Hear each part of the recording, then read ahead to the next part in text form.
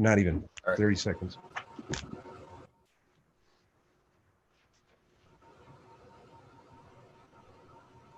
Hello, I'm Eagle Gardens, Eagle Gardens 1 on Instagram, and this is fucking talking shit with Eagle, episode number 54.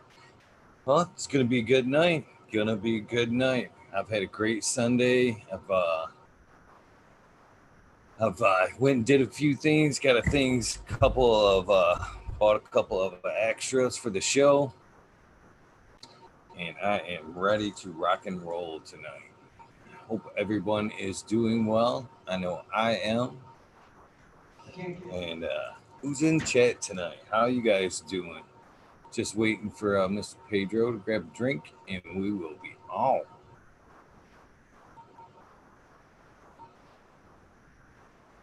Who's in chat? I know I'm smoking on a little bit of Primal Punch F2, big old fatty I've got rolled up. Super stoked about puffing on it. What's up, Budsville, USA? Light it up again. Tim, Sergeant Pepper, how you doing tonight? Here's our guest. Tonight, of course, Pedro's Grow Room. How you doing tonight, Pedro? I'm doing fantastic. How are you? Pretty good. Pretty good. Trying to get chat here opened so I can make sure that I participate properly. Oh yeah, right. I suggest please address chat whenever you see fit. If you see any questions, I kind of like this. Kind of consider this to be like a three-man show, almost, if you will. Me, you, and them. You know, you see something sometimes or I forget somebody about in them. chat. Sometimes it's hard. Chat goes. Yeah, it depends on how chat goes, or like how our chat goes. I'm gonna enjoy Bruce tonight as well. How's the day over there in Colorado today? Beautiful. What did I do today? What did I do today? I washed the four-wheeler. Oh, I actually had to tow my brother-in-law's truck. His truck broke down. So we do. I'm a redneck, dude. I don't know if you knew this, but I'm a pretty big redneck. You know, just because I like heady glass, I don't understand that fucking anomaly. But I'm kind of a redneck. So yeah, washed the four-wheeler. Pulled a buddy out of from Home Depot home, and went to dinner with the in-laws. Had a sesh with some buddies and the niece. She's moving out of the house. She's leaving the nest. So yeah, and now I'm having a beer with you. Cheers. Well, there's nothing wrong with being a redneck. That's for damn sure. That's just a term for a good person and a hard-working person in my book. Yeah, you got it right there. The hard-working person for sure. Generally, sometimes I do have fun. I mean, when I have fun, I have fun. You know. So cheers, chat. What's going on, everybody? How the hell is everyone tonight? The other end of I was trying to go live over on the Twitch side as well, but it appears I need some drivers or something in order for that to happen, and it didn't happen. So live can be like that sometimes. Live can be like that sometimes. Looked like I had a little bit of an issue with my internet for a second there, but whatever. So what do we do? What I've only seen your show a couple of times, couple minutes, a couple of times. That's fair enough. That's more than I expected, to be honest. I'm usually so fucking busy with doing my own lives or gardening or something, you know, that I just don't have generally a chance to do much of watching as much as I want to. Shit, if you had time for this show, then I don't know. With the schedule you keep, and you could have time for this. Sometimes, man, this thing hits like 5 hours some nights. Jesus. Yeah. You don't have me that long. Oh no. A lot of times, like say, like on some nights you tap out, then I'll have some people from chat or past guests jump in for like an after sesh where we might get like 2-3 of us smoking and talking. There you go. It might be about grow. It might just be about what we did today. Have you ever considered making yourself a Twitch account and maybe doing the multi-stream? I do have a Twitch account, and you're the only one I follow on Twitch. You were the reason I set it up, to be honest with you. Nice, appreciate that. Appreciate it. Yeah, you can stream to multiple platforms with restream. And as a matter of fact, I should probably try it again as well. I fucked it up the last time, and I think I know what I did wrong. So I could potentially do it again. It's kind of a cool little program. Dizzy is parenting. She should probably be in the next half an hour, I would assume. Well, the gist of the show, you got on when it was more like a free for all party, like a edition, a celebration of the 420, and trying to get a good message out on that day. But for the most part, uh, we try to dig in a little bit deeper on some of the people that we watch, and you know, it's a two for we have personal the smaller guys that are in the community on, and they tell us about their grow and their lives, and all the way up to good people like yourself and breeders, everybody. We've had Mr. Soul on, we've had Jake's Nice. Proof, we've had a bunch of great people on so far, and every one of them we got to learn a little bit deeper than what we normally would. You know Cool. what I'm saying? The the other side, not the side that we see, but the relaxed side, more or less. What took you up to where you are now, right? Basically. I got you. I got you. Well, I mean, I've told that story a million times, but Dizzy is pretty much the reason for this, I guess. The reason that the YouTube started originally was I tried buying LEDs, and it was a effing nightmare. Wait, we can swear on this channel, right? It was a fucking nightmare, and I ended up buying some cheap ass Chinese LEDs along, on my first run, and so my intention was to show people what not to do by buying these lights, you know. And then I started. I met Grow Mouse and Green Jeans and a lot of other manufacturers. Obviously, at this point in time, for Christ's sakes, I've almost grown with everything. Um, but then, so then, I mean, there's a story of the growing, and a story started before that. It was back in 2000, early 2000s, back in Wisconsin. I had a couple little home grows that I did exclusively, literally exclusively for just my own smoke, because at $50 an eighth or 65 an eighth at some points and times, it was just expensive to feed the habit. Extremely expensive to feed the habit. So, no, they weren't Mars Hydros lights. No, I wouldn't. I didn't drop that low. But anyways, um, so I did a little bit of growing back then, and just for personal, and it was semi-successful. And then I had a lapse of 10, 15 years where smoking on and off for corporate reasons, trying to pass drug tests and trying to make a corporate life and whatnot. And it just ended up not working for me. So I ended up moving to Colorado, started the grow here. I mean, I didn't move to Colorado for the grow, but it just resurfaced. I think it was just kind of an inevitable.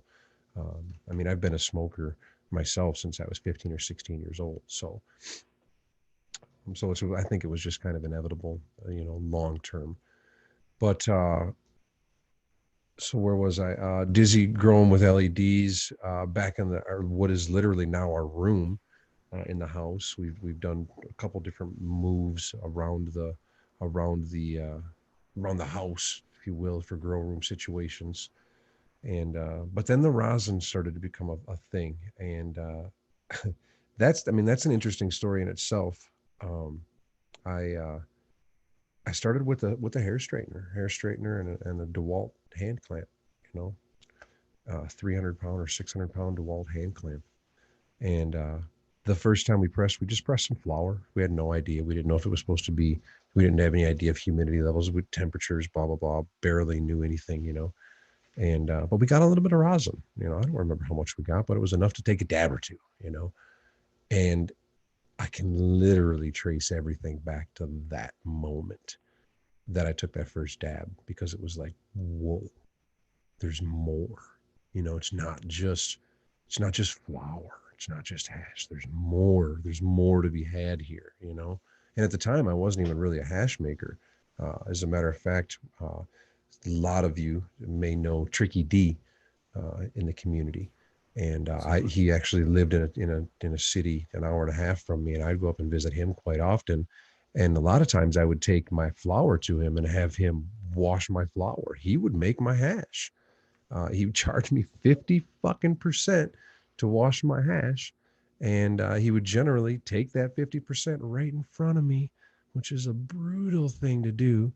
But, anyways, I understand it, because it's a now at this point in time I understand it's a long, arduous process. So I completely understand the 50% at this point in time. But at the time it hurt, which made me want to just do it myself, you know.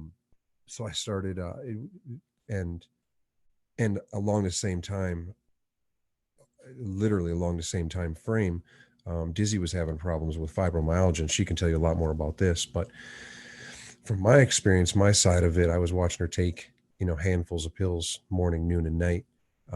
And the way that I noticed more than not that things were freaking going haywire was, I lose shit. It's just who I am. I don't, part of being a stoner or whatever. I just, I'll set things down in locations that I think are smart at the time. And then I'm like, where was that? You know, and why is my phone in the refrigerator? You know, I thought that was a good place to put it. But anyways, so she finds things for me. I'll ask her, hey baby, you know, or have you seen this? Have you seen this? And at the time, fucking 95 times out of 100, she could tell me exactly where it was, you know. But I started seeing that fall, like, and it was bad, dude. It was like she could 25% of the time maybe kind of remember where she might have saw it last time, you know. I mean, it was getting really, really bad. And I was like, we gotta stop this this pills. Like, I mean, I understand your pain level, but let's make rosin. Let me make you rosin. And so I started growing for rosin, and was pressing flour. Bought a Chinese flour rosin or just a rosin press. It was from Best Value Vax. A lot of people at the time that I got into the game, and still unfortunately now, uh, started their business and worked their business by reselling Chinese things. You know, they'll find something on Alibaba. They'll make a deal with some kind of a manufacturing company, or locally, generally, they'll just have 10 or 15, 20 units sent to them.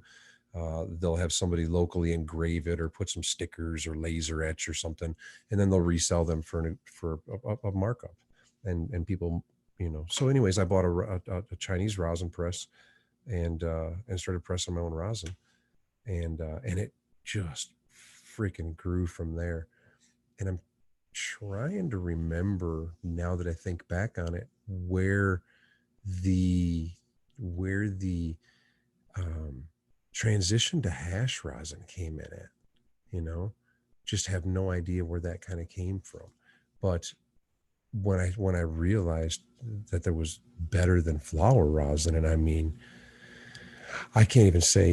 I mean, it's monumentally better than flour rosin, in my opinion. Walking down that hash, or that route, like I said, then of course I had to start washing for myself. I started washing hash in my bathroom. You know, draining the water down my kitchen, or my shower sink, or my shower drain, and and then I just kind of started figuring things out from there. You start figuring one by one the things that you have done or are doing wrong, and you correct them until you get to a point where I guess you're making product that is acceptable to you. I mean, that's at the end of the day. At the end of the game, that's what really matters, right? So, is there any kind of turp loss from the flour to the hash rosin there? Yep. Yep. Uh, I've always been extremely honest about things like this. I think some people like to hide things, like to shield things, like to defend things, but I kind of like having this argument because it's an argument to be had. We talk about us solventless hash makers, rosin makers, whatever. We talk about water as it's not a solvent, you know. And the reason we say that is because what we are collecting has not been dissolved. The term of or the definition and the use of a solvent is to dissolve something and then re-extract it from said solvent. And there's us solventless hash makers, we're using the water as a carrier, not as a solvent. We're literally making it cold, which is making the heads brittle. We're breaking them off. We're using them to carry it to our hash bags, which is then separating, sifting, cleaning, and then we collect said hash from there. But in that process of us not using it as a solvent, a universal solvent, it's always acting as a solvent, and you are dissolving some of the terpenes into the water. And the reason I know this is because when you walk over to the hash washer as it's spinning, you open it, there's a beautiful bouquet of smell that's coming out of that. And that's just your dissolved terpenes. It is what it is, but they're generally your way more volatile monoterpenes that are dissolving in the water. And it's just kind of a process. It's just something that happens in the process. We try to minimize that by making the water as cold as possible. But along the process, there's just things that happen that dissolve a certain amount of terpenes. So yeah, I mean, there's a little bit of a loss. But my God, if you were to smoke anything, you would be like, oh, really? There's there can be more, So Well, I'm not doubting the quality at all. I was just wondering if, there no, was but like it's a something very lost valid there in the question. flower. A very valid question. Um, yes, there absolutely is because you're using something to move them. There's people that ask me quite frequently if dry sift would be a better option, and I say yes. To be honest with you, there is I think dry sift can potentially be much better, but it also comes with its problems, trials and tribulations as well. Because you've got to just in the process of making sift, you're working with dry material, and that process is going to inevitably give you plant material and dirt, dust, whatever particles that us water hash makers wash away. You would then have to clean said sift in order for it to be a viably better product. So, but yeah, I mean, yeah, there's better options. I've looked into it. Um, I don't think it's right for me. Um, if you've ever worked with any kind of static electricity is a bitch to work with, and that's kind of what you have to do when you're talking about cleaning. And when you're talking about a dry sift situation, my God, I just think about the dust levels and stuff. I mean, it's just I don't like it. I don't like it. So I choose to go down the bubble hash mate the route. So, do you find that I know when I smoke hydrocarbon extracts, I find myself to be like a really super racy kind of buzz, and then of course a flower, more of a chill buzz. Do you find that rosin is that perfect in between? Uh, you No, know, no, I think it's literally terpene and cannabinoid based at that point in time. I personally think that the only thing that drives a high, if you will, that modulates a high, if we want to talk a little bit more technically, is terpenes and cannabinoids, and it's the mixtures within, you know, um, uh, in recent studies, recent findings, recent sharing of knowledge. we've pretty much come to the conclusion as a cannabis industry that the terms indica and sativa are more properly used as a descriptive term rather than a physiological term in terms or in regards to how it modulates your high. A sativa, as we call it, is not always going to be a racy high. And an indica is not always going to be a couch lock high. It all depends on the cannabinoid and the terpene profile within that's going to make it. Really, what we're talking about, and Todd McCormick, by the way, does a much better job explaining this. I'm just kind of regurgitating information that I've kind of pulled from him and other individuals around, but he does a great job of explaining it. When we talk about an indica, what we're really talking about is more of an equatorial and short flowering cannabis strain. When we're talking about a sativa, we're talking about a more northern, I guess, in origination, we were talking about northern Indies. So we were talking about a more northern, um, narrow leaf, and it all has to deal with humidity, temperatures, and whatnot. And actually, I think I have that around. That's backwards. Northern India was the indica. Southern was the sativa. The sativa was the more equatorial. I had that completely backwards. I apologize. Because of the narrow leaves, the more airy buds of a sativa in a humid, hot climate grows better. Whereas if you have a more dense indica in the northern Indies mountains and whatnot, where it originated, you would have protection from the cold nights for the seeds.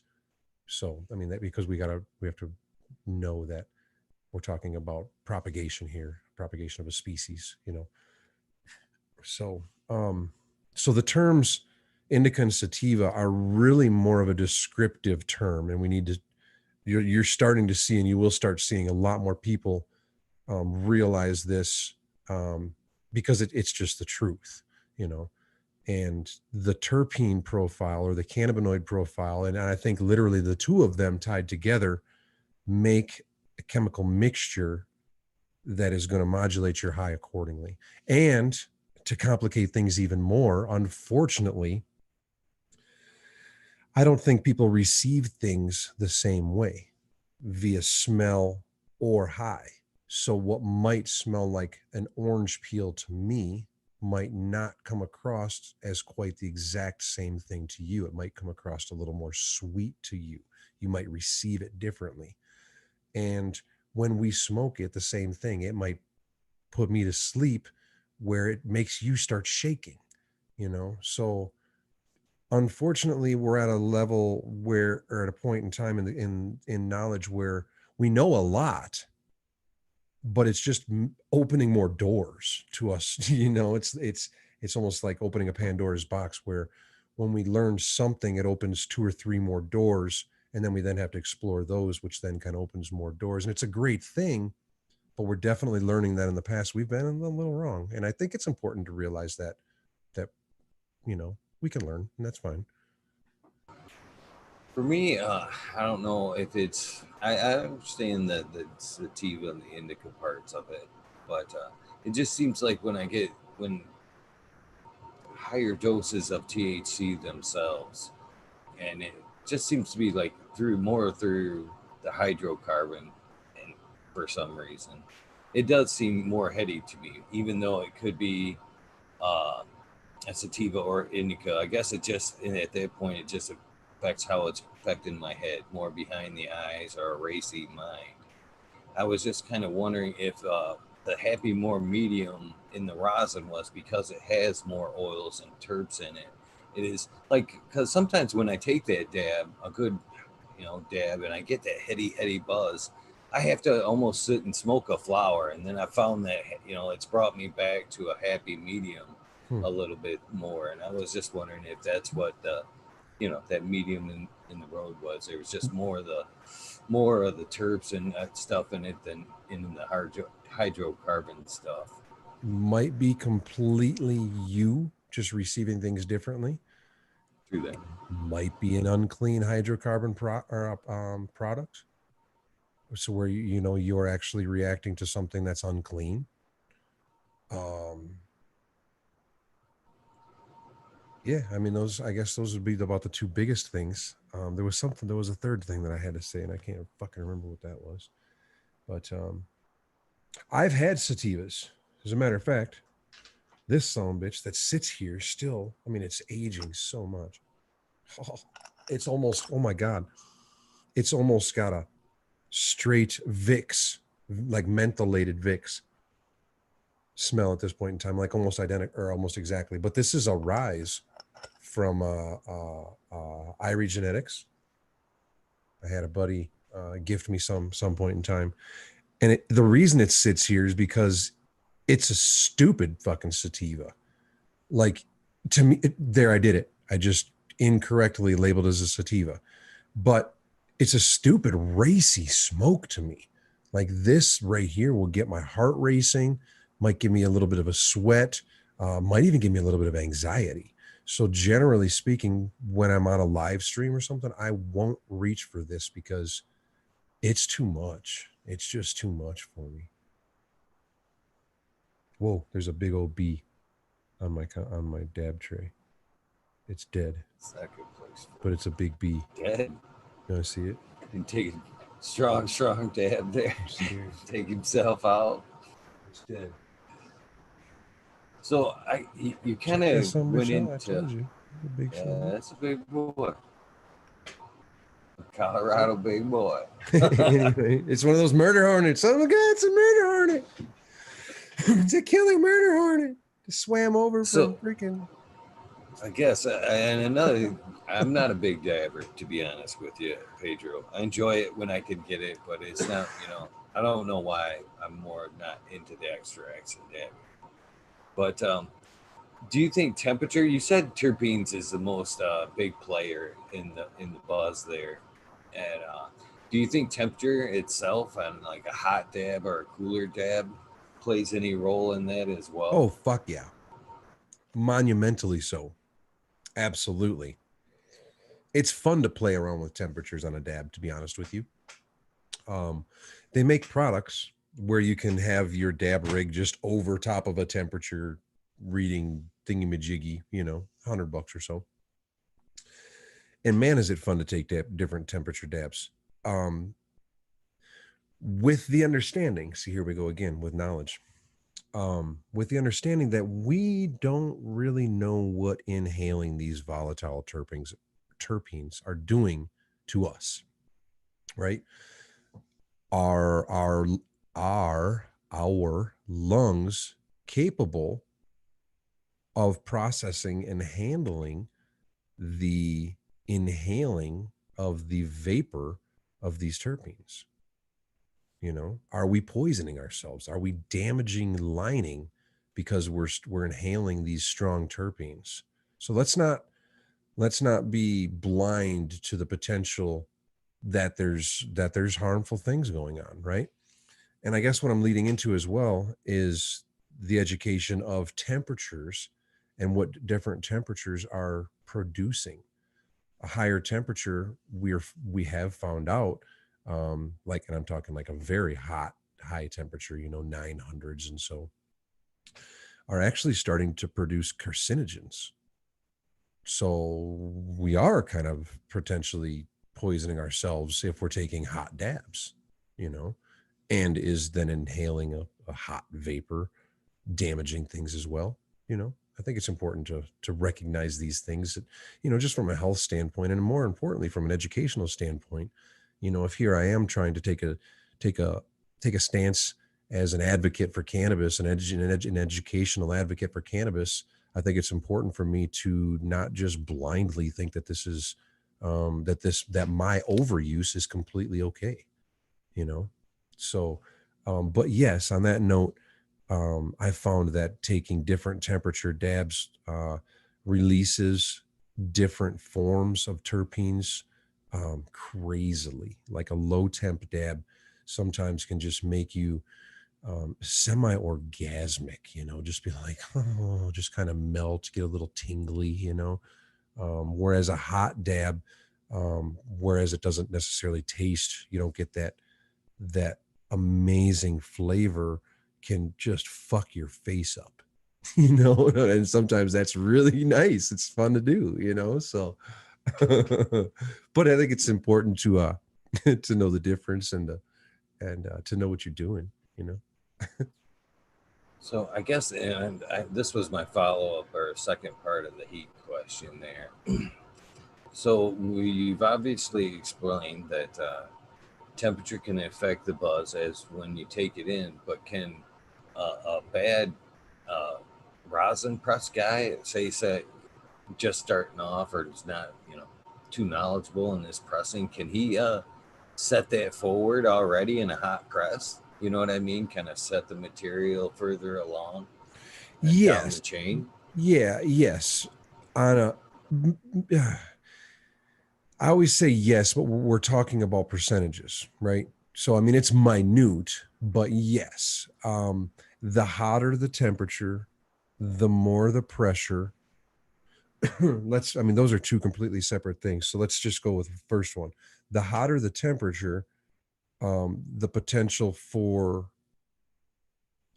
a, a, a very small decarboxylation, or at least a progression from a THCA to a THC, where it's already activated, which isn't necessarily a bad thing, um, but also a potential loss in terpenes just in the press, and especially depending on how people are pressing, the way that I press, the directionally flowing the rosin out of the bags, I consistently have just over a half a gram of rosin out of 7 or 8 grams that will sit on the plates.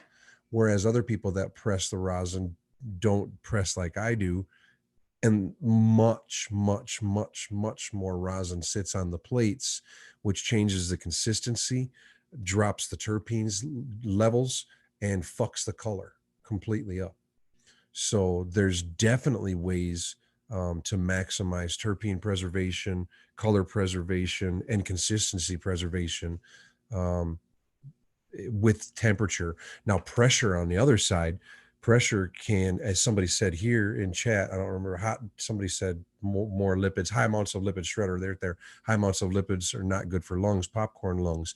Now, I don't know that that's necessarily been scientifically proven, but there might be something along the lines of that. People that are pressing flower rosin and using excessive amounts of pressure, um, can extract more waxes and lipids from the plant matter itself, which are undesirables. Some people think that the more pressure and more heat and it's still giving me some rosin. It's not necessarily the fucking right way to do it, and that has led to my progression into the hash rosin. In that, I've gotten such shitty flower rosin and such better hash rosin that I'll never go back. I mean, period. It is so much of an inferior flower, is so much more of an inferior product as far as I'm concerned, that I will never go back to it. I mean, it's Is it, horrible. could the difference be, and again, I've never pressed, I'm just trying to learn, is you're dumping the knowledge on me here. Could the difference in the flour and the hash be like, from what you just said, you have them people out there with the heat and the extra pressure just trying to get the life out of that bud there? Could the Mhm. difference in quality be, you just like you said, you're not pressing as hard, you're almost just using the plates to melt that shit out of the bag?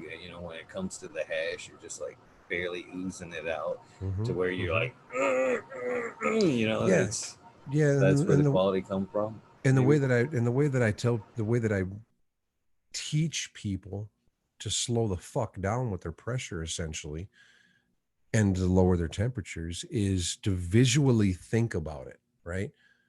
Inside the bags we've got hash, and in its purest form, hash is trichome heads, right? Trichome heads are waxy cuticles that contain oils on the inside, and those oils contain our THCA and our terpenes and our cannabinoids and and I mean a lot of other things, but that's our oil. So think of them as little waxy cuticle, little waxy freaking beach balls filled with oil, right? And the level of oil in each little beach ball or trichome head is completely different on every fucking plant. That's why some will give you 50%, some will give you 80, blah, blah, blah, 90. So the thing you have to think of when you're pressing is you're not trying to press that hash through the screens and excrete that. You're trying to melt the waxy cuticle enough to release the oil, and then the pressure will push the oil out of the bags, and the waxy cuticle membrane will hopefully, if you're doing it correctly, be caught and left over in the bag, along with some residual oil as well. We all know that it's not going to get 100% of the oil out, which is why I take post-production procedures. But there, that answers your question. They're asking, well, that answers my question. They're asking if you use the same size bag when you squish, it's the same size that you like wash with, won't it just come out? But you go down, don't you? Like to like a 15. Yeah, I mean, I pull a 25 and I press out of a 225s and a 160. So if you use the same micron squishing bag you use for your hash with flour, want the same shit get pressed out? I mean, yes, but who the fuck's doing that, and why the fuck are they doing that? I mean, that's my genuine response back to you. You know me, I'm a fucking honest dude.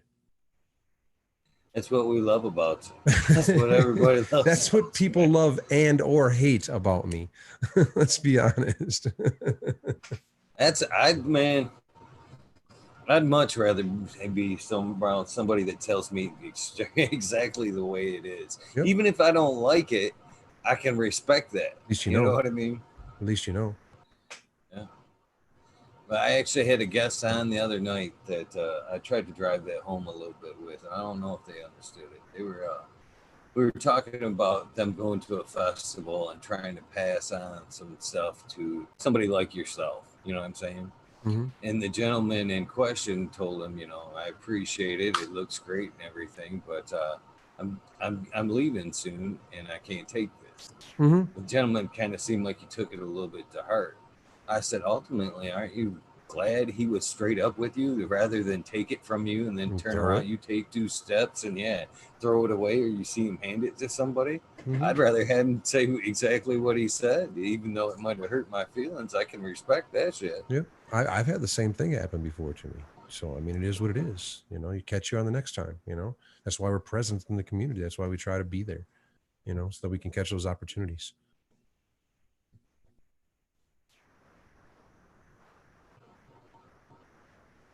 Just looking at chat here a little bit to make sure we weren't missing any questions. I look over every once in a while.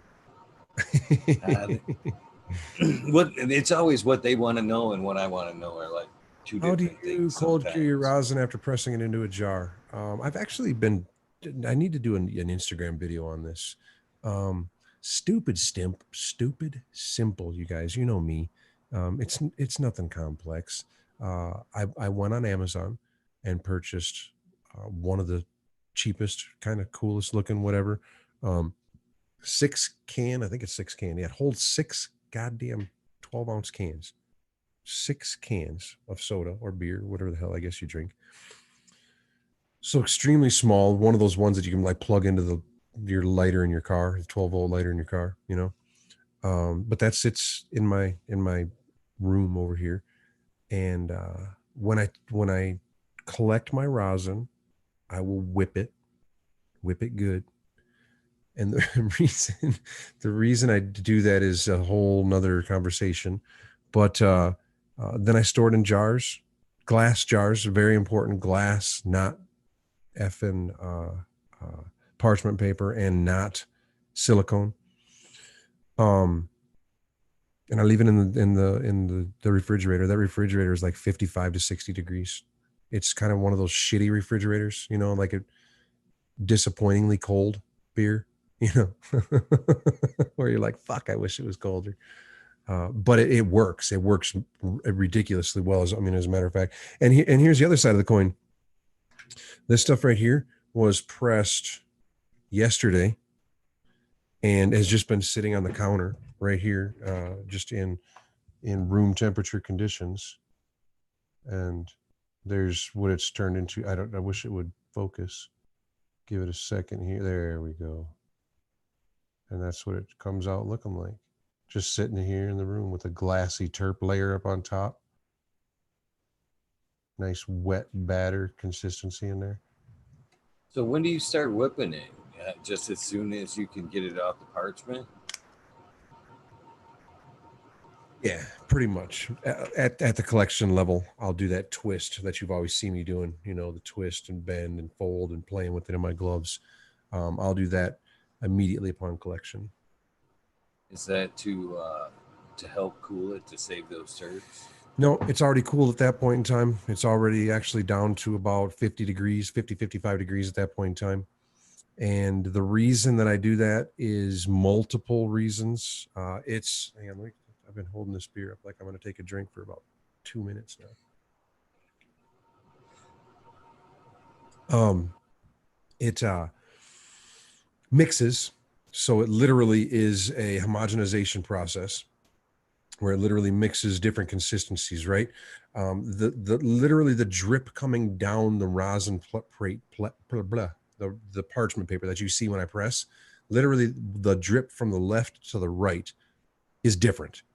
Contains different levels of THC, contains different levels of cannabinoids, contains different levels of terpenes, and then that from the stuff that may have been sitting inside, or the stuff at the bottom versus the stuff at the top, because one came out sooner than the other, is different, right? Everything is different. It's not the same consistency. It's not the same. It doesn't contain the same chemicals. Blah blah blah blah blah. So it's a homogenization process, which is literally just a mixing process. It's making everything one consistency, one makeup, one chemical makeup as much as possible. And sorry, I shouldn't read chat when I'm saying these things, because then they ask different questions, make me think different things. It also introduces air. What air does is it starts all these goddamn terms. It starts the buttering process, which is a nucleation process. It also what that is really doing on a resin level, like we're at this point in time, we're talking about resins. You know, we're literally talking about saps and whatnot. Is it's letting them age, letting them cure or mature. You know, we literally need to think of them kind of like a wine.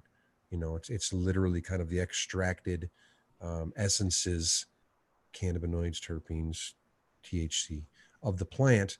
Oxidation, Sergeant Pepper, fucking thank you. That was the exact word I was looking for, is oxidation. Oxidation is the introduction of air, is oxidation, which causes nucleation, which is the curing, the aging, the maturing of the resin itself, which literally changes the product on a visual consistency level, and also a smell and taste experience as well. It ages it just like cheese or wine.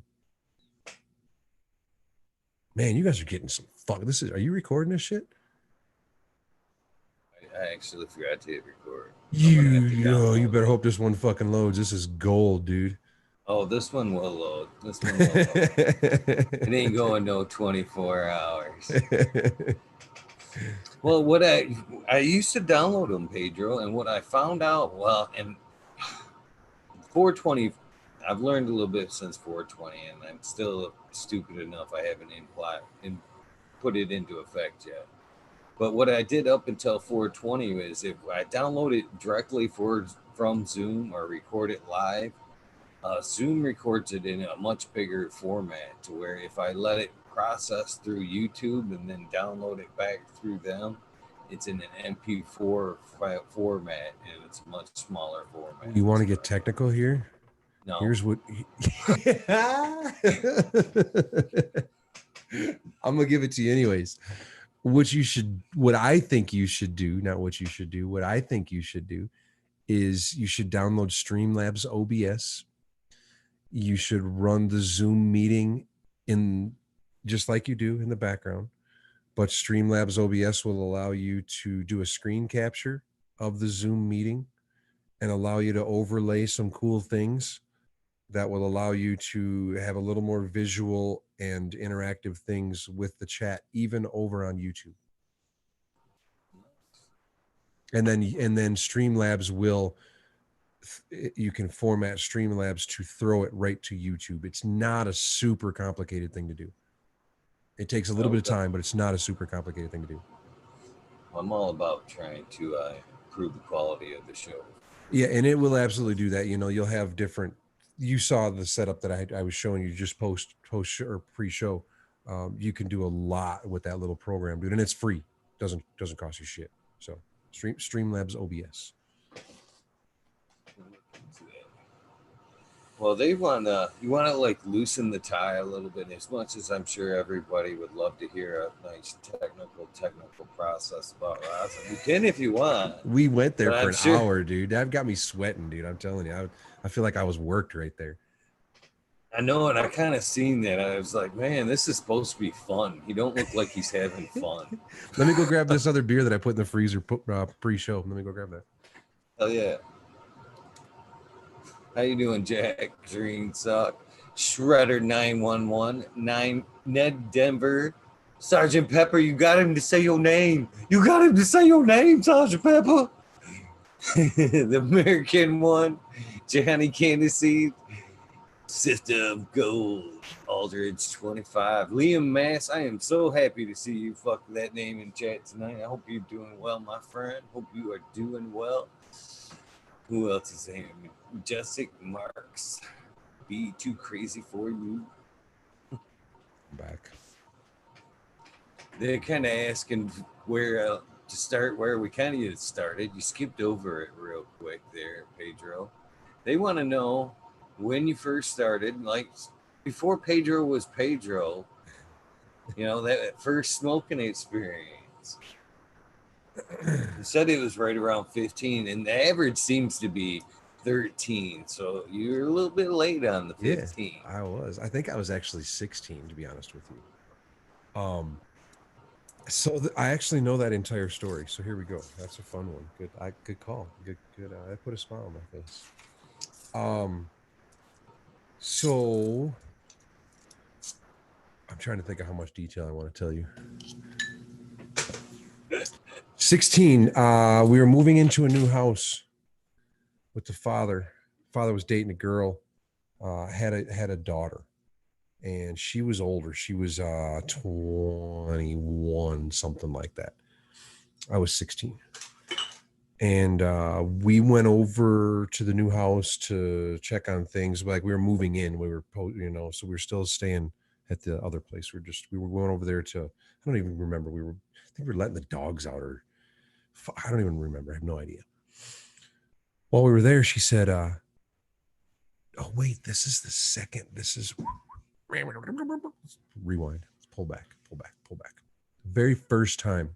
That was the second time, and we'll go into that story too, because that one's more interesting. First time I was bowling. I bowl.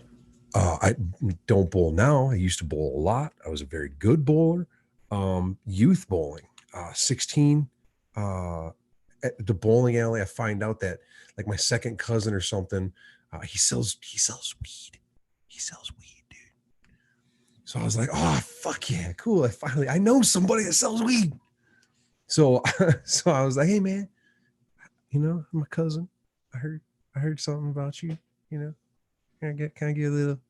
So we went out to his car. I think I gave him $20-$25 or something. He had a brick. Like, like the brick.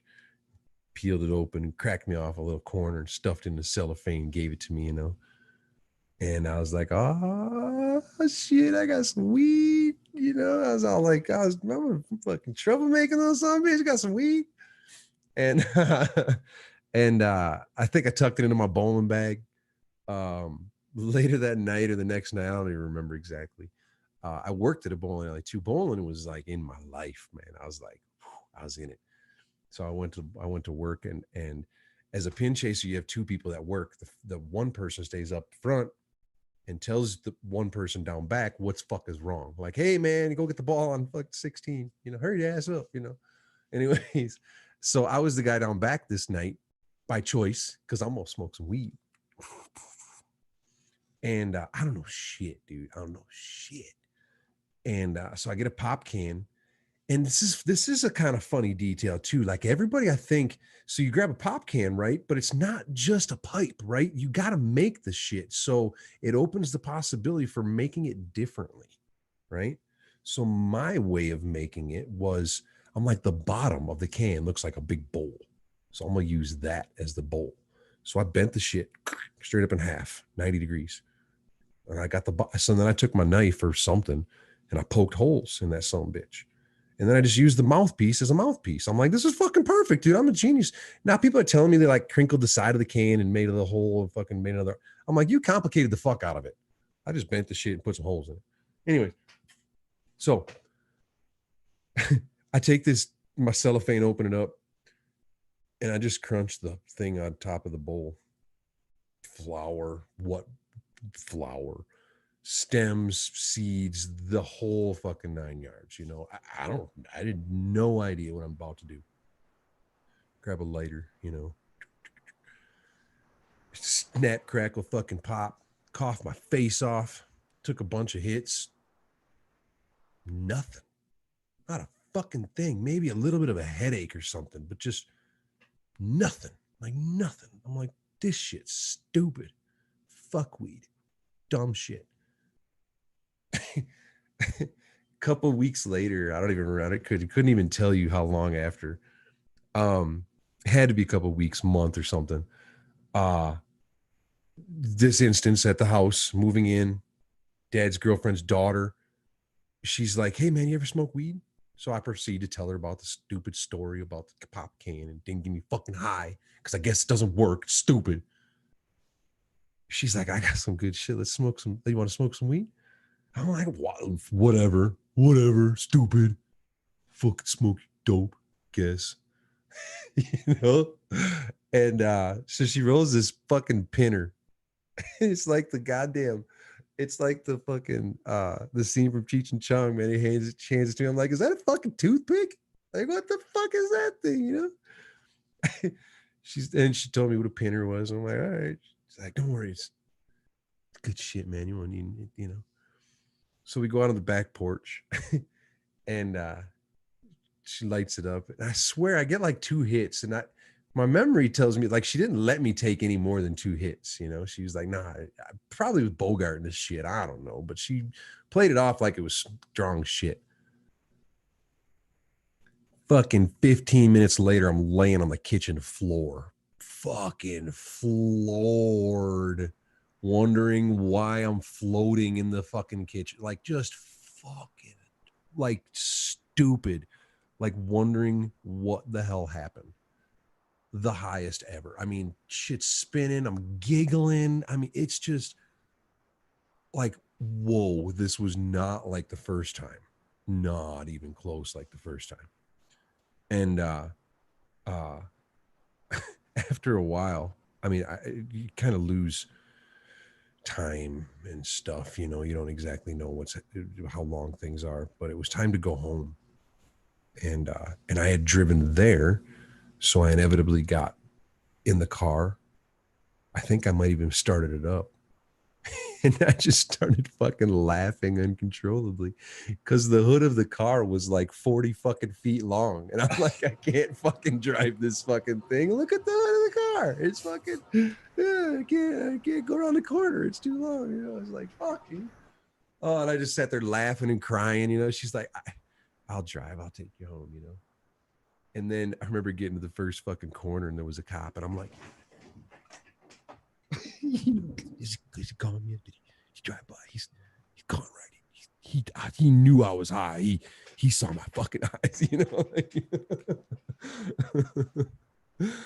And got home, went to bed, got up the next morning. I get in the shower and I'm like, I'm fucking high as hell still. Like I thought this shit, like they told me 4 hours. Fuck you. And my dad comes into the damn bathroom. I'm in the shower. He starts talking to me. I'm like, stop talking to me. Just go away. Just go the fuck away. And yeah, that was that's my story of my first time. It was crazy. His name is Ralph. Sounds like a lot better time than most, for sure. Jesus, that sounds like some good smoke there. I don't know what she put in the shit, man. It was some good shit though, man. I ain't never had no shit like that before, man. Wait, sounds like a good time. Oh man, that's funny. So that was the first time you said that. Oh, that was the first and second time, right? It was the first and second time, yeah. First and second time. First and second time. Where did it go from there? Did you like just kind of chill for a while, or was it on like Donkey Kong after that? Another great question. Some time went by. I smoked a bunch of ditch weed, a bunch of brick ditch weed and whatnot, and then and then I found out that my mom actually provided a couple people with some smoke. Like small little group of people. And I'm like, oh shit, my mom smokes weed. I'm a kid, 17 years old. I'm like, oh shit. And so then I started grabbing it from my mom all the time, and she had really good fucking smoke, dude. Like really good fucking smoke. And she would just get it, and pass them along to the people, and just so she could pay for her own smoke, kind of type thing, And but for the fucking like 2 years or so, it was just like I just smoked, and my God, getting high with my mom for the first time was another story. Just like, oh my God, very worthy telling. I think when I found out that my mom, when I very first found out that my mom had herb and smoked herb and whatnot, I didn't smoke. I think I had, for whatever stupid fucking reason, you quit. And I think I threw my pipe off the bridge into the river. Symbolic quitting, And so when I found out that she smoked and whatnot, I was like, well, that's cool, awesome, but I don't smoke. A week or two later, I was like, I'm like, let's get high, Mom. Let's get high.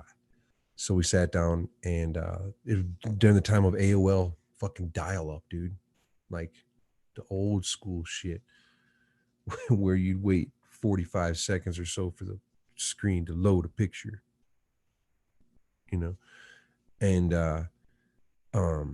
we sat there and we smoked little bong rips. She had a little bubbler, and we smoked little bong rips, dude. And again, got so fucking high, dude. We sat there for probably 4 hours. I couldn't tell you anything we looked up on the internet, but we just kept looking up pages and shit, and we're fucking laughing our faces off, dude. Like one of the coolest ever smoking experience I've ever heard of any of. It was just great. It was such a bond. Like there was other things personally going on between my mom and I and whatnot. And it was such a fucking ridiculously cool bonding experience. Like ridiculously cool bonding experience. So yeah. It sounds pretty similar to what I had going on. There you go. I found out early on. In fact, my first run I got from him, and then I steadily snagged from him Right. for a while. Yeah. It was a long time before I smoked with him, but it was definitely a lot of collecting roaches, finding that tray, snagging them halfers. That's awesome. That's awesome. So, when did you actually started really, did you? You sounded like you may have kind of like me, been a little smart about it. If people don't know, if you actually find three friends looking for a quarter, you can get yours for free if you're willing to do that footwork. Yeah, absolutely. Absolutely. 100%, dude. 100%. I just had a buddy, um, downtown. I was living in Madison primarily at the time when I was smoking a lot, and I just had a buddy, just had a hookup naturally. But then when I started growing, it's kind of a funny little grow build story. Um, my apartment was stupid. I was a single dude. It was a single apartment. My bedroom was as big as the rest of my apartment. There was like two different living areas, and my bedroom was half the area. It was like they just converted this building over and randomly made living quarters and whatnot. But anyways, um, inside my room, I built a stud wall, fucking drywall, 4x8 grow room inside my room. And I still, I mean, it was just like tucked in the corner. I had plenty of other room in the whole apartment and in the room. And the front of the apartment was ground level. The back, I was on the second level. So I just exhausted out the back, assuming it was high enough in the air that people wouldn't smell it. I guess I didn't use any. Kind of stupidly thinking about it now, I didn't use any carbon filters. Oh, what I did use was those automatic sprayers that they have in the bathrooms. They spray like every 15 minutes, just a little, every 15 minutes. I use those, and which was probably horrible for the fucking plants. Um, but I use those, and I just exhausted out the back room, and I probably got like fucking a half ounce off of each plant, kind of type things, maybe an ounce, 2 ounces, maybe at the very fucking most. And but we were doing good. Because then you have your own smoke, you have your own jars of weed that I fucking grew. And then I have a couple buddies that wanted some they want an eighth here and there, and they want a quarter here and there. And before you know it, it's like, well, fuck, dude, I just paid for my next grow. Let's do this again. And just having two or three buddies, like you said, it's like, fuck, dude, it's kind of cool. And then when I moved, I had to disassemble the room. It must have been funny watching me move out, because I disassembled the walls. I'd pull a wall out. The 4x8 sections were two walls, so I had two sections I had to pull out. Stack them in the back of my vehicle. Actually, I think I had a buddy that had a truck at the time, and we drove him to the other place. And the other place must have think, why are they, why are they bringing a drywall room into their fucking living room? Like, what the fuck is going on? Or even more so, the neighbors watching you leave. Is he taking the walls? is Hurry, he come here. is he Is he taking the taking the walls? fucking walls?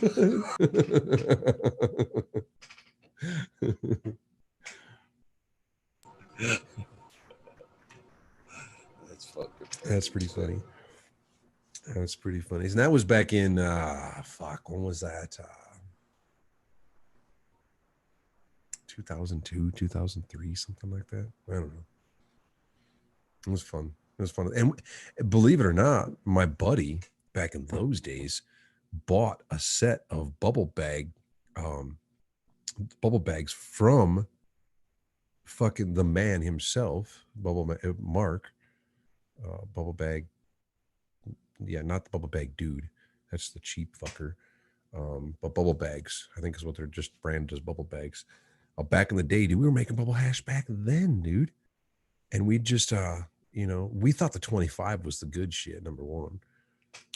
We didn't fucking know anything. But we would take and make little discs and put it on a screen, the screen that you fucking stole out of the kitchen sink. And we would put the hash on that and fucking smoke little oneies of hash off the top of the screen. That was back in 2003, smoking hash on top of screens. Let me ask you this, Pedro. As far as we're talking about bubble and whatnot, if you didn't press, would you waste your time with the 25? Or would you just call it at 45 or 37? Be like, I'm done with it. Yeah, because I'd still eat it. I'd still eat it. I still keep the 25 and the 160, and I press it out. Sometimes I smoke it. Sometimes you'll see me, if you ever watch a dab video and you see me dropping a big old glob and it looks a little darker, yeah, it might be because I was like, I'm gonna waste this other shitty shit rather than waste my good shit, you know. So sometimes the big dabs are the less desirable stuff. Sometimes you'll see that golden. A lot of times you'll see that golden shit going in.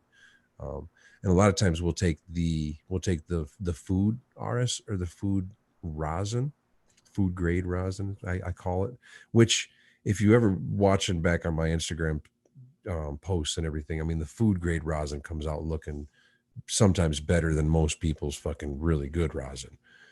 And but we'll take that and we'll sometimes melt it down into coconut oil or just straight melt it into butter. And yeah, we'll cook with it or just or throw it into capsules and eat the capsules. And generally got a jar full of capsules sitting on my desk, ready to go. Do you notice? I know. I guess you mentioned her having fibromyalgia. That's the oil capsules are good for that. But does she ever utilize juice in the plant as well, or you guys just take it in so much other ways? There's just no way why We juice it have as well. we just haven't noticed the so there's going to be a is it worth it kind of factor, you know, is it worth the problems or the headaches of trying to obtain or process, you know, things down or store them or whatnot. um yes, she's juiced quite a bit in the past, as a matter of fact.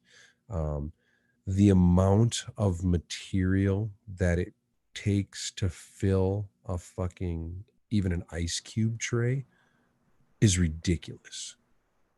Like, you would think the leaves would contain more, but I mean, she's washing or grinding up and juicing a ridiculous amount to fill up an ice cube tray. And then what she generally does is takes the ice cube tray and literally uses the ice for like a tea or something and then just drinks it, you know, that way. But I guess the immediate noticeable effects just aren't worth it, you know. We've even just tried eating it on, you know, in salads, mixing it in with the lettuce, you know. Just, you know, you have in the refrigerator you have a little container of lettuce and you have a container of spinach and you have a container of kale and you have a container of cannabis leaves, and you just kind of mix it together and you have a fucking salad, you know. And I mean, that's probably the easiest way, but again, I mean, medicinally speaking, the benefits, I mean, just are so minuscule, you know, that it's just sometimes it's just not worth it when we're taking steps, when our time can be spent taking steps to make more viable medicine. You know what I'm saying? You know, those leaves and stuff are more valuable to me as worm food and as mulch for my plants than they are for me as an ice cube to drink of tea, you know. Yeah. I asked just because I had a guest on about 10 episodes, tribal gardens up in Canada there, and he suffered from fibromyalgia amongst other things. And he said that that was the most notable and quickest relief that he had noted was Oh wow. juicing it, ice cubes there for his. And Now see, he, it all depends on what's he juicing. Is he just juicing the cannabis leaves? yeah, it sounded like Okay. And amongst potentially, as I stated an hour ago, everybody receives things differently, you know. Maybe it is great for him, and that's the important thing, I guess, to take away from that is possibility, right? Try things. Try eating a bud. The THCA is medicinally beneficial, you know. Just try things. Look who showed up. Oh wait, oh, I can't. just in time because She I was just getting oh ready for another question that involved her. I am so glad. she is here. She doesn't want to be on film though. That's fine. That's fine. Can she talk at least? Because the She next question does involve her. he asked, "Can you talk at least?" Because the next question does involve you. Yeah, She will throw on her sure. headphones. So yeah, Dizzy is in the house. She's off camera. She just doesn't want to be on camera for whatever reason. Hello, Dizzy. It's a pleasure to speak with you. Hello. So fire away. Well, as you know, we were kind of working your way, our way through your kind of history there, your background. And my next question was going to be, when did you and Diz meet? Can you tell me a little bit about that? And since she just happened to be there, we get both sides. If you can, if you want to talk about it. Yeah, I don't doesn't matter to me. I'll just let her tell you the story because it's we've confirmed it multiple times. So I'll just let her tell you. We met in September of 2012 and No, 13. 13. Okay, 13. 13 or 14. No, it was 13. Definitely 13. Anyway, yeah, we actually met here at a local brewery. They make some pretty good beer, and I happened to go in after work because I was feeling kind of sad, and I was like, man, I gotta go home and make dinner for my kids, and I just want one beer before I go home real quick. So I stopped in and was talking to some friends there because I know a lot of people that were there anyway. And Pedro happened to be sitting down at the end of the bar. He was on his way to bowling league. I told you guys I was a little bit of a bowler. And also had stopped in to have a couple beers before he went bowling. The beers there are stronger and better. The beer at the bowling alley was like tap fucking beer. This is a brewery, so I had to go have some good beer before I went bowling. So I noticed this like cowboy guy. He was wearing a cowboy hat, like a black Stetson. I was like, this guy keeps smiling at me. Like, and I was talking to the brewer there, Nigel, actually. And I'm like, who is that cowboy guy over there? And it turned out same time he happened to be asking the bartender, Dave, who's that chick over there? That keeps fucking smiling at me coincidentally, you know? So yeah, so Dave was like, yeah, that's Dizzy, and yeah, she's single, pretty recently single. She wasn't Dizzy at the time, but that's what we're the using. name. Yep, I'm just clarifying. So yeah, he came over and asked if he could buy me a beer, and I politely turned him down She because fucking stood me. She was like, "No, I was bitch." only having one beer. I was like, I'm only having one. I've already got it in my hand, but hi. He kind of nervously introduced himself and said he was headed to bowling, to go bowling at the 9 pin, the 10 pin. So that, yeah, I mean, man, details. I was So like, I told her I was going isn't bowling. all bowling 10 pin bowling? I told her I was going bowling at 10 pin because he was nervous. I've bowled. Yeah, I was nervous, and I've bowled at 100 fucking bowling houses, and my last house that I bowled at was called 10 pin lanes. So I just in thought my it was nervousness, it's just important to go through the detail.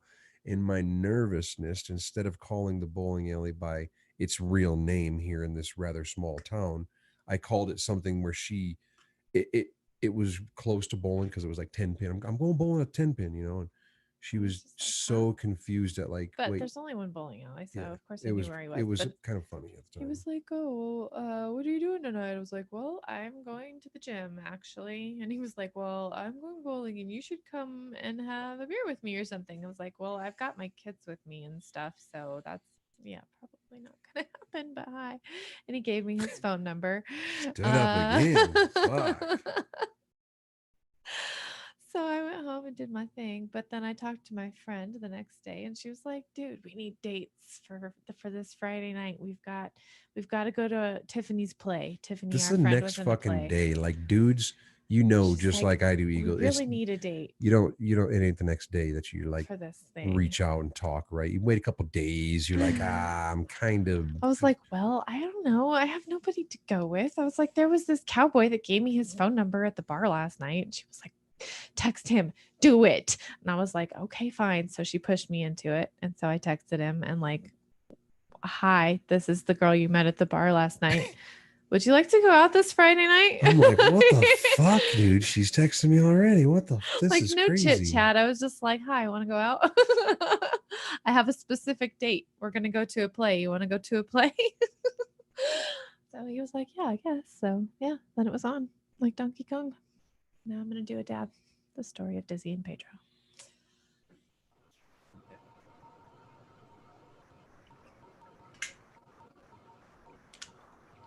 So Cheers. that's it. Had to be feel a little bit good to get the immediate text the next day versus after kind of getting shot down a little bit the night before. Oh yeah, dude. When I got the text next day, I knew I was in like flames. It was fucking on, dude. I was good.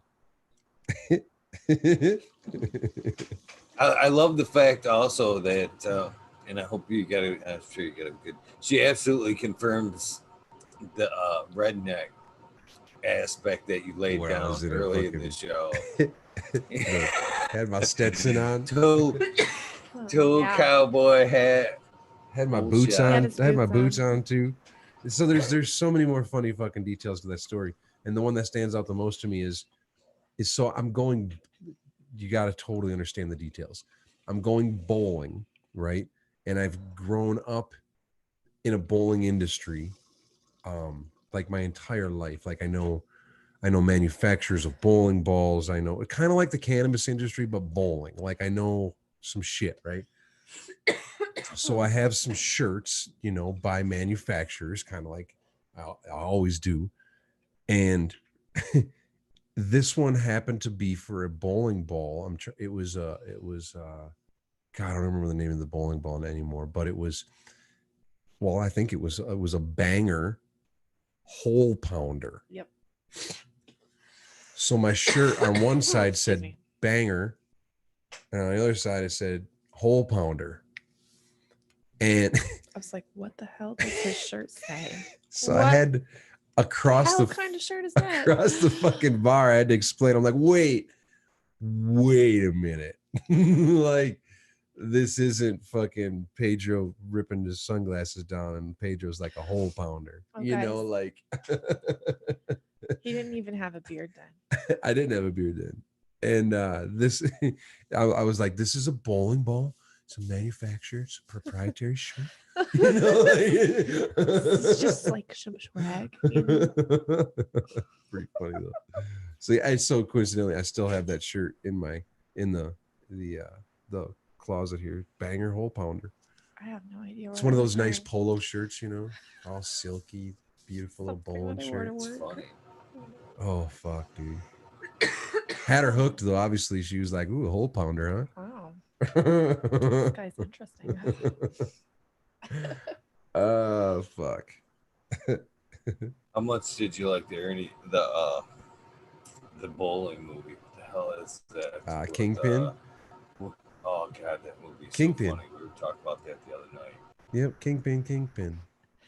I love it. I the more I've seen the movie, the more I like it because I value it for the comedy value.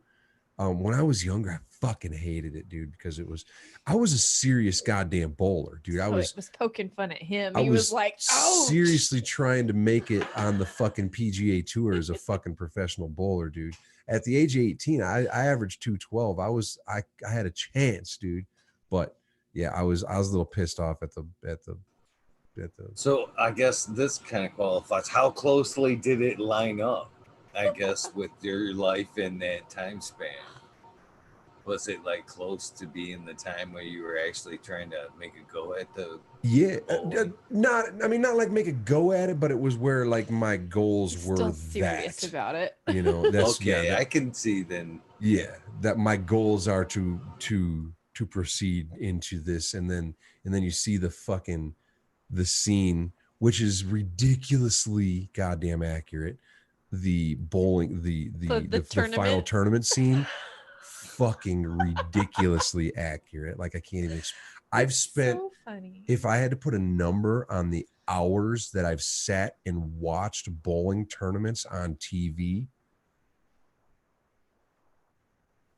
hundreds, 500s of hours Oh my god. fucking watching bowling on TV. I've watched maybe Used to be a thing though, 2 Pedro. hours. Love it, fucking love it, fucking love It it. used to be a thing. Was it Saturdays? Yep. You know, basically Yep. ABC. I love Howard fucking Cosell. watching bowling. God, I love watching bowling. Some people are like, it's like So watching funny. paint It's dry. so boring. Oh, I love it, dude. I love it. There's so much. I like to actually bowl, but watching bowling, I don't know. In all fairness, I'd rather watch bowling than golf any day. Oh, Oh, for hands sure. fucking down. I'd Or rather watch bowling baseball. than I'm baseball. sorry, baseball is Hands down. horribly dry.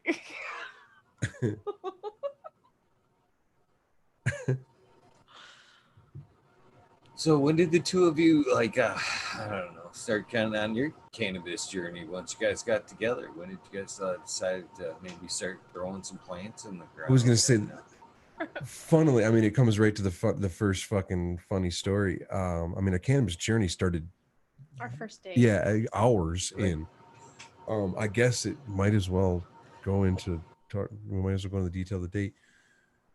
So I'm a traveling salesman at the time, right? For a building company. Like I build buildings. I sell and build buildings, and so I travel a lot, and I have a lot of my own free time. Like I make up my own fucking hours. I free fucking job, right? I could do what I want to do when I want to do it.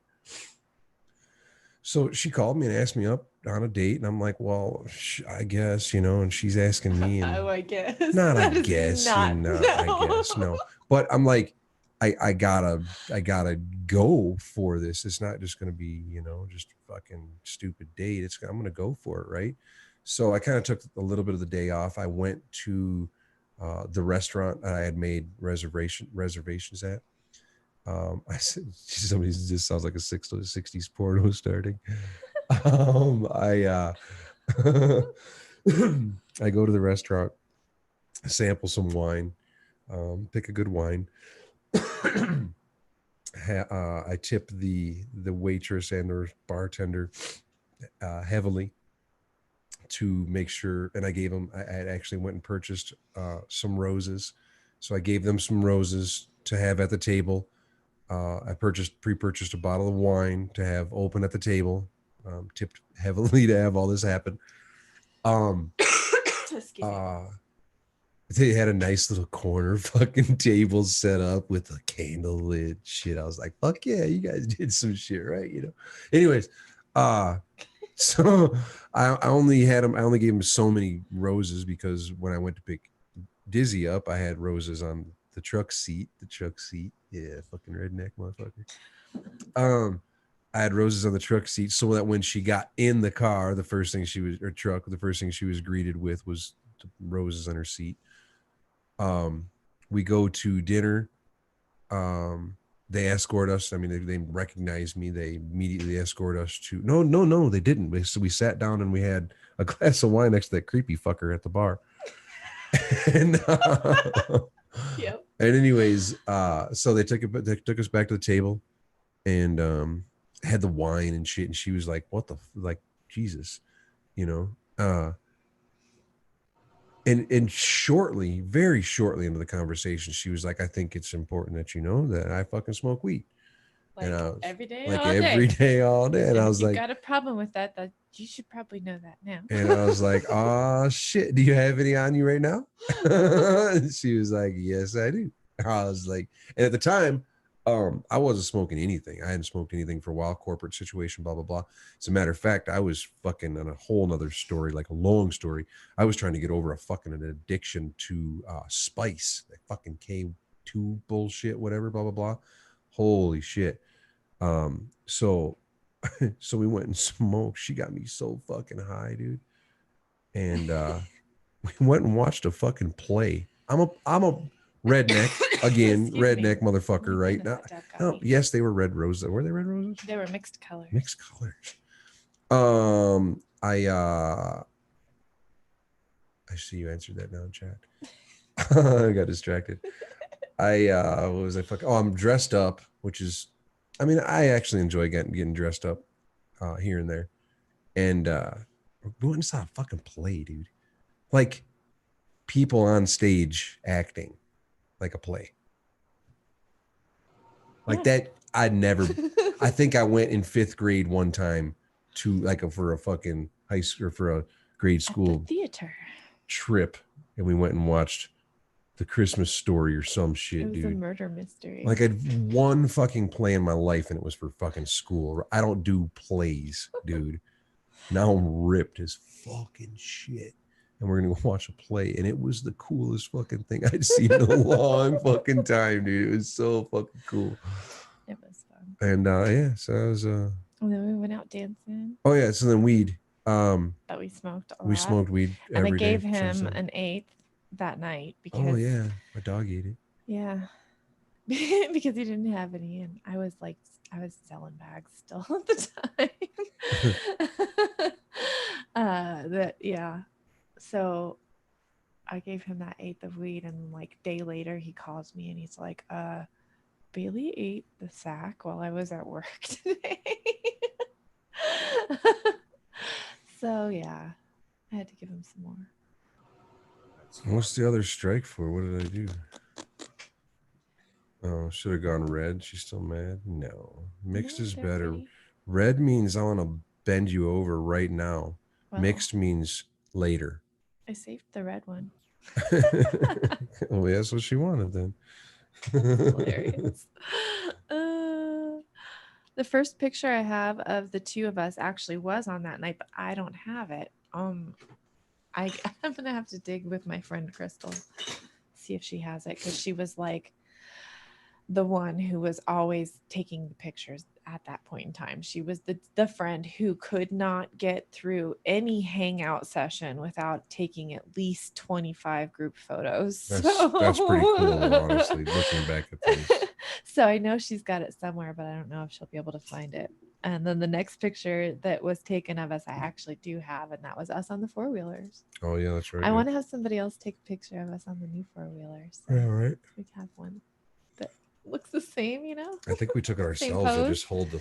No, we had John take it. Was it? Oh, yeah. John and Robin, or Robin, one of the two. Anyway, it was fun.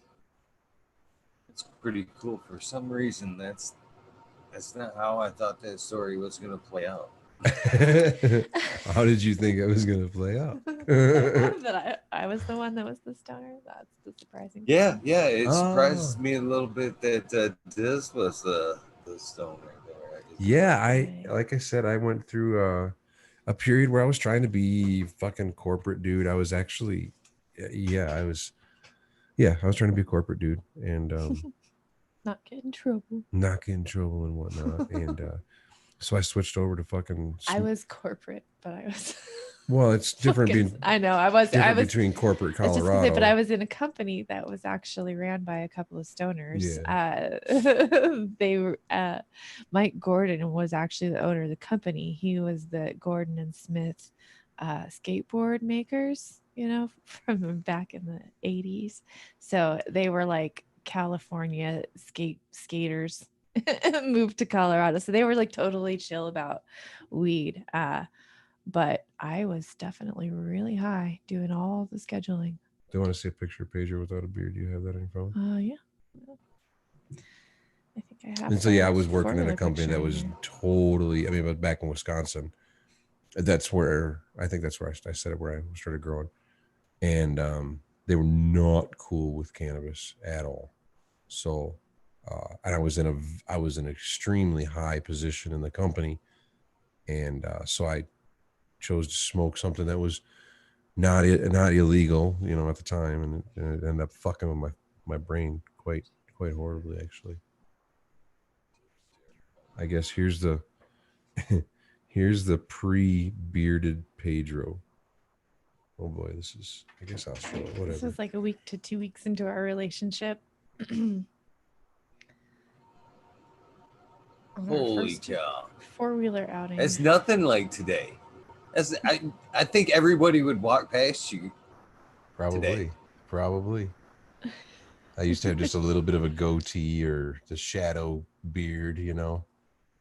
That's it. There you go. That's pre-beard Pedro. You ever want to Pedro. sign off as Pedro? There you go. It's go without that beard, man. I'll be like, who's that guy? cutie. What a grainy picture. Yeah, that's a little bit of a grainy picture for It's sure. taken on a shitty phone. Oh, funny. Looks like an awesome day, though. It's like It an was. awesome It was day. a cool day. We did some mudding that day. That was fun. I'm also curious about how long before the play before she actually sprung the goodies on you. Was it like serious? And then like you're in the parking lot and she was like, "You ever seen the play?" Oh, we. And you rolled down the window and fired it up right there in the parking lot before you ran in, or Oh, as far as the smoking, where did we Yeah. go to smoke? Well, we went back to my house to get some smoke, and then we smoked in the truck. I Just think. smoked in the truck. I don't think I Yeah. went in. No, we just smoked in the truck outside of the theater. Yeah, and then we went in, and then we went back out at the intermission, and we She smoked a kissed little me. bit more. Had to reload on intermission. It's even better. At intermission. Yeah, that's true. Aw. That's pretty funny. That's awesome. That's fucking awesome. I'm surprised I wasn't too stoned to go. I was surprised I wasn't too stoned to smoke more. You weren't gonna like be like, no, Right? that would have been Right? like That'd have been a bitch move. emasculating. Yeah, right. I'm just like, I'm fucking high as shit. Why are these people dancing on This stage? was so fun. Best date I've had in so long. It's always a good time when you're high and out of your comfort zone and it's fun. You know what I mean? Yeah, agreed. I can't agree anymore. Actually, it's almost like you're wearing a veil kind of like thing, you're like, I'm high as shit, know that I'm high as shit. Fuck. So, how much longer was it before you guys got a little bit serious there and, bought the farm, if you will? It wasn't long before we got serious, honestly, because yeah, I mean, months before A couple of months, we decided that we were gonna move in with each other. I mean, I was living in a shit ass place. I was getting shit stolen out of the back of my truck and all kinds of stuff, And So I his was, lease was up, and I was like, "Why don't you just come live with me?" so yeah, I mean, and at this point in time, I mean, I'm 30. We were 33. 33, 30, yeah, 33, 34. I've been around the block for a minute, right? So, I know the dangers and whatnot at this point in time. So we were smart about it. You know what I'm saying? You kind of have almost a planned, agreed exit strategy, so to speak. You know what I'm saying? At that early in the relationship type deal. But no, it was rather quick. And then, Jesus, I can't open this either. What happened? This got sticky.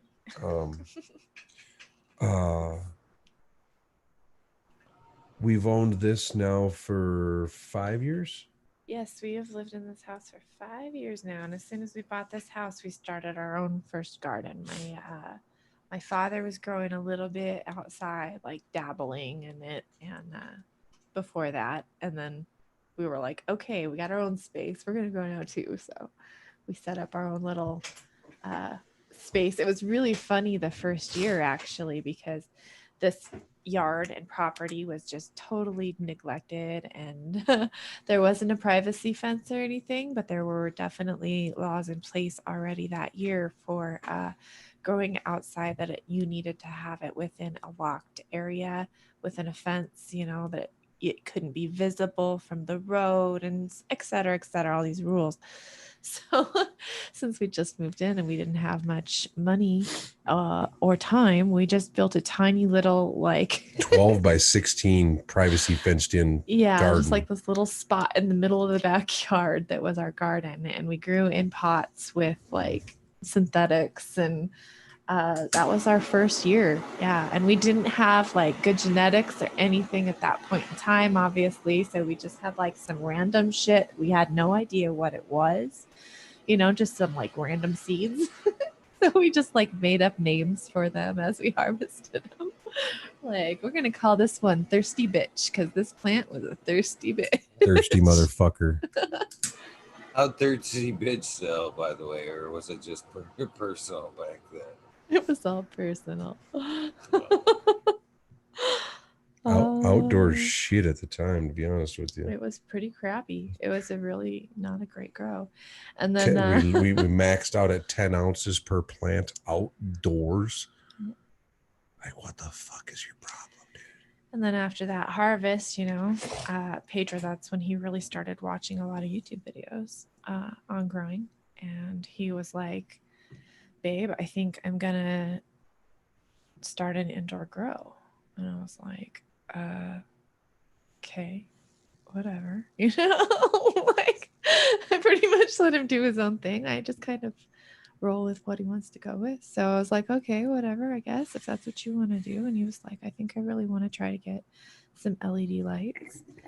And he started shopping for these lights, and he realized that all there really was like these front pages on websites that were like, yes, our lights are wonderful and awesome, but there was really no actual like data or anything to go off of. And he was having a hard time finding reviews or any sort of customer use type things, and it inspired him to start filming his use of the LED so he could kind of review it and see how it worked, and did it do what it was supposed to do, and learned a lot of lessons and started filming, and it was fun. That was the beginning. And I was still kind of in the background going, huh, what's he doing over there? I was like hardcore filming films and doing editing, and she's like, what the fuck are you doing? This was like a couple months into this. I'm going, huh. And he goes, I think I want to go to this cup. These guys from the Grow Tube, because he'd done a couple of episodes of the Grow Tube. He's like, they want me to come to the cup. And it's like, well, it sounds like fun, and I haven't been on a vacation in forever, so let's go do it. And we went, and when I got there, I saw this group of people and this community and the cup, and I saw what it was all about finally. And I participated in the first Grow Tube, that I was on, the Smoke Session Dago's garage. That first one was out in Cali, correct? Yep. Yeah. And the whole crew was there. There were so many people there. It was so much fun. I was like, I have to be a part of this. This is great. Dude, we had Crazy Dago, we had Dizzy and I, Grow Mouse, Vader, Ninja, PH Nerd, Envy Closet Grower, all in one fucking garage. It was epic as Along fuck. with a black case full of dark plasma samples. It was such a ridiculously epic smoke session / meetup. It was so fun. Like, talk about being absolutely starstruck, dude. And the fact that I've said just now some of those names in the same sentence, and the fact that that is fucking ridiculous is just crazy now, right? Like, there would, some of those names would never be seen in the same fucking room at this point, you know, but we were all in the same fucking smoke circle at one point in time, smoking, having a great fucking epic smoke session. The first run, that's pretty epic. That dab fucked my world up. Holy shit. I'm trying to breathe over here. Holy. That was Dizzy's Primal. I'm hitting the critical punch. Stuff. And it was a little on the hot side. So it was one of those F2s? Bell ringers. What's that? You guys get the F2s? The Primal Punch. I did not hear your question. Did we get the F2 Primal Punch? Oh, sorry. We did get them. Well, we haven't popped them yet. Brother, you gotta pop that shit. I bet we do. That shit is, I've run it now for a while. I'm close to, this would be the third run with it. Third flower. And that shit's super banana turds. For somebody that does, appreciates the flavor in extract form, I'm sure you'll appreciate the banana turds. I might actually. We just have to find a time when it's appropriate, which I can see being this winter. To do another pheno, huh? Correct. So far, I've just taken in, um, Whew. besides the Primal Punch, which is our pheno, which is the one that Dizzy keeps knocking out of the park. Um, that's the last pheno hunt that we've done. Aside from that, I've taken in 2 cuts from Med. I took in the Mimosa and his cut of Primal Punch, which is a nice complementary terpene cannabinoid profile to our Primal Punch. So, and it seems to be a great yielder, a great hash dumper. So it looks like it's going to be a keeper in our garden for sure. So, and it's fucking fruity as all shit. So It's got this great grapey thing going on. that dab ruined my last 10 minutes and probably my next 15 I minutes am or so. struggling to breathe. I'm struggling to breathe and I'm sweating. So I feel like I'm going to have a sweat band come Like, through this don't hat so cough, soon. Stop coughing. All right. Oh, it's just terrible when your work's that good, isn't it? Great. So spoiled. Oh my goodness. Yeah, I remember that little series you guys did kind of there. I'm still kicking myself. I didn't catch you guys when you come through Michigan there. We have not been through I Michigan. didn't get to go through Michigan. Oh, you missed me. You were the only one out of that one that didn't show up in Michigan that That's year. correct. That's correct. We did not go to Michigan that year. We were one of the only ones that did not go to Michigan that year. Yep. And we kicked ourselves in the butt for not going. But I think I was pregnant. I don't know if you were pregnant or not, but the timing just wasn't Something fucking was right. weird. We couldn't go. She might have been pregnant, or maybe, I don't remember, but the timing just wasn't right for whatever reason. Or we had just traveled so goddamn much that we just couldn't afford it. Yeah, You know, I mean, money. I was like, I think we either couldn't afford it or we couldn't go because I was pregnant. that year, I mean, everybody was, and it is what it is, but everybody was traveling on kind of corporate money at the time, you know, whereas we were out of pocket going to, I guess we did get compensated a little bit for Motion Grown for sure for the first couple of trips, but we went to we went to 3 cups. yeah, I'm trying to remember. There was NorCal, which was Emerald, and then we went to Las Vegas, and SoCal, and then we went to SoCal, all in one fucking year. So I mean, that was a lot of traveling. And then we were trying to go to Michigan as well, I guess, which would have been the very following year or something like that, and it was just not going to happen.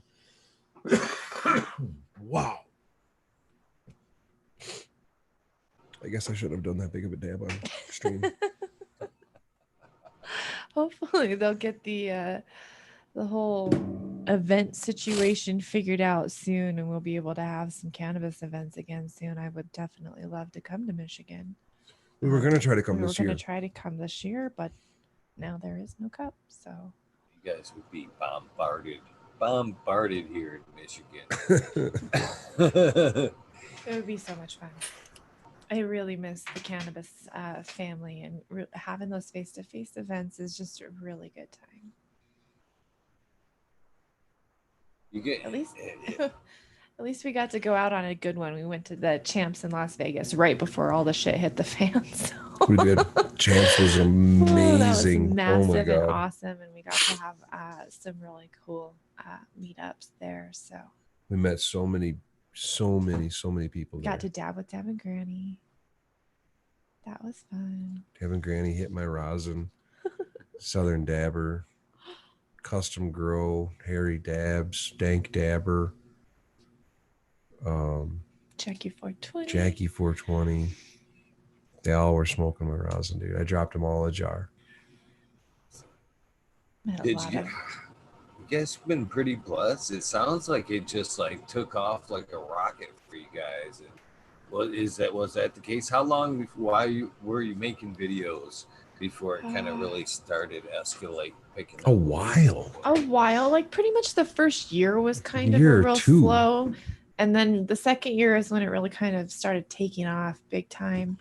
And it's really just kind of grown since then. We've had so much fun on this journey, and I do sometimes like look back and I'm like, holy cow, how did this all happen? It's just kind of crazy. We stumbled into it all, like just even starting the indoor grow and then deciding to do LEDs and like all of these little choices and decisions, and it's just kind of led us down this little path that's been pretty freaking amazing.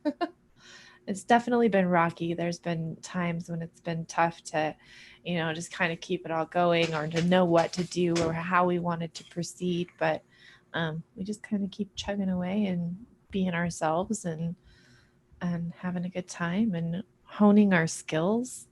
And that's what it was really all about at the beginning, was just, learning and sharing that process. It's really fun.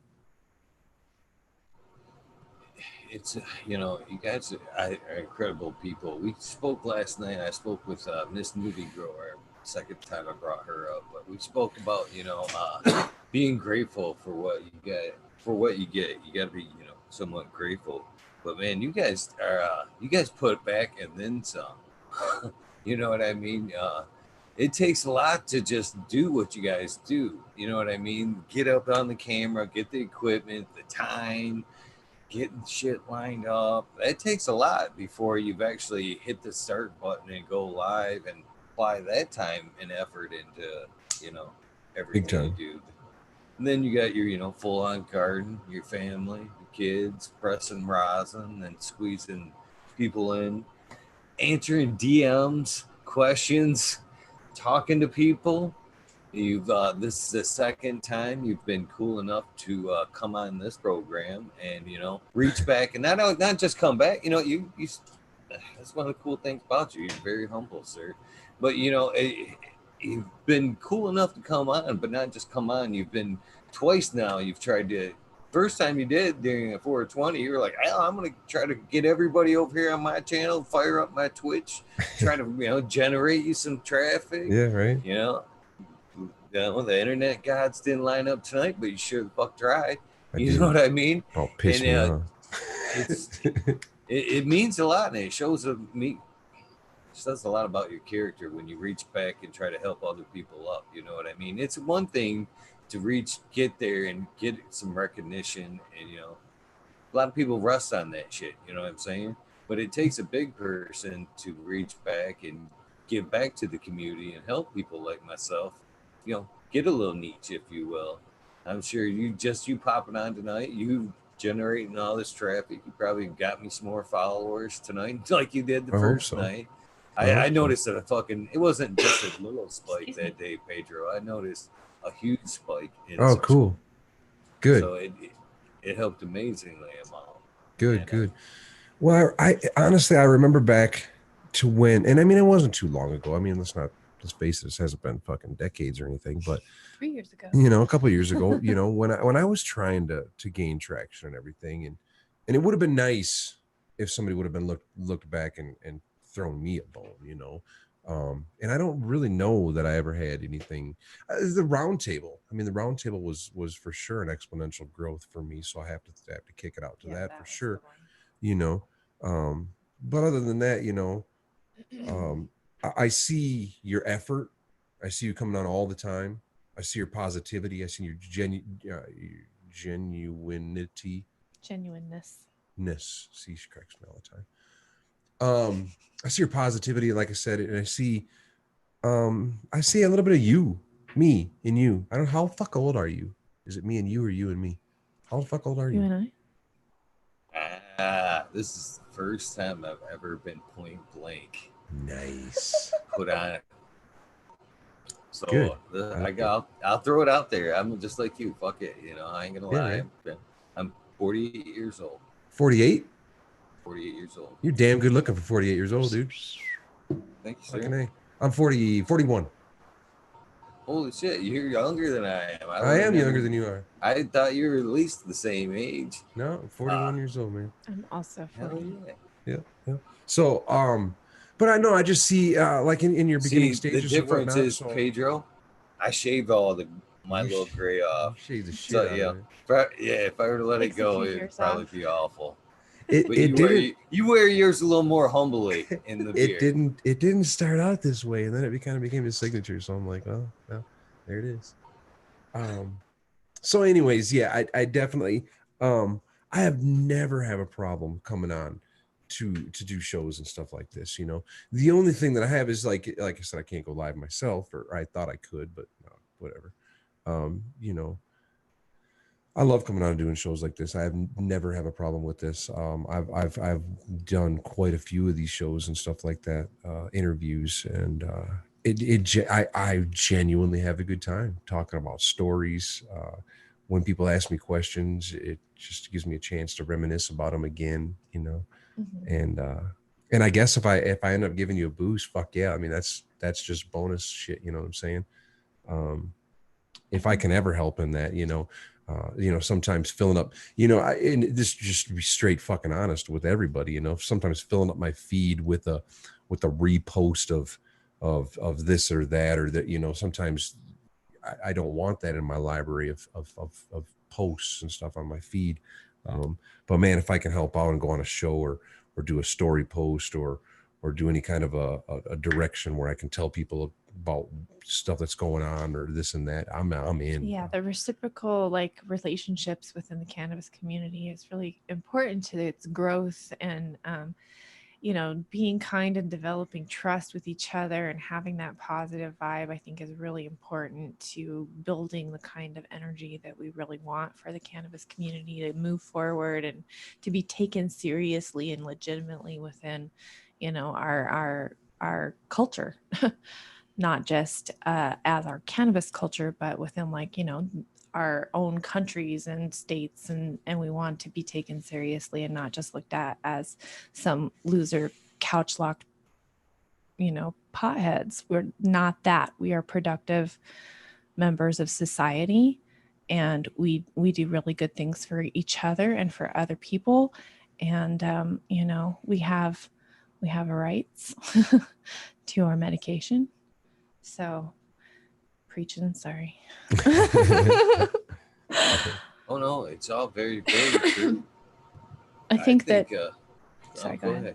No, this is your guys' time. I was just gonna say that I think that it's really awesome thing that happens on Twitch specifically is that it facilitates that, like with being able to go and support each other's channels and share audiences and rate each other and stuff. Like it really facilitates that well, and the cannabis community is really growing there. So I just wanted to encourage you to come over to Twitch with us, Eagle. For sure, dude. I'll help you grow over there too. Yeah. May have to. Like I told Pedro early on in the interview, he asked me if I was on Twitch, and I told him the only reason I have an account on Twitch was to follow you guys. So I may have to not only follow you guys, but I may have to follow you guys into the Twitch platform and try to do a little streaming over there. Is it a little more cannabis friendly over there? Obviously, otherwise we wouldn't be there, right? It's far more, and that's why we went there in the first place. As long as, and this is not just cannabis, this is blanket statement, literally, as long as what you do on Twitch is legal in your state, they are fine with it. Within bounds, as far I was as the say, terms of service go. Terms of service, within terms of service. There's obviously like no nudity and no self-harm, things like that. So but you can get on there and smoke, and you can have alcohol on there. That's fine. You can play games. You can do just chatting. You can stream your garden. You can do garden work and show what you're doing and show people how you're repotting or whatever. It's just like you can do anything on there, and it's really friendly to the cannabis community, and there's a large following there. Freaking Ninja right now has almost 600 subscribers, and the cool thing about that is nobody has to subscribe. It is free. So you go over to twitch.tv/Pedros Grow Room, or just to go over to Twitch and search around, and you're gonna find people there, and you can look and watch and talk in their chats and do all of that. It used to be just a for gaming, free. Used to be just a gaming platform, people would go on and literally just play games. And then each person who is streaming can customize their own channel to give certain benefits to subscribers. So, you can get specific emotes that you can only, that you can only get if you're subscribing, that have, like Pedro's beard and a rosin drip, or, you know, somebody's face, or anything you want it to be. You can upload your, I mean, that within reason. Sometimes they'll turn you down for certain graphics, but yeah, it's really fun. But you can give them custom other things, like we give away sticker packs, and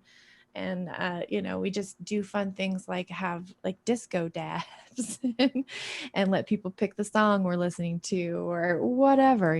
Like it's just a good time, really interactive with the chat. And mm, Yeah, they don't shut your stream down on Twitch if you're playing music in mhm. the background. You can play the music. The only They negative is might mute mute it it. They might on mute the the playback. playback for you. But I'm like, what the fuck ever. I don't care. We can jam over there. Whereas, Instagram will definitely shut your stream down. YouTube YouTube, will usually shut your stream or you down if get they or copyrighted get at copyrighted least. or whatever if you're playing music in the background. So we have fun over there. We're able to stream music and fucking just be silly, and sometimes we watch movies and shit. I mean, Somebody's asking in chat if I still play games. I would love to. The PlayStation's right there. For Christ's sakes, it hasn't probably been turned on in 8 months. I don't know. It's been a long time. Um, I would love to play games. There's a hunting game, and Red Dead Redemption is so much effing fun. I can't even I can't even explain how much fun it is. But I don't have the fucking time. Like if I sit here on the computer playing a goddamn game and that sun is out, I feel like I'm wasting my time. I do. I don't know if it's just the old school in me or whatnot, he's but always busy doing things around the house and keeping the farm and everything going. Like we have stuff to do every day, and our daughter keeps us really oh, busy. name more, my And then, God. so we get these little windows. We get like nap time. Yeah, basically when we go live, it's when she's sleeping. So we're Mhm. missing out on our own sleep by going live. And then we have like our evening is usually dinner and family time. We do some sort of activity with her, um and then after she goes to bed we go live. So that kind of eats up our whole day with just what we're already doing streaming, and he doesn't usually take that minute to do the gaming, but I Fuck, would and then encourage him trying to to do that occasionally. just enjoy I love four-wheeling and hunting and stuff like that. I love being outside, hiking, camping and whatnot, and then vlogging, trying to record it and And and bring you guys editing. along and edit and whatnot. There's just no fucking time, man. There's just no fucking. And then there's always somebody and like, then "Hey, Pedro, would you please run my hash?" yeah, want to run my hash for me, please? I got a couple pounds, and I'm like, well, Hey fuck. Pedro, could you please come on my show? It's But just it's so much fun, but we're really busy. So it it's just kind super of busy. just goes down to what you have time to prioritize at certain times. And right now is not a gaming time, I guess. I did for a while. I loved it. It was so much fun just immersing myself in a game.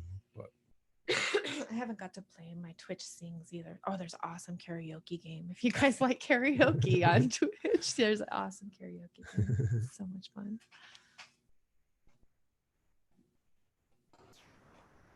I know that I always, anytime I see you, you're busy. Turn off the deck, get in the garden. Yeah, right. Just like you said, time does go fast. Like I kind of stated earlier when I was talking about how much you guys give. It takes a lot. Like you said, counting on them 2 hours. That could be sleep.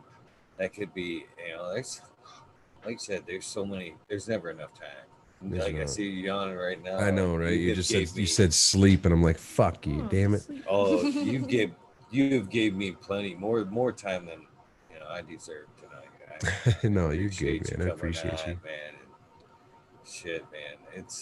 It's been very enjoyable. I know son you speaking of that sun being up and you feeling guilty, that fucker's getting ready to come up in just probably about 5 hours where I you're know, at. right? I know. And then you're gonna be kicking me, man.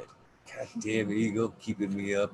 No, we're usually Yeah. up until about 11:30 ish. Mhm. Somewhere between 11:30 and midnight is generally when we start calling it. Because generally got to get into the garden, which I do tonight as well. I don't have to do a heck of a lot. I just have to water a little bit, and that's another thing that I show over on Twitch as well, which I I couldn't do that without potentially throwing Dizzy up on screen. But over on Twitch, we do garden updates and stuff. I mean, Streamlabs will allow you to. Boy, I'm telling you what, cameras become a thing. Like we have like 8 or 9 cameras. I don't even know. It's ridiculous. Webcams. So I mean, it starts adding up, but anyways, we have cameras, webcams in our garden, so that we do garden updates and shit. And I usually show you a live stream view of the garden and stuff like that, so you can kind of watch the progress of at least one portion of the garden. And there's other things that just get updated on videos, but yet another thing that I do over on Instagram or on Twitch is do garden updates live, Live harvests, live harvest and stuff too. Yeah. things like that. Trim sessions. Just did a time elapse from little from mid veg all the way through flower there. A time elapse video. It would be nice if but my cameras are on, off, live, not live. You see, I mean, you'd have to have a dedicated camera just sitting there taking the time lapse video, and it just wouldn't work. I mean, you could do it, but fuck, dude, you literally have to. The only way I've ever thought of doing that would be to have like a fatty GoPro that was just set to take a picture every whatever you wanted, every hour, or I don't know what you'd want to take pictures of, every hour, but you'd have to then take it and plug it in so it would have power to last the 2 months, and then hopefully have enough of a memory card to hold however many effing pictures you're gonna have, you know. I actually do my all my tents, all these tent city. I'm in tent city over here, Pedro. I do All tents those too. tents. Yep, we do tents. Yep. You're doing They, time lapses? yeah, I Oh, just did nice. one on. That's what I was from. It was like soon as they vegged like 2 weeks, and then I flipped them. So they were like from clone, 2 weeks of veg, and then I flipped them all the way through flower. It Nice. was Mr. Tight's Dominatrix and Midgrowers one Primal Punch, and you can see them just all the way up till they get fucking. There was buds like this size. They actually, you can see them in the morning. They lift up and then they fall back down. And at one point, How cool. the whole thing just kind of falls over, and you see me in a couple frames go back in there and stand everything Yeah, back yeah. up. That's fucking But kind of cool, dude. I have to How, go and watch how are you doing? that. Are you doing it with a GoPro? no, Wise cameras. You can get them like if you order them online, they're like $20. I And think you I can heard you put it. talking about this before.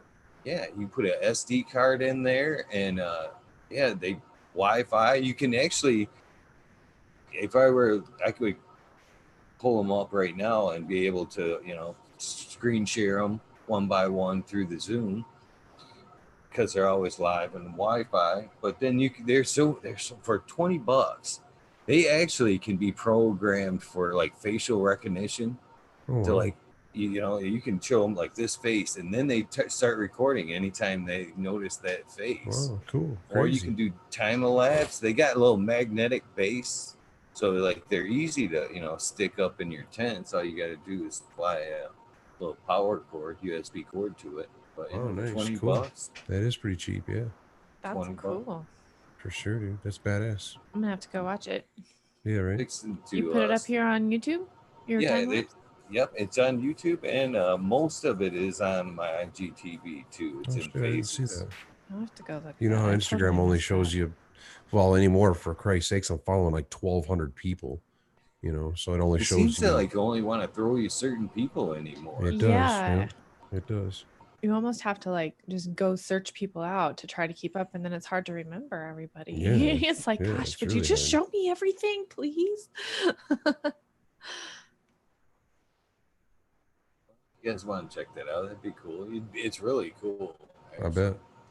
I bet. I need to go to bed. Yep, I'm thinking I'm about ready to get the hell off here and get into the garden. Thank you very much, you guys. I appreciate it. Your great stories and your time, which is Not a problem. invaluable in my Not a book. problem at all.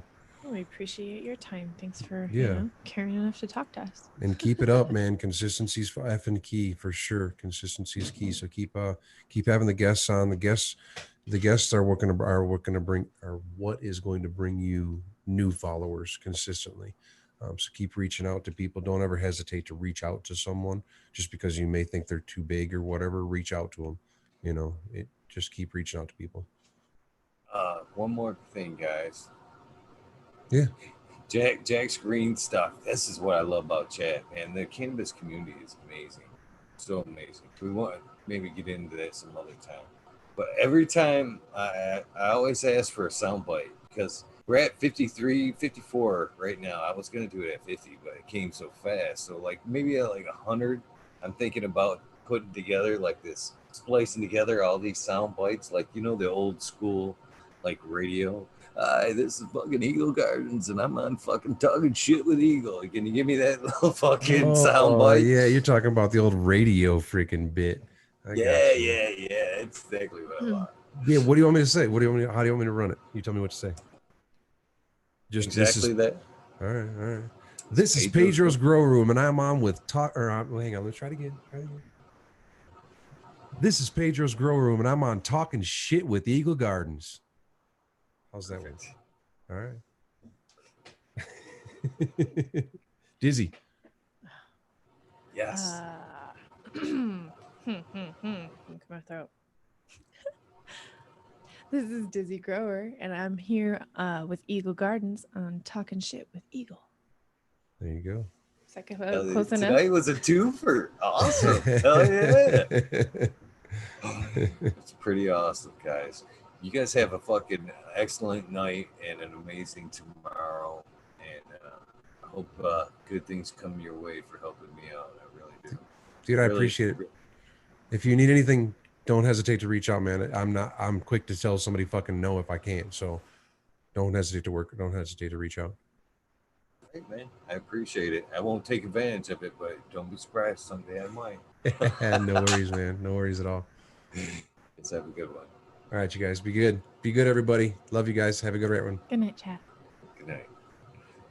Pedro's Grow Room and the Dizzy Grower. What an excellent night, man. Excellent stories.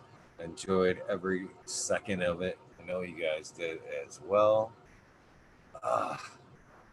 You guys gotta hit the thumbs up on that. Please hit the thumbs up. That was worth it. Every thumbs up you can get it. I mean, for real. For real. Gave 2+ solid hours to the show. I mean, how awesome is that? How freaking awesome is that? Well, I'm fixing to at least roll one up and hang out with you guys for a little bit anyway. I ain't even gonna play any music. I ain't even gonna try to get this shit taken down. I still haven't been able to fucking to get 420 up. The last time he came on, fucking, I think I'm gonna try to fuck this one up. I'm half tempted to shut her down right now. Oh man. So the Major General, he stayed up late for this. This isn't his time span. Welcome, Major. I appreciate you tuning in tonight. Kinyo's Genetics, another great cannabis couple. But you guys already know that. You already know that. Aldridge 25, Mr. Green Pots. How you guys doing as well? Red Setter Farms, I seen you in there. Excuse me. Great show tonight, brother. Great show tonight. I only caught a couple of parts. I tuned in and out, but what I caught was always, it's always good times over there. Good times over there in the Michigan Bros Grow Show. If you didn't check it out, I think what was it, Lake Michigan Canna Company over there? They had on the last couple nights. Sergeant Pepper 420. How you doing tonight, brother? Tonight, how you want to look at it? Yeah, I had fun. That was awesome. Where the fuck is my roller? Oh, there it is. Holding up my phone. Trim jail. Yeah, I can feel you there. I can see the light. I can see the light. JD's in the house and I missed him. What the fuck? I'm slacking. BN Plasma, how you doing tonight? That's fucking weed nerd right there. Old time weed nerd. Thank you. Appreciate that. Guess I could throw some numbers around. See what. Hell yes, man. You knew they were coming. Copy. Sand. I did pick up some new stuff for the show. Second. Trying to up my game a little bit. Up my game. I actually did start to shop for a green screen today. Because I had so much fun playing with that shit last night. I'm almost bummed I got power. Playing with the green screen last night was fun. It was fun. Was fun. I hope you guys enjoyed last night's show as well. With Miss Nudie Grower. That was a great show. You know, somebody fucking reported that shit. I hate to be downer and negative, but man, somebody fucking reported that show last night. I don't know why or whatever. Somebody reported it to YouTube, tried to fucking get it taken down. At Eagle Gardens, what was in the electric? What was up with the electric? Oh, they never really said it. Didn't go back on until fucking 6 o'clock this morning. It's actually like 5:45. Fucking came on. Where it is, I was getting ready to just say fuck it. I was like, well, I'll go out there and look at the meter, see if I got power, and sure shit, it was on. So I had to fucking come back in, shut the generators off, fucking get everything going. Still just grateful to have power tonight. I think at some point, sometime this summer, we're gonna just have some fucking, gonna do some live campfire fucking Eagle sessions and shit. Live at the campfire. Just fucking drag everything outside. Yep. Could happen. Could happen.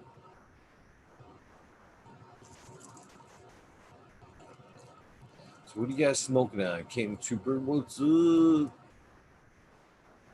JD's. I reported the show. It was fucking great. Yeah, Miss Nudie was flagged. I don't know, fucking some asshole because of the title or what, man. I got fucking. It was like mid-show too, or like, let's see. It would have been right about when she got off. Somebody flagged that shit. 2:08 a.m. I got a fucking email from YouTube saying your show was reported as and flagged. After review, we have age restricted your video. Which, as far as I know, it wasn't supposed to be for fucking kids anyway.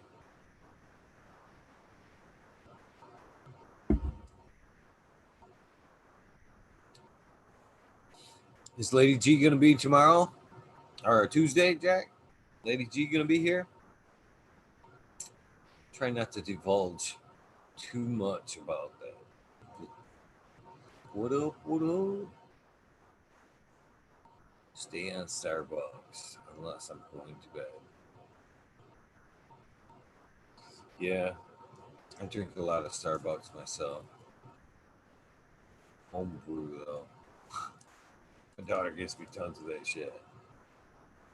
Yeah, she was totally cool. I enjoyed that interview. Cool. Cool. That's pretty awesome. So Tuesday night it will be Jack's Greenstock and Lady Jack's Greenstock. How fucking cool is that? You get to meet another cannabis couple that I think's really cool. That's pretty fucking awesome.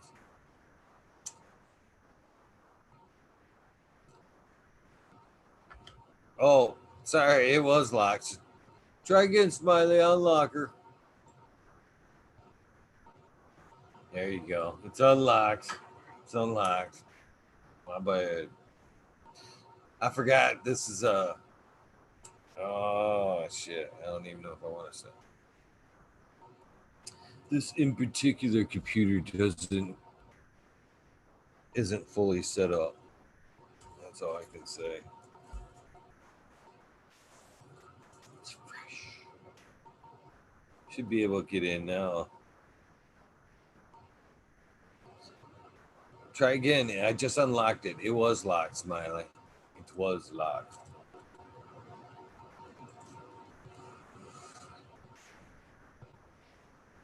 You know, you guys, I gotta start fucking I gotta start getting you guys emails so I can just hit these invite buttons, which is so much fucking easier. Gotcha, grower. You need to come on and show me that light, dude.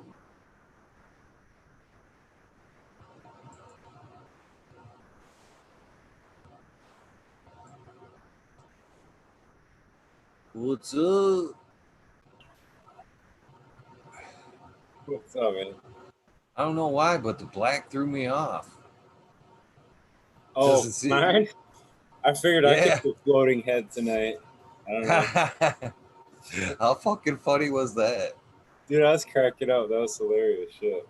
That's probably why I got suspended, man. I don't know. I don't know why anybody would have flagged Miss Nudie. She's badass. I never knew her before that show. She's badass. Tried to say they were fucking offended by the floating head. That fucking looks like a big ball floating over the air. I thought it was fucking cool as hell. It was pretty trippy. It's fucking high as fuck. Mystic Mark says everybody say wishing me happy birthday again. I was gonna say at least at a restaurant I'd get a free cake or something, like a little cupcake with a candle if everybody's gonna wish me happy birthday. Well, if you think about it, that day you got a ranch. Yeah. So you did go home with something. It wasn't a cake, but you got a ranch.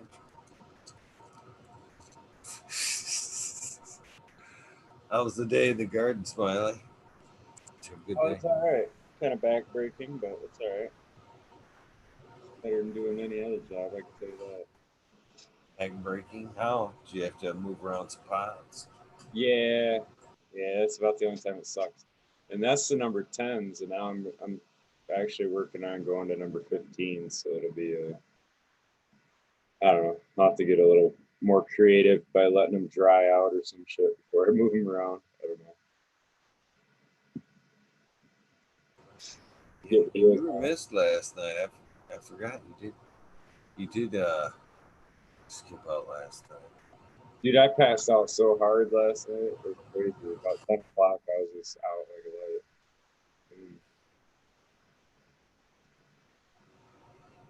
Yeah, everybody has their days. That was me today, actually. That was really me today. I fucking napped out a couple of times today. Just going down for 20 minutes. Hour later, back up. Yeah, no, I slept a good solid 8 hours. I don't usually do that ever, so not even on Saturdays. Even with the naps, I think it was only up 6.5.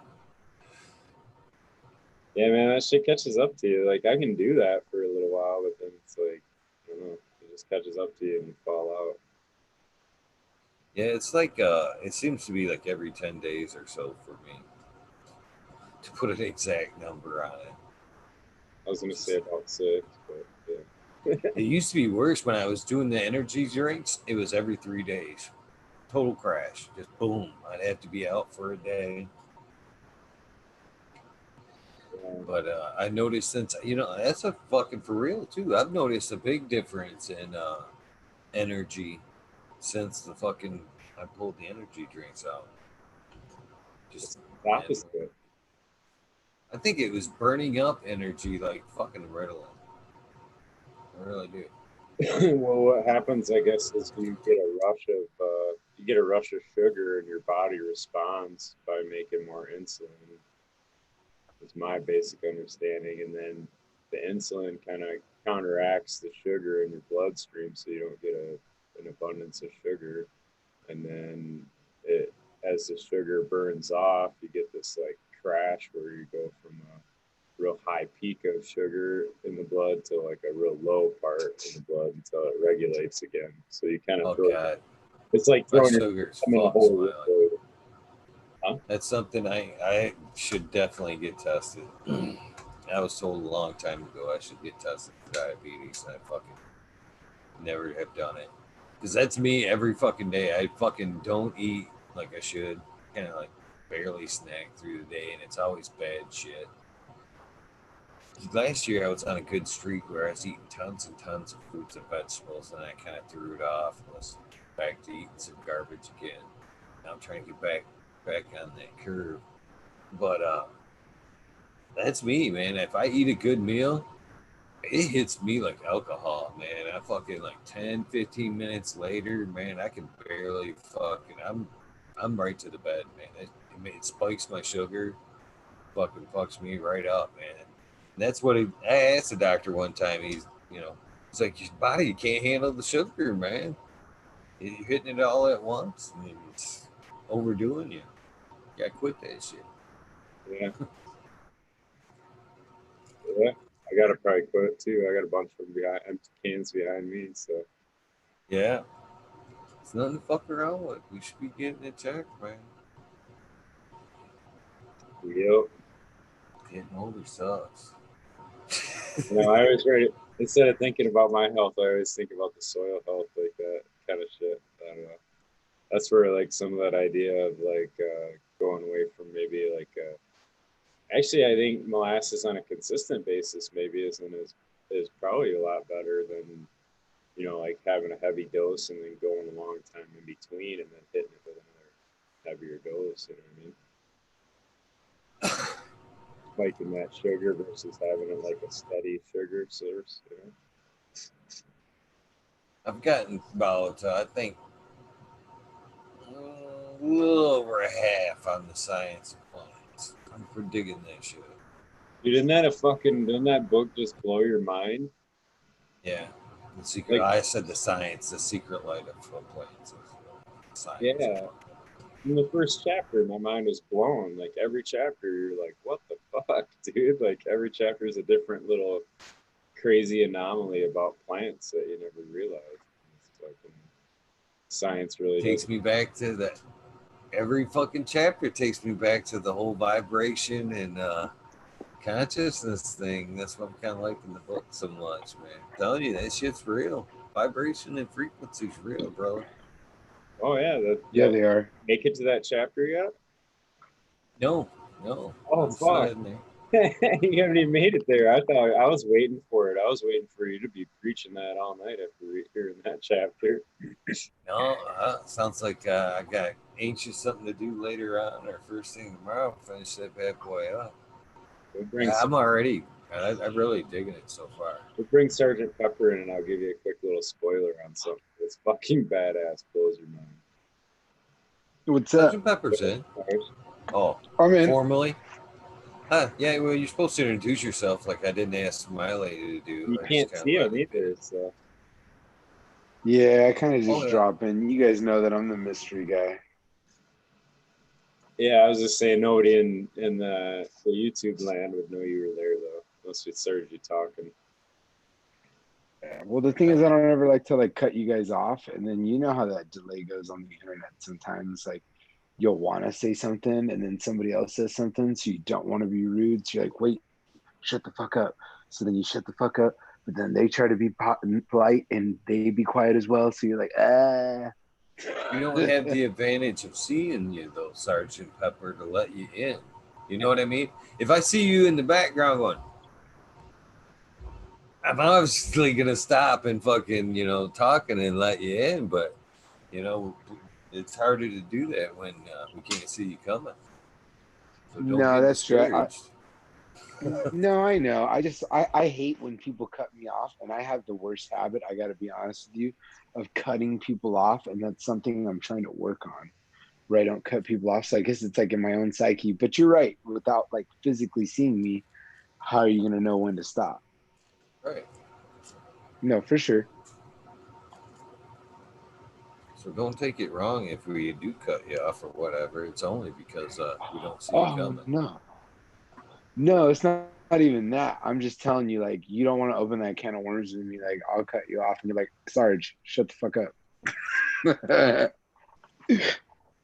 That's funny. Now, so you go on your radio frequencies. There's a little section in this chapter of the book that they talk about cell phone towers.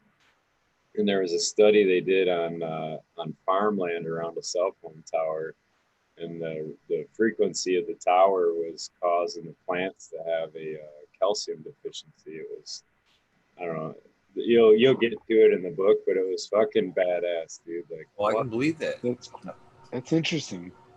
Yeah, Them towers are bad news, brothers. Bad news. The microwaves them fuckers put off are horrible.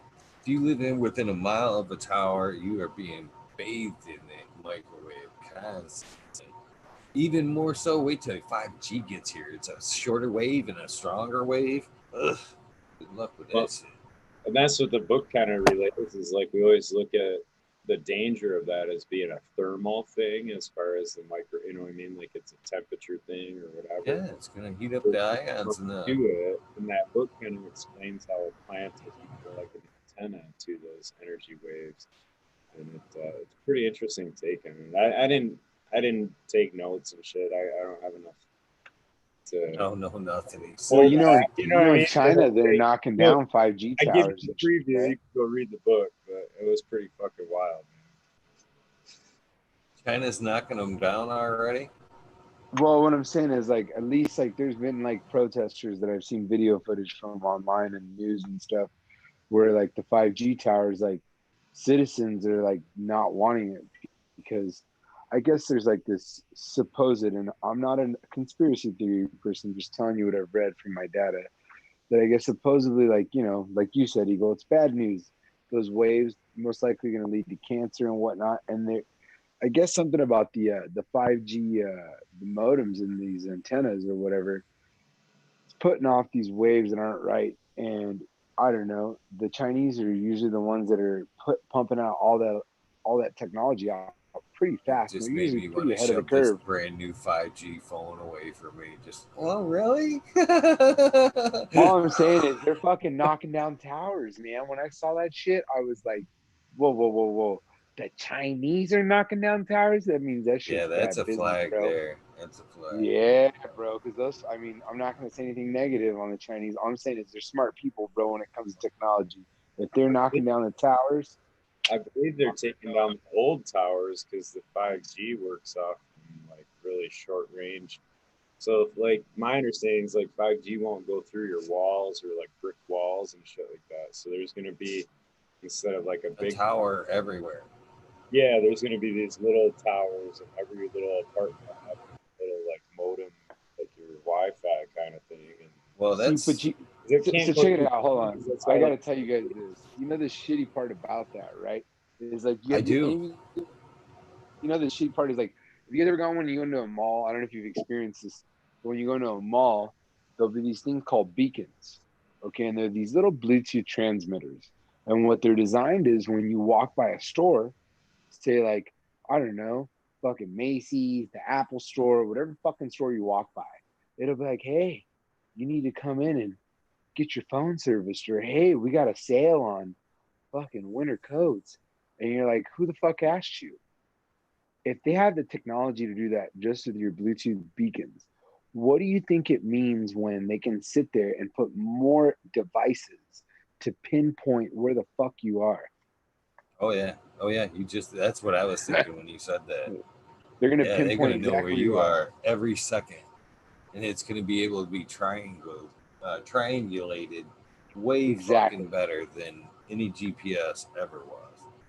Exactly. That's why I'm like, fuck all that shit. I mean, because like you were saying, because it doesn't penetrate through walls that well, they're gonna know like exactly where it can reach. That's, you know what I mean? They're gonna be able to narrow you down to hallways because of the limited reach and antenna. They'll be able to go, well, this antenna's bouncing off this hallway. So he's in that hallway. Well, that's the beauty of Yeah, like fuck living all that. somewhere like the country, because somewhere like in the country, there's not a bunch of cell phone towers. So there's not enough towers to sit there and triangulate more or less where you are. They just know a rough about estimation where you are. When you get into a metropolitan area, you got fucking antennas everywhere. It's way easier to track you with this type of technology. They're gonna know where you are But within 5 feet. well, that's where you're. I'm surprised you missed that, brother. Uh when you living out in the country, you're exactly right.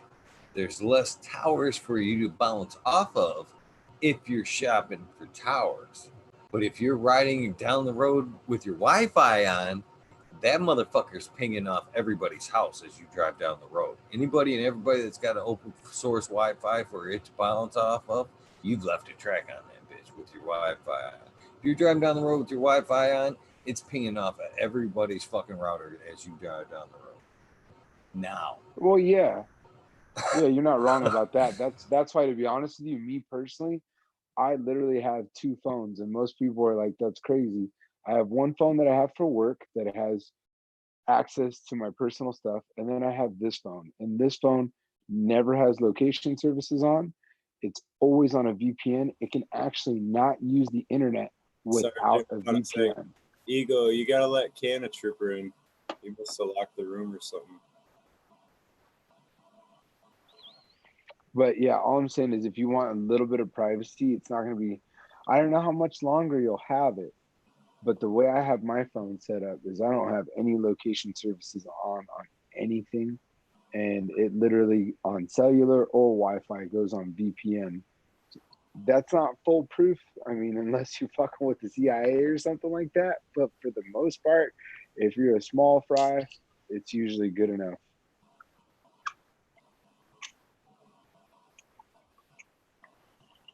What's up, Canna? What's up, Super What's going on, guys? Super Trooper, yeah. How you doing, Smiley? Good, man. Good. I'm all rested up, bright-eyed, bushy-tailed, ready to go.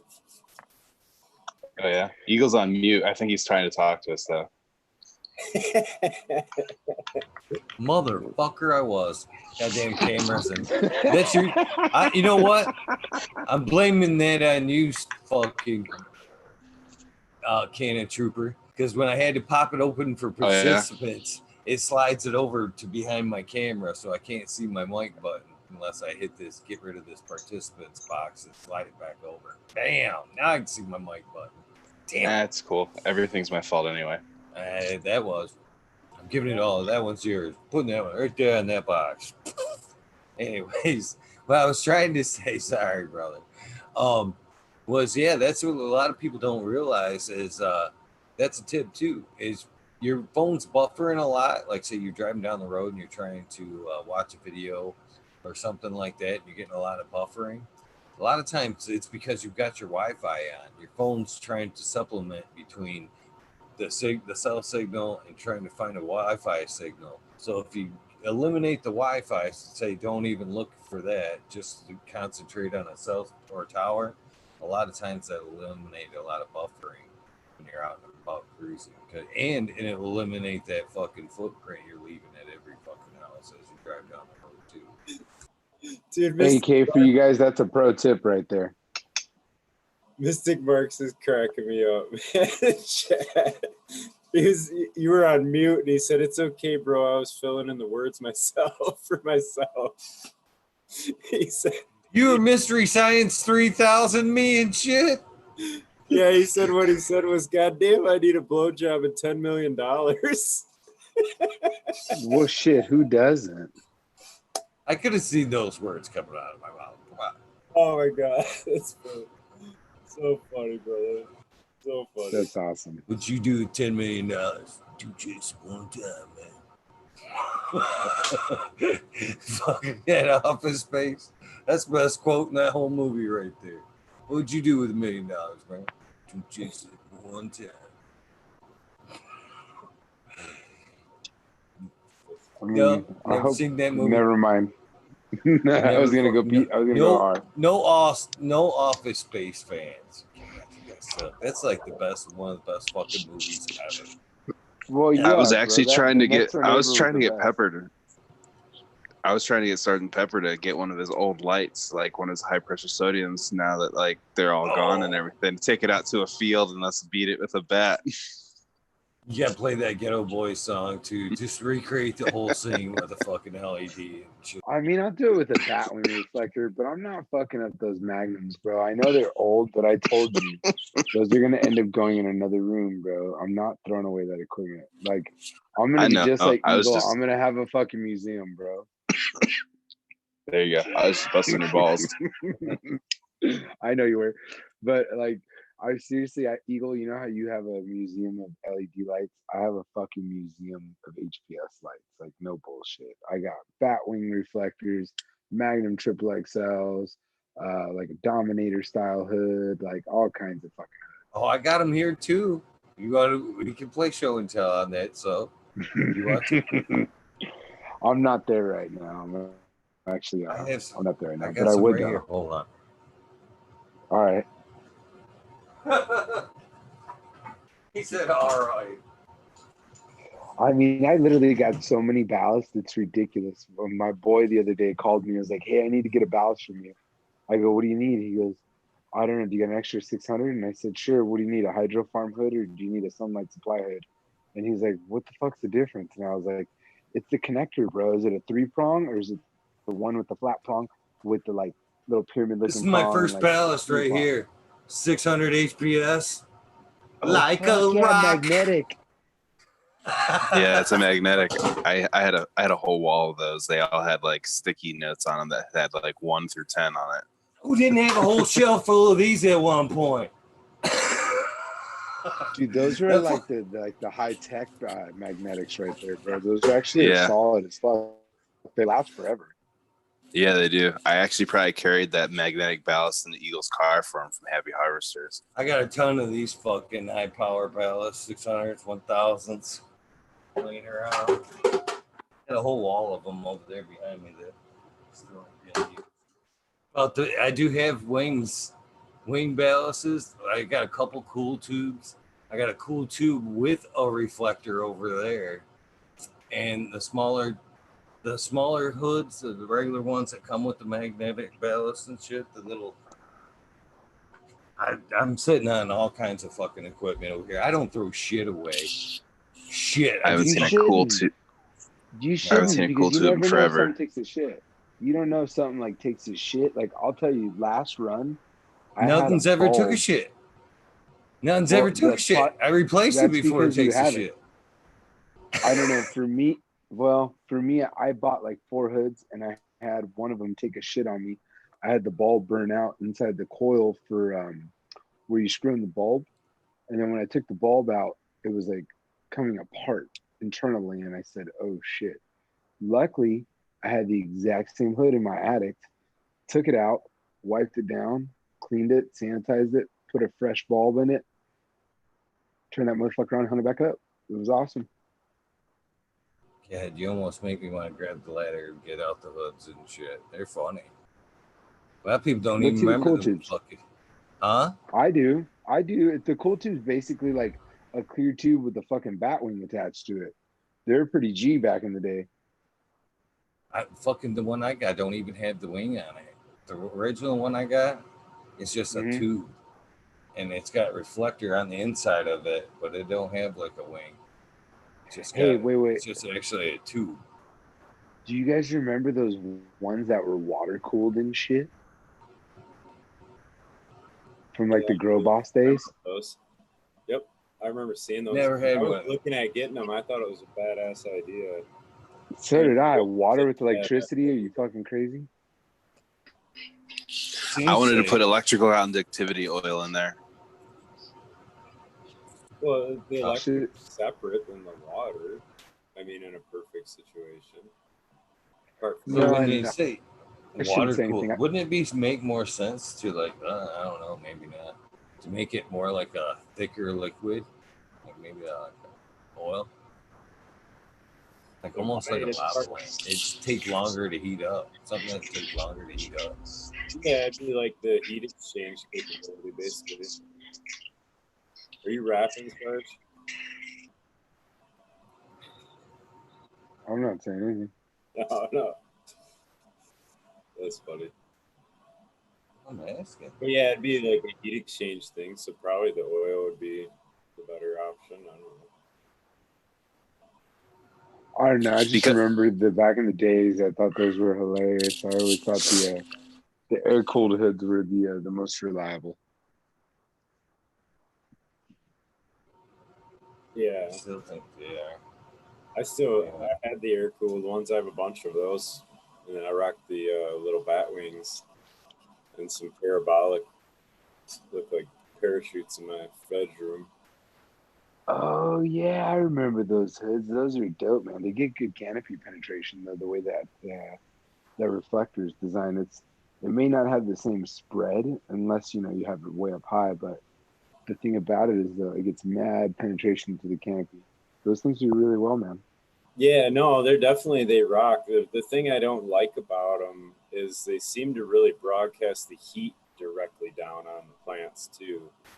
So Yeah, I think if I could, I almost want to switch to the Batwing style, or it's just a little reflector. But it's because I run the 1,000 watt metal halide in veg there, and those things are like a fucking football. I don't know if you've ever seen those bulbs, but they're literally a fucking football as wide as they are. So they don't really yeah, no, for sure. touch the metal, and I don't want that either. So Yeah, no, whenever I ran metal halide bulbs in my hoods, I always ran the Horty 1,000 watt metal halides, and those things are huge. But the thing is, the blue spectrum on them it's one of the best ones for the single ends. I thought it was like the best one in my personal opinion.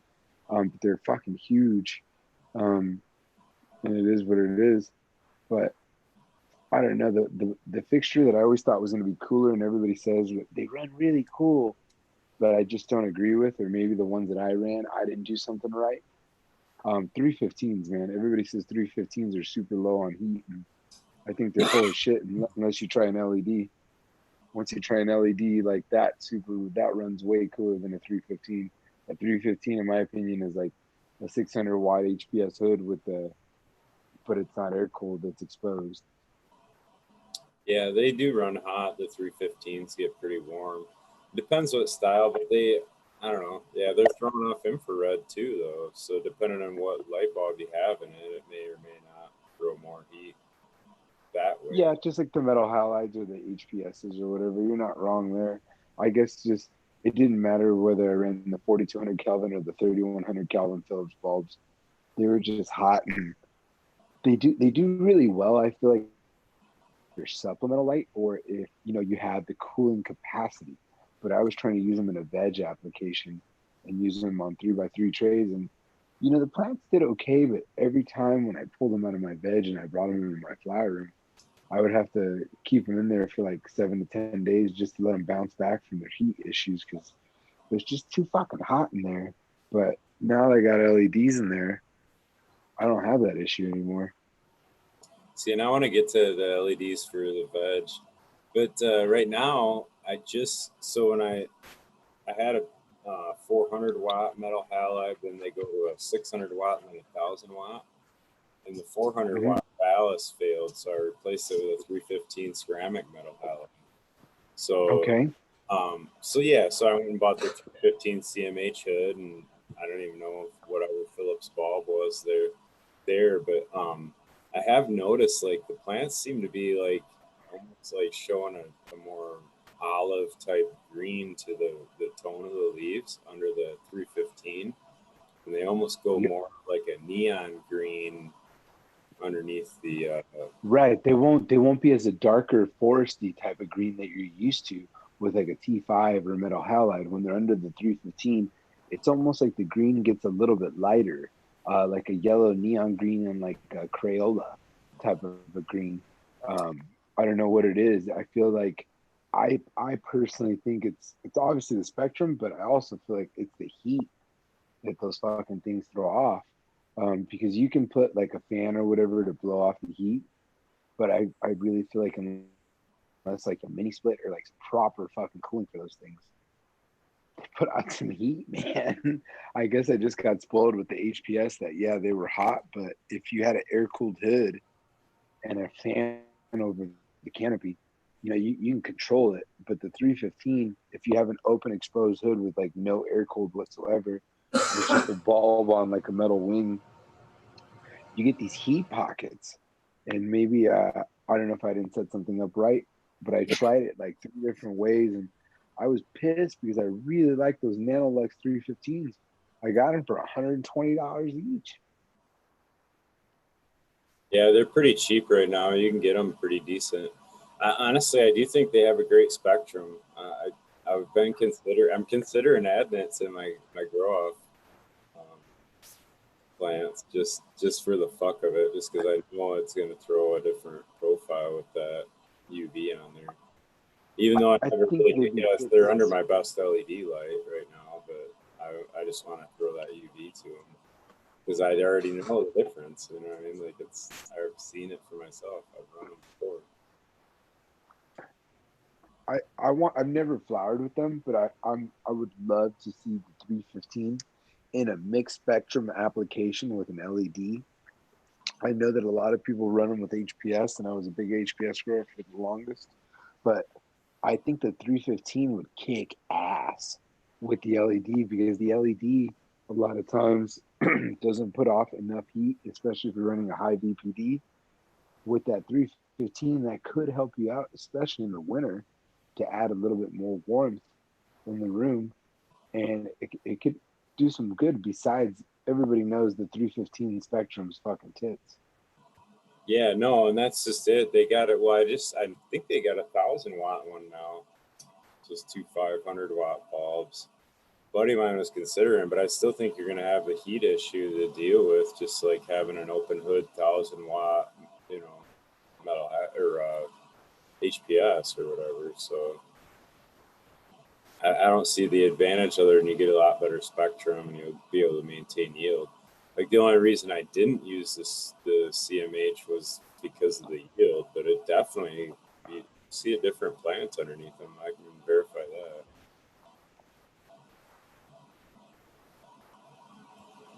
When I ran my 315s and my plants were really short, they were super happy the moment they started getting taller and they were getting closer to the light, which, you know, obviously no brainer, duh.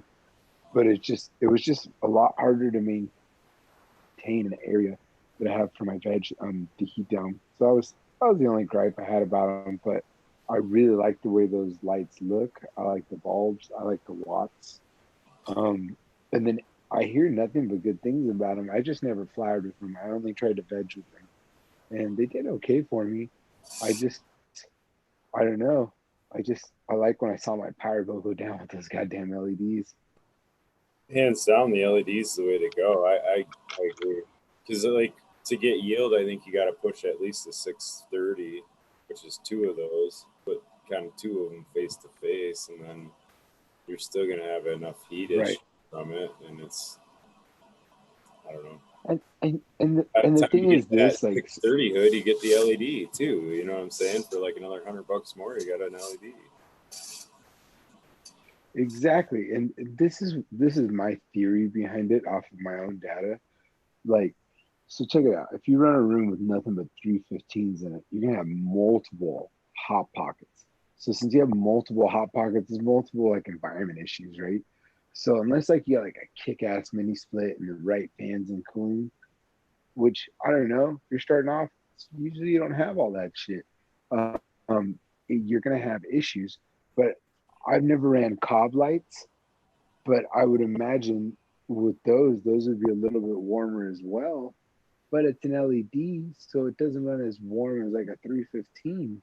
So I think that's a little bit more manageable. So I guess what I'm trying to say is, I think with the newer technology, you can run multiple lights and manage more hot pockets versus a little bit older technology, still reliable, still get you to the finish line. That was me in high school, and actually it was my those fucking heat issues. When I was growing up, it had multiple hot pockets.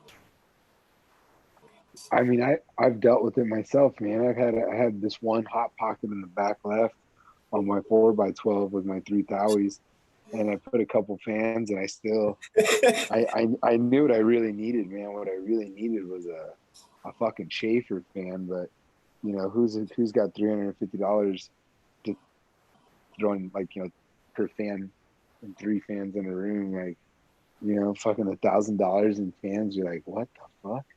Do they still make them things, the hot pocket things that you can eat? Oh, you're talking about the hot pocket pizza pocket thing. Of course they still make those, bro. They got breakfast. I was thinking the same thing the whole time, Smiley. I was like, how long does he put that shit in the microwave for if it runs that hot, you know? Right, you mentioned hot pockets in front of a bunch of people with munchies. Hot pockets. I heard that stupid little like jingle or whatever. Totally lost everybody after you said hot pocket the first time. I think chat's talking about it too. They were just like, I don't know. They're thinking about food after that. They're like, what do you mean, like the pepperoni or the ham and cheese one?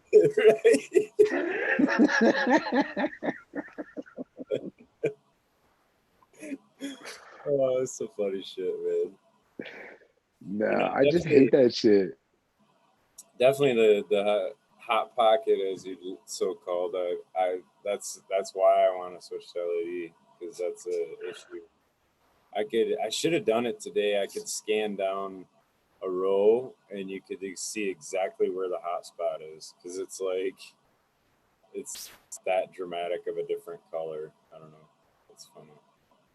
No, I know what you're talking about though, because I've seen it with my plants. Like, I'd have like say 6 plants of the same strain, and like 5 of them look absolutely stunning, and then there's one in the back that just looks like it's just like it's out of breath or something, and you're like, what the fuck? You pick it up, you check it, you're looking at the runoff, you're looking at everything, like, what's going on? And then you have a little laser temperature thermometer, and you click it back there, and you're like, that's what the fuck's going on. It's hot as shit back there.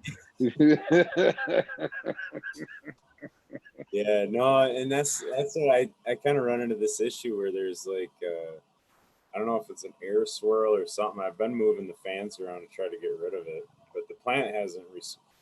I can feel the hot spot standing, like walking with the tank top on. I can feel it on my shoulders. You know what I mean? So it's. I've been moving the fan around until I don't feel it, but the plants already kind of responded and turned yellow and not happy. So,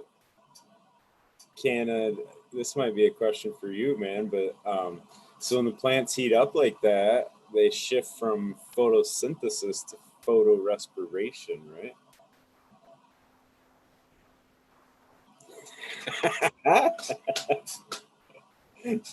I wasn't necessarily paying attention to the first part of that, to be honest. There's a different science. I caught this in one of the podcasts, and I didn't understand it. That's when they transpires at night, right? No, it's different than transpiration. Stomata. Photorespiration, which is basically when they Photorespiration.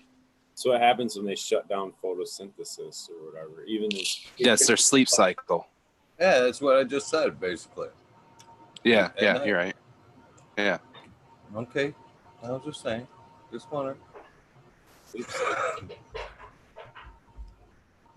Well, I didn't mean to stop you, Smiley. I was just saying. Yeah. I want to be part of the conversation, too. I'm going back to work then. You derailed my train of thought. The sleep cycle. Sorry. Well, I mean, that's even like when you see like, I don't know, the longer I've grown, the more I've changed the way I run my hours. I think we were talking about this before, Eagle, but like when I run my veg, I only run it at 16.8. I don't run it at 18.6 like I used to. Because honestly, a lot of times when you look at the plants, like by the time it hits the 16th or 17th hour, when you have the same pheno that you've run in the room multiple times, they're like starting to go to sleep, even though the light's on, because they're like, fuck you, I'm ready to go to sleep. I know that light's on, but I don't need it anymore. I'm straight. And if you pay attention to the plants, they're literally telling you that, like, you do not need 18 hours in veg, in my opinion. Yeah, the off cycle is what kills you. So I mean, you could do short off night cycles with shorter day cycles or something like that. I don't know. You want to get fancy.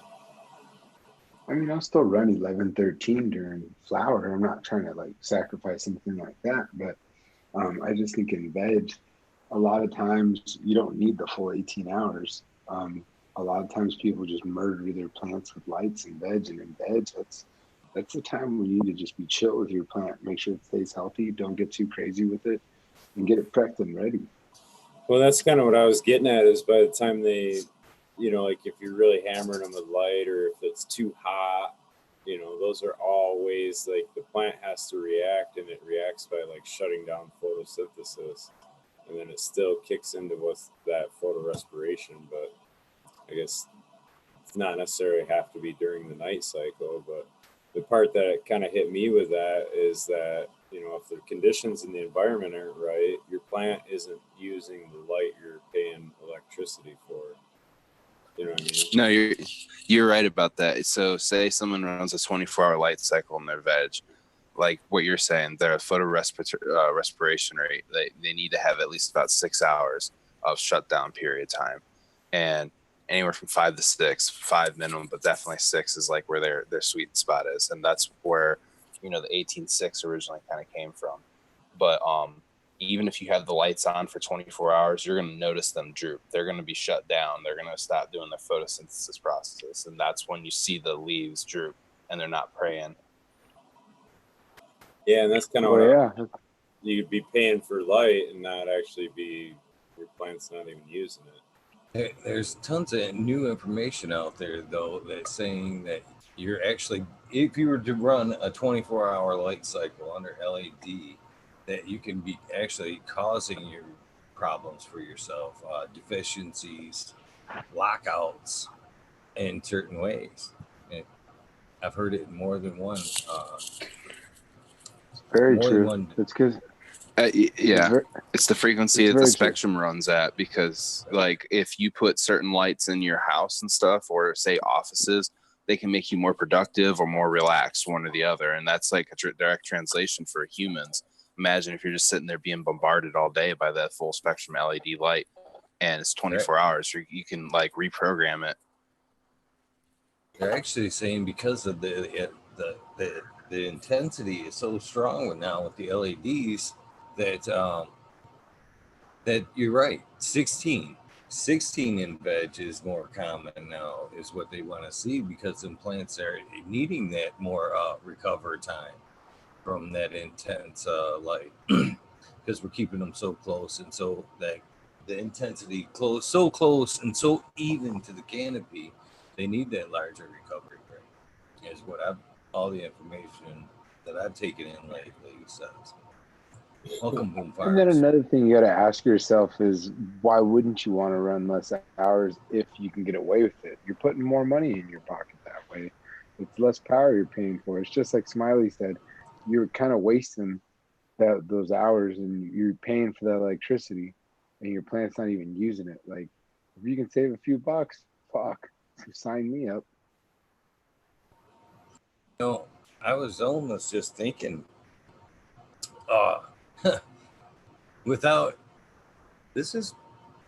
I'm just thinking aloud here. We talked about daily light integrals, and that's pretty much what we're talking about right now. Right. Basically. So, yeah. And we're trying to find that sweet spot, with math and everything else. But now, what if we put a little bit of just straight eye on the plant, like I've kind of done in certain areas, but in a more focused way? When I'm in here doing time lapse, it's every 10 minutes, okay? And I'm more concentrated on a longer period of time. But if I was really wanting to utilize my lights on an in particular strain, couldn't I do like a time lapse of a few days and just let that plant really much tell me by pictures when it's shut down? Because it seems like through the the time lapse and the timestamp, you can pretty much figure out in 2-3 days, man, she's shutting down after 14 hours. You know what I mean? You'd be able to figure out that sweet spot on that in particular strain and dial it in. I would think within 3 days of time elapse, you'd be able to go, okay, I feel pretty good about 14, and just as a magic throwing a number out there, 14 hours, you know what I mean? When we know it's closer to 16, but you could figure out, I think, just through a simple video, how to utilize your light a little bit more. No? I think you're right about that, Eagle, especially because, well, didn't you say that In my that 10 light that minute you're videos, testing out? I can tell in them videos when they're going to sleep, just in the 10-minute shots, much less, taking it down to like 5 minutes or 2 minutes or, closer shots. Well, that's the thing is, see, I think you're right about the camera, because a lot of times I check in on mine with my cameras just to see how they're doing, make sure nothing's droopy or everything got fed. But all I was gonna say was a lot of times when I'm there, and this is what I started to notice with intense lights, I was running them before 18.6, and I remember them looking droopy, and then I would pick up the pot and I'm like, what the fuck? This thing's not dry or anything. And then a couple of friends of mine were like, hey man, what are you running your lights at? And I told them 18.6. And they said, try shaving it off a little bit. And I was like, all right, I'll try it out. And I was paranoid. So I did it slowly. I did 17.5. Then I did 17. And then I veered to eventually down to 16, because, it's one of those so on and so forth things. But I think you're right. With the camera, you'll be able to look at a few days, and you can just pay attention to the way the plant talks to you, because they will talk to you. They will tell you when they're hungry. They will tell you when they need something. So I just looked this up. So photorespiration is the process in plant metabolism. Wait a minute, hold on. It's a process in many higher plants by which they take up oxygen in the light and give out some carbon dioxide, contrary to the general pattern of photosynthesis. And I think it's basically like if temperatures get too high and shit like that, where the stomata close and the plant has to shut down for, I wasn't necessarily talking about DLI there. I was talking about other things with the temperature, because we were on hot pockets, remember? We kind of strayed though on the DLI subject there. Yeah, but photorespiration is different than what they do. Oh, I agree. But it's also like you said, Eagle, where like every plant's can be a little bit different. And if you really want to dial that particular plant or pheno or what have you, it's probably a good idea to get your own data and document it if you really want to dial it in. I did take it completely away from what Smelling was trying to talk about. I mean, completely off what he was asking there. No, I mean, what thought we were talking about light cycles. Canna derailed me because he said that's what they do during the night cycle, and that's what derailed me. So I was like, wait a minute. And no, I actually did. Maybe they do at night, but it doesn't say that in the definition. And what I was talking about is when they heat up. I fucked it up initially. Canna kind of seconded it, and then it spiraled after that. Spiral.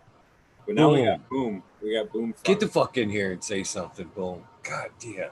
It's all fucked up. It's all fucked up, boom. Get in here. Boom. How's it going, guys? What's up, man? What's up, boom? Not much. Just rolling up a joint. Figured I'd come and hang out. What's Oh, weird? yeah. It's 3 squares. I figured I'd come be quiet, like Sergeant Pepper talk. Yeah, because nobody can see him to tell him to shut up. Figured I'd just fill in that 4th spot on YouTube for you guys. It'll be different here one day, guys. I promise. Sarge, we're just gonna rag on it until you turn your camera on. I mean, I'll turn the camera on. You just won't see me. It will on YouTube though, because now You know, that's fair enough, though, Sergeant Pepper. Yeah. That's fair enough. I Is tried to tell you guys that the other day. All you gotta do is turn it on, and like, yeah, that's fine. Now you're on. You're on. Even though it shows that you're at least a box. You know what I'm saying? All right, I can do that. you're I in the can do house now. You know what I mean? Otherwise, As long as it was like a ball shot. Boom. Net shot. he's relaxing. Whatever.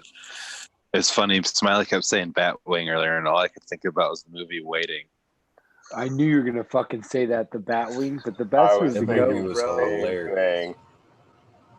That came a fucking construction site phenomena there for fucking after that movie. That movie was epic, though. I It loved that was. movie. It It was taught you pretty though, good. don't fuck with people that serve your food, man. Don't fuck with people that serve your food. It's so true, though. We got Cat still talking light cycles. So. Hell yeah, it affects your soil detrimentally, American one. Oh, my. You guys ain't even watching chat, are you? You know what I'm excited to do? Speaking like, well, it's not light cycles, but it's relevant to light. Was do you remember when we were talking about running blues and reds during different times of flower and whatnot, guys? Yeah, I It do. was like, well, now that I got those Raging Kush, that's what I'm gonna be doing. I'm gonna be running more blues and reds. It's I'll get you guys more up to date. I got some things going on with those lights. Hopefully, once all the dust settles, I'll post it properly. But so far, I've been fucking with the spectrum on those lights, man, and they're pretty sweet, man. I'm waiting for you to do the rock show for him, so you can like jam out some music and switch it from red to blue real fast with the drums. He was totally I'm all- talking about that the other day. Literally I'm was all- Smiley. I was talking about doing like a little music video off the fucking lights. Oh yeah. I'm totally fucking teared up over here. I had to refresh my page because I usually pause it, you know, so I can watch the chat and all that good shit. But I had to refresh it just to see all 5 boxes up there. Teared me up, man. All 5 boxes. All at once. Look at it. It's so beautiful. You're like mom when all the boys come home for dinner and shit. Everybody's here. It's like a group photo and shit, man. I remember that day. Yeah. The day when nobody overslept. Nobody overslept.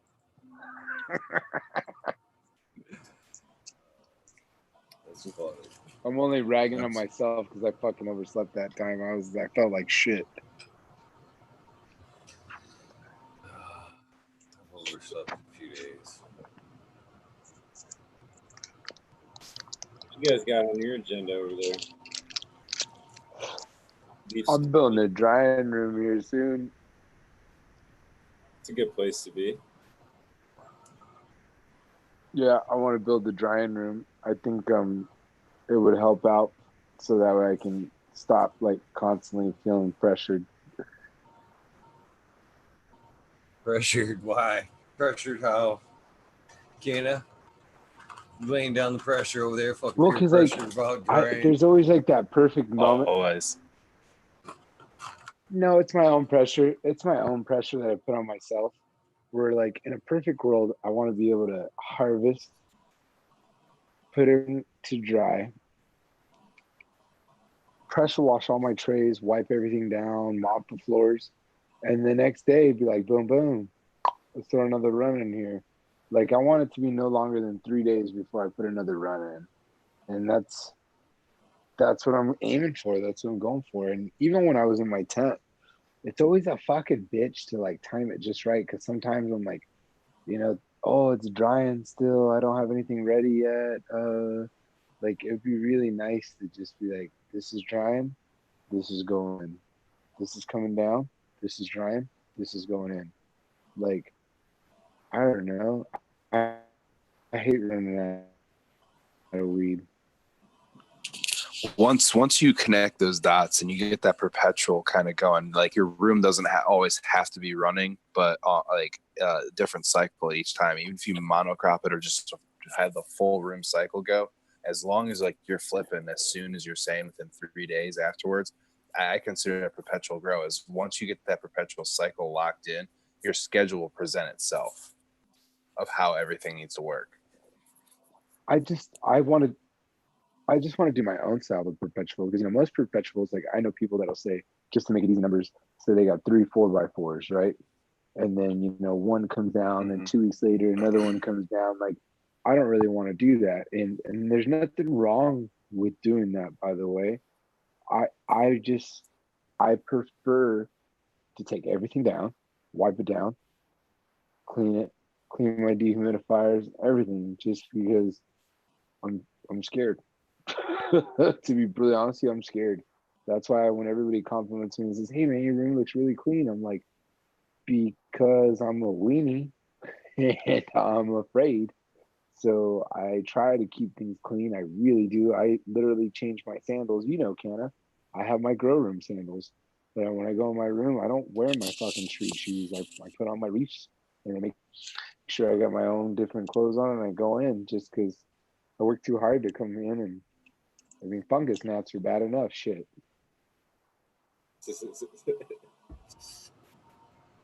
I fucking hate them. They're not that bad. Jeez. No, they're not that bad, but I had a point once where I had a really bad point with fungus gnats, and it was in Rockwell. And then what I ended up doing was I ended up getting educated with the nematode. And I used that as well as a couple fans to blow over the top of my pots. And I succeeded and I won that battle. But it was just really annoying when you don't know. And you just walk into a room and you see all these fucking flying insects everywhere. And you're like, wait, what's going on? Where did all these damn flies come from? I'll never forget the first time that ever happened to me. I thought I did something really wrong. And then I found out later they just came in with the fucking cocoa.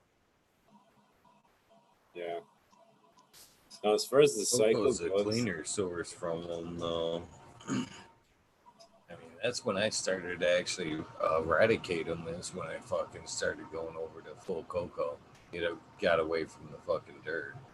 Even Pro Mix had them. I've had a couple bad batches of Pro Mix that had fungus things. But when I switched over to cocoa, I eliminated fungus. Yeah, the Pro Mix that you guys get up there kind of sits on the other side of the border in Canada for a really long time. And then they'll bring it in by the full truck full on over. And then it just kind of sits in a warehouse, like, because they buy it in massive bulk. And when it does that, you can see like the plastic wrap that's around it on the palletization of it and everything. Like that stuff has humidity and you can see all the moisture and stuff in there. And it just becomes this hotbed for like all the bugs. They start flocking around it and they start trying to get in there. And that's exactly like how you get it. It's just, they try to keep up with supply and demand and have as much as like everybody needs. Cause you'll have some people come in for 3 bales, 1 bale, and some dude comes in for like 50 bales and, cleans you all out, So, I mean, it's hard for the hydro stores to keep up with that, but also the manufacturer could do a lot better on bagging and sealing everything too, so that that's not as much of an issue. Kind of like how Charcore does it a little bit. They, from what I understand, they do like a double wrap. I could be wrong about that though. They have like a vacuum seal bag, I believe, on the inside.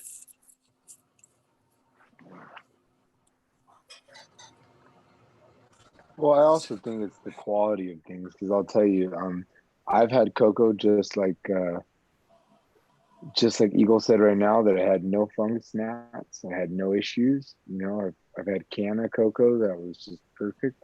I've had Botanicare cocoa, no issues. Maybe torn pieces of a bag here and there within the cocoa, but that's about it. And then I've had cocoa from, I'm not going to say bad names, so I'm not, but I've had some cocoa from some companies where I'm like, I open it up and I have flies. And I think that personally it's because whenever you have big name facilities, like it's almost like when I'm going to use it in the food terminology. You guys ever sit there and go somewhere and they're like, hey, if you're allergic to the seafood or fucking peanuts or anything like that, you want to be careful what you order here because we cook all those items on this grill. A lot of big name companies that have peat moss, cocoa, soil. Yes, granted, it's probably not in the same room, but you don't think that shit flies around everywhere there. So it ends up getting in their bags and their bales anyways because of cross contamination. I personally have never been to one of those facilities, but this is just my hunch. So I actually don't have any data to prove it. I'm just going off of the data that I've gotten from the brands that I've bought. And I've never had fungus gnats with can of cocoa, just like I've never had fungus gnats with Botanic Care cocoa. Other brands, yes, I have.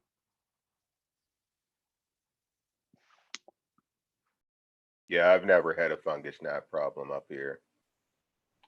I'm straight canna all the time. I did bricks once, but other than that, always canna bags. I've never had any bugs other than springtails. Have you tried those cocoa cubes, the ones that are expanding? Where you Like just the, like the pyramid style ones that like they stack or what? No, you mean the bricks that you just add water to? yeah. Yeah, I used those. Those sucked. I hated it. It wasn't so much that it was work to add water to it and break it up, but it seemed to run like black tar the whole time I was washing it out. Like if I could just hold a garden hose in 1 3-gallon pot for an hour and it would run black the whole time. And it was like a shorter cocoa. It was like chewing, I don't know if you ever chewed tobacco, but I fucking hated Copenhagen because it was like putting a bunch of sand in my mouth. I needed a longer Terrible shit. No, Yeah. that Got actually your makes teeth. sense. Yeah, I There needed you like go. That a makes Cole or a Red Man, something a bigger cut. no, that makes Kodiak. sense because I remember Rex telling Kodiak. me all the peat moss that you buy that usually comes in a smaller bag is usually lower tier peat moss. And usually It's like most buying a peat bag. you You buy want to by buy the that big bale bag to tends get to be a those little bit. pretty nuts. Yep. That's exactly where I was going with that. Sorry, I didn't mean to fuck up your whole thing. I didn't hear what you said. I'm not even butthurt or anything. You literally finished it for me. It was perfect. It's like buying a bag of that's weed, what I'm saying. Smiley. Like, You buy the big bag, you get the big pretty nugs. You want an eighth, you're getting an eighth nug, like a smaller size, right? You buy the ounce, you get those tops. I mean, I that buy was the fucking worded perfectly. Because they're cut raw and wrapped raw, the bigger 3.3 bales or whatever. But that's just for mixing. You wouldn't want that for what you guys are doing. No, oh, wait, I forgot. I got to tell you something really quick, Smiley. So Canada was telling me the other day you had a rebuttal for that meme where you said, yeah, while you're mixing your newts, I'm at your girl's house. Yeah.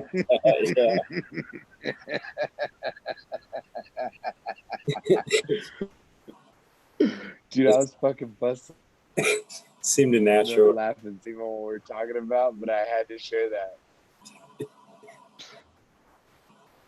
It's funny, bro. That shit was hilarious. Yeah, he definitely got me. He was on fire that night, honestly. He was singing, he's getting everybody. Some days you have those days we just can't win. You can't I lose. laugh at myself too, to be fair. So Dude, but that was fucking hilarious, bro. But going back, I'm sorry. Going back to Boom, I guess like those cocoa bricks though. I've noticed that everybody that uses them, I've never had one person say anything positive about them. I love them. No, I was pretty stoked on them too. I was like, these are like $4 less, and they take up like half the space.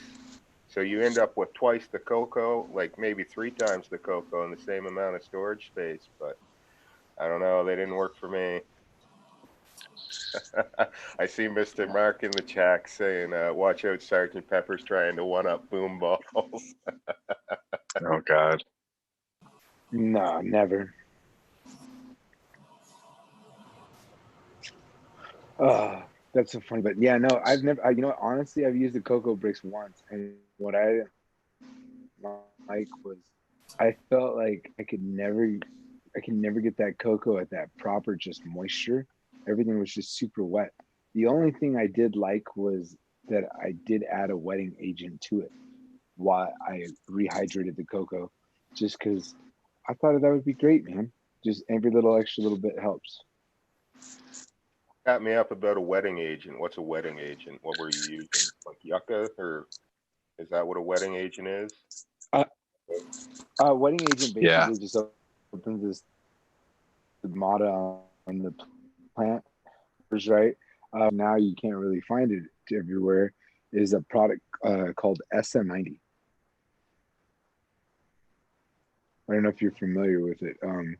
It basically, it's you know, all growers, we all do this. I don't care who you are, unless you're an organic guy, um, and you don't smell the bottles. I always smell my bottle. I know you're like, why would you smell your nutrient bottle? I'm like, no, dude, I just want to see what this one smells like. SM90 is the only product I've ever smelled that actually smelled really good. Everything else You know, smells like so- absolute shit. You can also use a couple of drops of just regular Dawn dish soap or palm Just have this olive. lemony zest. It has to be regular. It can't be any kind of ultra soap, but it cannot. It's the same wetting agent. Yeah. Nobody's gonna say yeah, no, fuck off. Never heard of that shit. Or muted. I think I might have heard it, but I just never really heard like anything more than just to do it. I didn't hear anything feedback wise. No, it works really well. It does. I used it for quite some time. Well, I'll give a shout out to Abolish Farms, and for like $8, you can get a bag like this of soap nuts, and it's all this happening. So as far as like yucca and all that's concerned, this is like 200 times the amount of saponin that yucca has. It's some crazy number like that, but it's super cheap, man, and you can throw one right in any I don't know, water or bucket anytime you're watering or whatever you want to do with it. Same thing. So that's the willow bark tea of the wetting agents. Yeah, What, yucca? it's like it's like the I don't know, cut the corner. Those are actually sold on Amazon for like washing your clothes and like shit like that. I mean, it's called soap nuts, but I don't know. I've been using them for a while now, but it was because so Clackamas Coot and from Build a Soil mentioned it, and then Abolished Farms was giving a lot of his testimonial of using it. That's kind of what got me to actually buy them and try them. So I was just passing it along too, because it's kind of an IPM. You can spray them on your plant. You can go with them. Sick ass. Oh yeah. So what do? Do you like steep it? Do you grind them up? Do you chop them up? Like what do you do? Some people grind them up. I just throw them because they're like a size of a wall or an acorn maybe. I just throw it in my watering can, and then I run 2 gallons of water in or whatever, and in the amount of time that you filled the can, it's got suds already. So I never sweat it a whole lot. Like for me, I run straight water in my reservoirs, and I throw a few of them in each reservoir just to keep. It'll help to keep the growth down in each one of the lines, like the lines to the blue mats and stuff. How long do they last in the res? Is it like a one and done kind of thing, or are you reapplying every other res or something? Yeah, I mean it's like a month or two, but they'll still be in there. The husk will be in there, but you can kind of tell when the water's not really getting soapy from them anymore. So, Okay. You're doing this synthetically then, eh, Sergeant Peppers? You're using this for your salts? It'll work either way. Yeah. I might have to start fucking with that. One of those 2-3% kind of things, maybe. Salt life. Yeah. No spill. Or just do it on your water day, like your water day.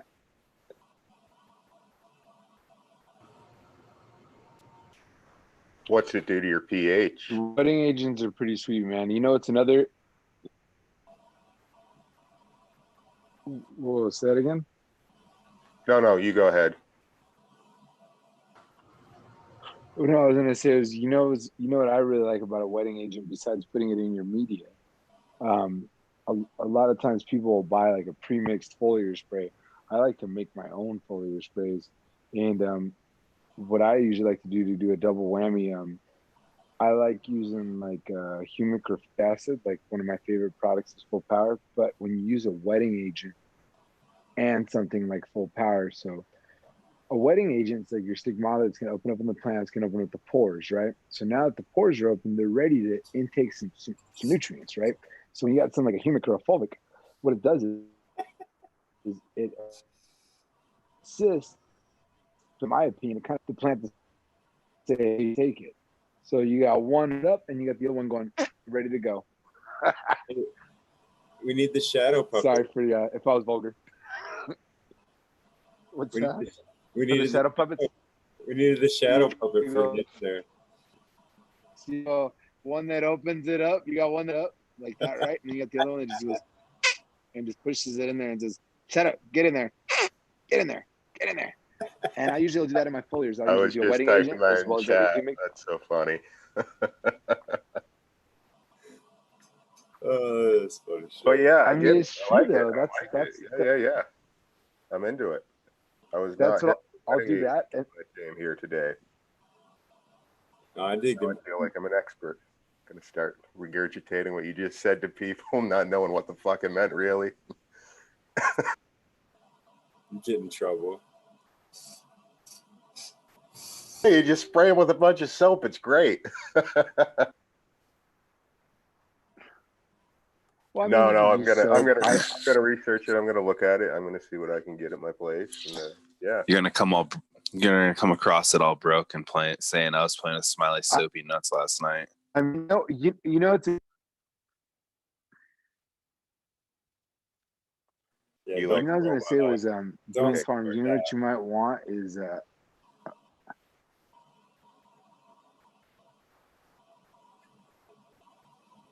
sorry, you know what I was gonna say was, you know, it's a product you might like, and you'll find it at most hydro stores. There's a product called Cocoa Wet. Yeah. Yeah, it's like it's this little itty bitty bottle. It's tan. It'll be in brown writing. It looks like something that's just like an older style of product. But when I worked at a hydro store, it was like our reliable, cheap wetting agent. SM90 was more our premium. I liked SM90, like I said, because I like the way it smelled. The only shitty part about SM90 is that you have to use a lot of it. But when you use it, I don't know, you could leave it in your foliar bottle, and I promise you your foliar spray will be good for like 3 days. Most foliar sprays, it's you spray it. If you don't finish it, you chuck it. You're done with it. That's how they usually go, at least in the salt life world. right on. With right that on. type of product, because Yep. of citrus in it, it kind of holds longer. So you could like spray it. You made 32-ounce bottle, and you didn't go through all of it. You got like a 3x3 for a couple times. Oh, shit. Using my first recipe is still wetting agent, some sort of fulvic and humic acid, and then I like to use products like rhizotonic or some sort of amino. Yeah, I'm throwing it out there because a lot of people don't even know. Like the foliar, honestly, in my opinion, is gonna be that little buffer for when those times when like you got some heat stress, or you know what, you're not getting the plant's not getting fed perfectly, or you got a little dry spot over here in the cocoa that you didn't realize because you know you had extra light in that corner that you don't know. And the foliar is the time, honestly, in my opinion, where you could just go in there, spray it up. You're not in a rush. Everything's kind of a woo-saw moment, and you're taking care of your plants. And then when your lights turn, everything's already dry, by the way, before your lights turn back on. Your plants will thank you for them. Your plants will thank you because they can actually uptake all those nutrients in a different way. It doesn't have to just be the root zone. So I don't know. I always get passionate about foliar spraying, or like last time when I was talking about bulbs and carbon filters, which I know sounds lame, but Smiley knows what I'm talking about. No, foliar is a ticket for sure.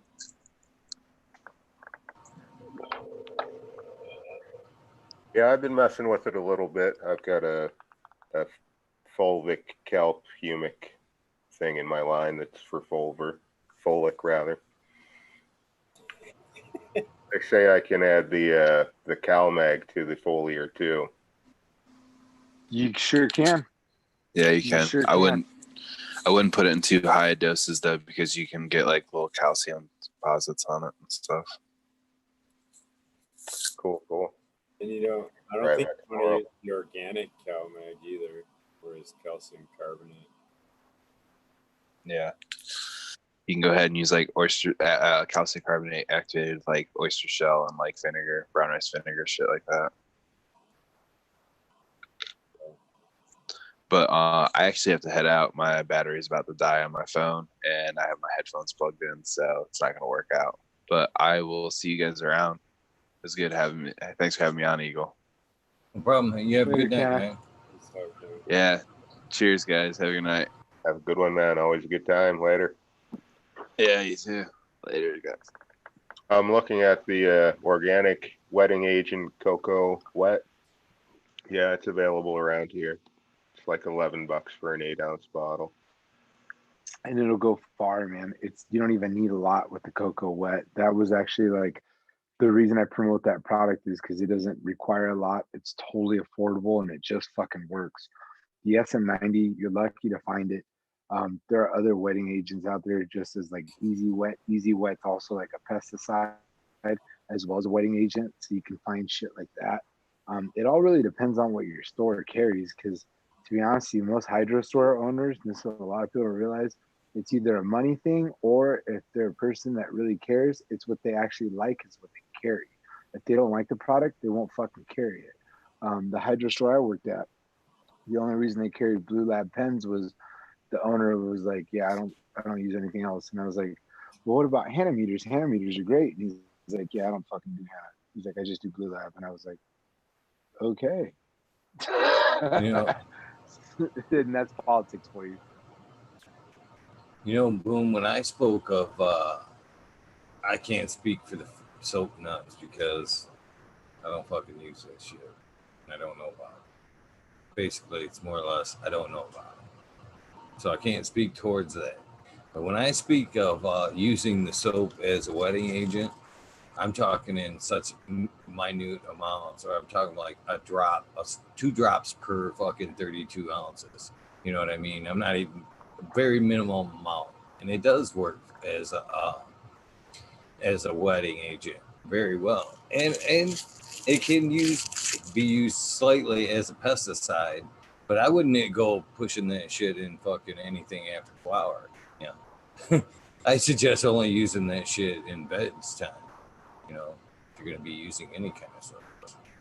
So just saying, because I did hear boom. I was playing. I'm working in the garden for a change once, kind of trying to get a little bit of shit done. But I'm paying attention. I'm listening. I had to get back. I was like, oh shit, they're not playing nice. I gotta get back. But God damn it. Just play. You're not wrong though, Eagle. The soap actually is a pesticide. No. But you're not wrong though. The soap is the pesticide as well, and you're not wrong about it being a wetting agent. I'll just be honest with you. I'm kind of a guy where I just want to works for this. I will use things that'll do 3. I've never run soap. I'm not gonna bullshit. I just am gonna go off what just like But the reason I was saying wrong, because Monterey Garden Company makes the pesticide soap that you spray on plants, and I remember being told that basically it was dish soap, and that it totally worked. Monterey Garden Company does a lot of different products, and I know they work. Jax is a form of ivory soap, isn't it? Broken down, different formula, a little bit different formula. That's another thing too. As far as we're talking about crazy uses of, at least I am. And I wasn't necessarily pointing that out as a go-to. It can be done in a pinch as a, a home remedy. Necessarily, should you, if you can afford it and you can find them, buy something that's more plant geared towards gardening and plant based. Yeah, probably.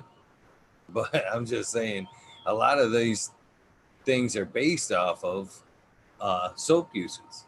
And what I was getting at too, Jack's cleaner, that Jack soap that you can use for a pesticide in your garden, one of the best fucking engine cleaners, degreasers you'll ever use. Start that bitch up and spray that motor down with some Jacks and let that sit there and sit for a minute. Go ahead with just some warm water and screw fucking all that fucking engine grease will fucking just slide off that motor. So just the same. There's always multiple uses for other shit. And shout out to Mystic Marks. He's talking about using rubbing alcohol. I've heard of guys doing that, like a shot, 1 shot glass of alcohol in a gallon of water and spray your plants in bed. Oh no, you can use this shit straight. To be honest with you, I mean, we talk outside cannabis. I know people that fucking garden, just straight up garden, succulents, house plants. If they had aphids, they're spraying fucking straight up alcohol on that bitch, straight up. We just look at it because cannabis plants. I've never tried it on a cannabis plant, but is it used in gardening? Fuck yeah, it is. Quite often, actually. Yeah, I used it at 1 shot glass for 1 gallon. Like that. I don't know what the ratio is. It was just a suggestion, but I've done that with the 1 shot of plant therapy, and that's kind of the one IPM I use, or one of them I use. Not all duh over here. I know some shit. I just like to sit back and let you guys talk. Sometimes it comes off real stupid because I've smoked about 50 joints before I've opened my mouth, but I understand some shit over here. Yeah, no, I mean the wedding agent, you're really looking at this happening. So, but it does a lot more for organics too. So, they're pretty remarkable. Really. Does everybody have dabs or something to smoke? I do, man. Anybody? It's way past that time. Sergeant Pepper? Right here. I want video conference. Okay, I was going to say, hell yeah. I want some video confirmation. You already beat me right to it. What's in that bad boy?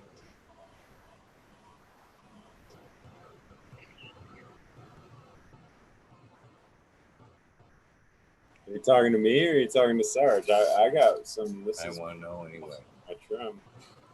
My buddy did a really nice job with it. No, I'm definitely smoking. I stay smoking. I literally, I don't know. I never thought I would say this, but I smoke as a crutch more than anything because when I'm sober, this really shitty to say this, I'm a real irritable person. Like I'm really nice for the most part, but when I'm like sober and stressed out, this is usually not good for me. I usually need either like a beverage or I need to smoke, but I prefer to smoke because when you smoke, there's no fucking hangover. When you drink, there's a hangover. Now, don't get me wrong, I like to drink, but if I could smoke over drink, I'm usually gonna smoke over drink. When I smoke, I'm a happy person. You could be like cutting me off, and I'm in fucking traffic, and I'm like, oh, I guess he was in a hurry. Try doing that when I'm sober. It's not gonna work out well for you.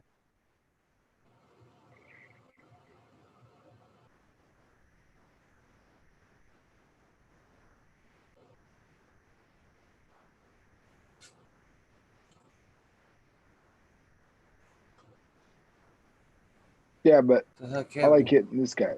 Sorry, going ahead. I was catching up to Chad. I was gonna say Miss D's is asking how many worms for 2 20-gallon pots. I would just get the smallest amount, which I think is going to be about 5 pounds. You might be able to get 3, but that's approximately 5,000 worms. So there's like 1,000 a pound roughly. And I wouldn't think you'd need more than 1 pound for 2 20-gallons. You could probably go grab some if, I don't know, it's raining by me. You could probably go grab That seems like a good number because and again, I may be just scrounging for some facts here, Smiling. And I'm asking you, you should be the guy that knows this. What is that number they say in teaming with Nick? Microbes there. He says that on average the square foot's got what, about 100? Yeah, 80 to 100, something like that. And if you know what, probably a really good way to do it would be buy an avocado.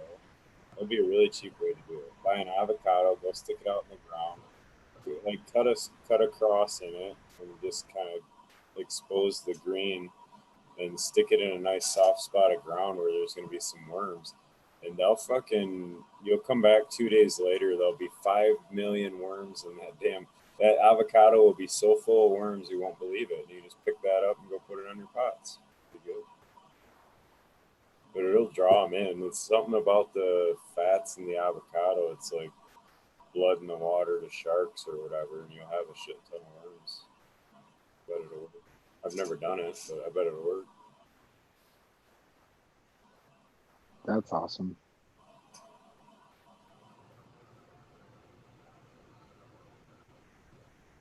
I've been playing today. I upgraded some of my shit. Good. And fucking time to get everything hooked up tonight. What's the upgrade? Finishing out your SPs? No, I got rid of the fucking, I don't know, Plexi and shit. Got rid of the laptop and bought a fucking tower. Nice tower, decent, somewhat of a decent graphics card. So I can fucking, I was doing multiple screens anyway, but I want like 3 of them bitches alternately. Bang, bang, bang, right there. So I can fucking keep an eye on shit. I need one to kind of like be right in the center of 2, to where I can have chat over here and fucking zoom on this bitch without going through the whole thing. I can kind of eyeball it without, and then maybe one down here to look up some shit if I have to, or like the nights I do the Instagram shares, have a open window down there to fuck with. Yeah. Misty's still saying she'd rather buy them in a bag. Well, just put the avocado down and then go back out there with a bag to pick them up. I don't know. They'll be all inside the shell of the avocado, so it's not like you're going to touch them. It'll be like picking up a little football of worms. There's already fun things we can do. I mean, if you're afraid of picking them up, don't mess with them because I don't know, you're going to have to grab them off the floor or some shit if they fall out. So if that freaks you out, don't mess with them. I don't know. So we're already being able to, I can, because of the new upgrade, I can already switch to like a microscope camera. Ooh. Fuck around like that. That'd be Like rad. fucking zoom in, right? Let me turn this light on too. There we go. That always makes a difference. Oh. Looking frosty. So I'll be able to play like this on camera if I want. You know what I mean? I think I could plug in one of my cameras and do that too. I don't have And then I'm boom. getting it to where I've got a couple of other cameras. If I want to fuck around, I'll be able to do other camera angles, as well as trying to get it to where I can have the app in here on that third screen, and I'll be able to. I'm fixing to pop in on that new camera I just installed back there, but I want to be able to do it instead of logging in from my camera. I want to be able to just go click, click, and screen share that shit versus trying to, like I'm getting ready to do now, log in from my phone and screen share like that from that camera. Inspired by the fucking tech boys over there. No, I'm just playing. Just playing, Sergeant Pepper. Just playing. That's all good. I ain't butthurt about it. You know you're thinking about going automation. Don't lie. Someday. Ain't gonna lie. Sounds interesting. I guarantee you, I get one 4x4 of yours fully automated, and it's all on your phone, and you'll fucking be done for, and you'll never look back. Oh, I'm sure. I just wonder what I'll do with my time after that. Start 3 more shows. Ah. No, one's enough. Why get greedy with it? No, I'm just talking shit, man. Because you're like honestly the best host ever, bro. Like, and what I mean by that, I'm not kissing your ass. Tell me out when I say this. You're up every day, right? So like for me, I remember back when I used to watch the Grow Tube a lot. I had to wait all the way till fucking Friday throughout the week to watch it. And there'd be times I'm like, man, I don't want to wait till fucking Friday. Like it's fucking Tuesday. I want to watch the show now. And you had to wait till then. And the Grow Tube was just a little bit different. Like they had a little bit more structure, and I'm not bashing it. I love the Grow Tube. That's a fucking new Pedros to the Grow Tube, but it's a little bit more laid back. It's more like you're smoking a J with your boy, and you're talking shit. Except you're talking shit with Eagle, baby. Appreciate that. And I love the props I got last night for fucking running the generators and shit to still be able to do the show. I did too, man. Like 45 minutes before the show, the power went out.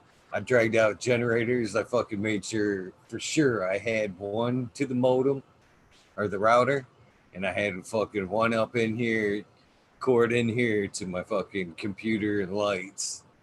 And is that why you had all those graphics? Yeah, because it was so dark behind me. At one point, they were like, they said it looks like you're floating. So it was actually so dark. I was able to utilize the virtual background last night. It was just pitch dark in here. There's fucking no light or nothing. So I was like, fuck, might as well play with this virtual background. And it worked. I had a green shirt on, or like an olive green shirt, and it was perfect. It was too much fun. I had too much fun with that shit. No, that was fucking hilarious, dude. Dude, I was wondering too because I saw you, but I didn't say anything. I was like, oh, Eagle's trying some new shit, and it looked like a statue's fucking head was floating. It was fucking hilarious, but it was dope because I was like, all right, he's trying something new. But then when you told me, yeah, I was using generators, I was like, oh fuck, you're a hardcore OG. That's awesome. I got to give you some props on that. I didn't know. I honestly, I guess I missed that part. I may have dropped in late. I just saw you like doing that, and I was like, oh, maybe I'm getting old, man. I need to try the virtual background. Is literally what I thought because I've seen so many people use it. At work right now, we use WebEx for virtual meetings, and during a virtual meeting, a lot of people will use a background, and it's just like a running joke. Yeah, Boom's playing with it. You know which one I thought was funny? There's a couple of them I thought was funny. One was when I showed the picture of me and I was going from shoulder to shoulder, like good angel, bad angel kind of like thing. I thought that one was fucking hilarious.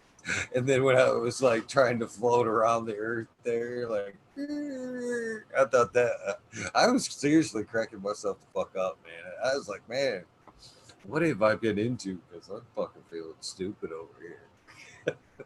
I was dying too, man. That was funny shit. Take a dab, smoke the joint. Take a dab, smoke the joint. That was my favorite thing all night.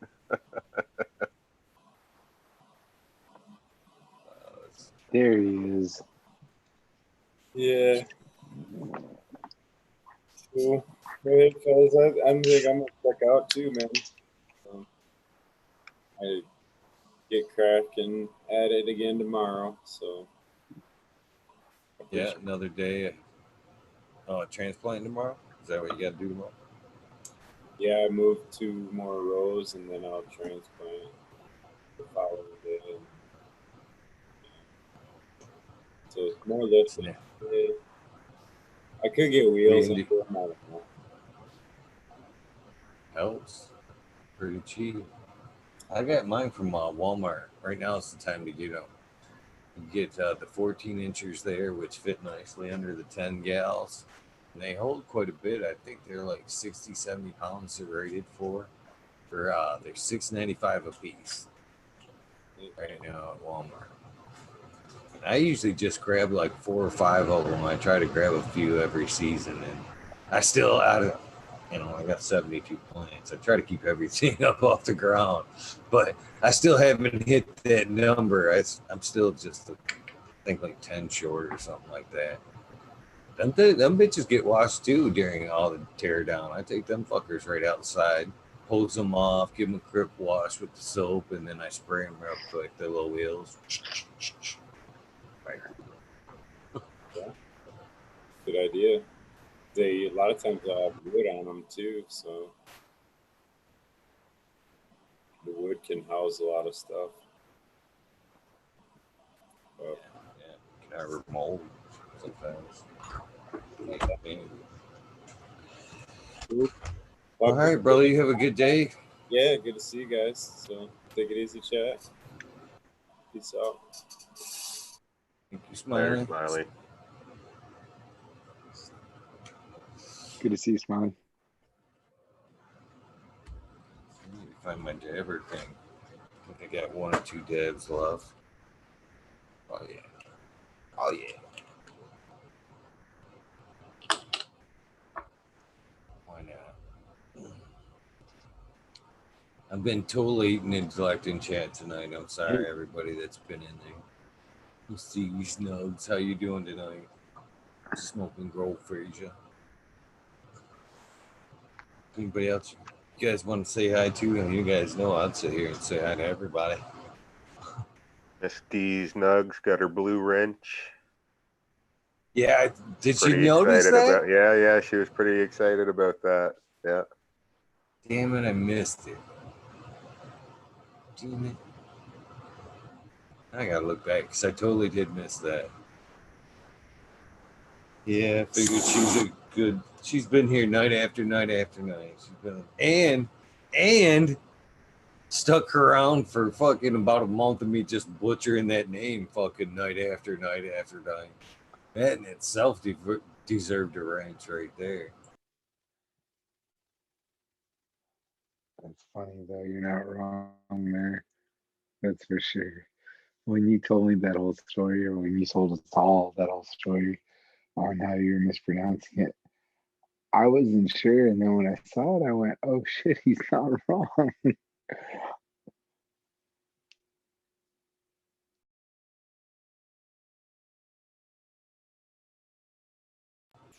That's some good shit right there. Some nightmare cookies. Diamonds. My Canalicious Labs here. I'd never heard of them, but a buddy of mine suggested it to me.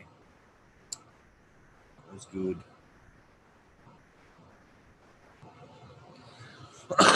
Boom, you been into the edibles tonight? No, not today at all. Actually, no. I've got Just a tomorrow hard day. off. But yeah.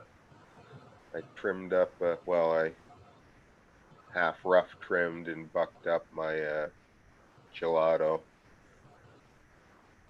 today. So yeah, that's all I was doing. Still the humidifier. Drop the lighter.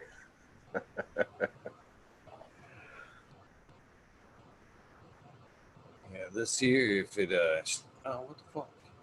Hold on, I entered the wrong number. Show this fucking tent real quick. There you go. I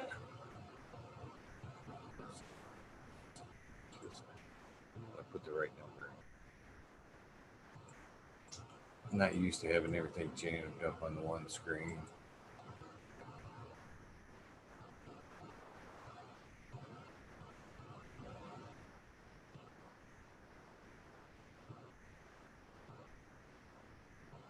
So what you guys got? Anybody got planned for tomorrow? It's like a holiday for you, ain't it, Boom? Yeah, I get all day tomorrow off. I'd be at work right now normally. But yeah, we get today off.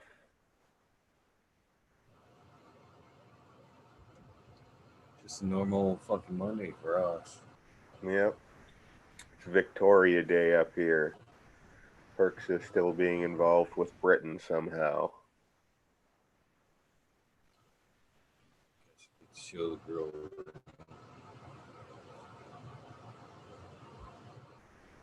Or at least that camera.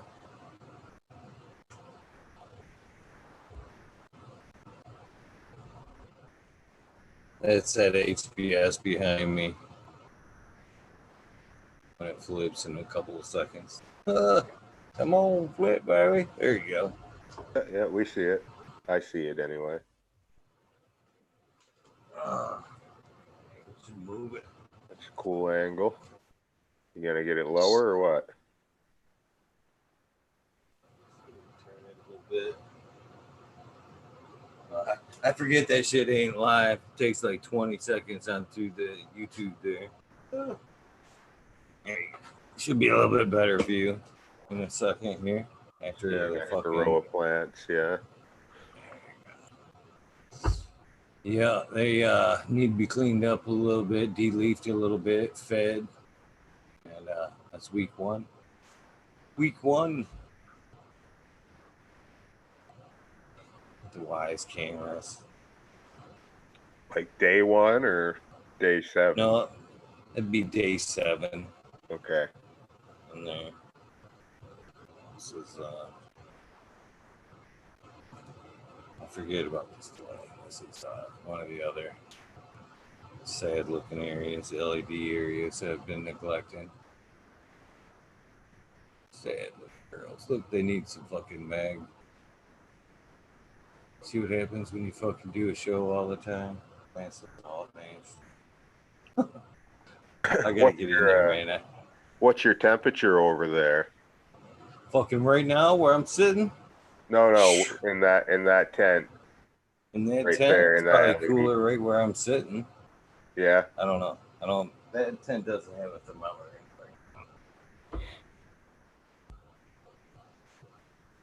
But where I'm sitting right here, it's just fucking a little too chilly in there for them. I actually God, no. just looked over to check my temperature, and the one that I wanted to check is showing a dead battery. So that's fun. If anything, they're fucking tired because they fucking been on the we were just talking about this too, fucking beating them up with 24-hour light cycles. They've been on 24 hours for fucking like 5 days. Like other than last night when the power went out. I was gonna say, other than that little power outage nap they got, yeah. Yeah. There's the fucking other one, same thing. They need some mag. They're hungry. I'm telling you guys, I've been a little bit off point lately. I'm afraid to say I need to get to work. That's 3 of fucking 7 tents right there that need work.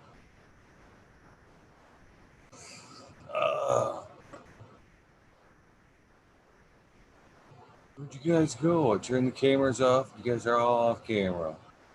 No, I'm still here. I don't know why my camera's off. Let's see. Oh, there it is.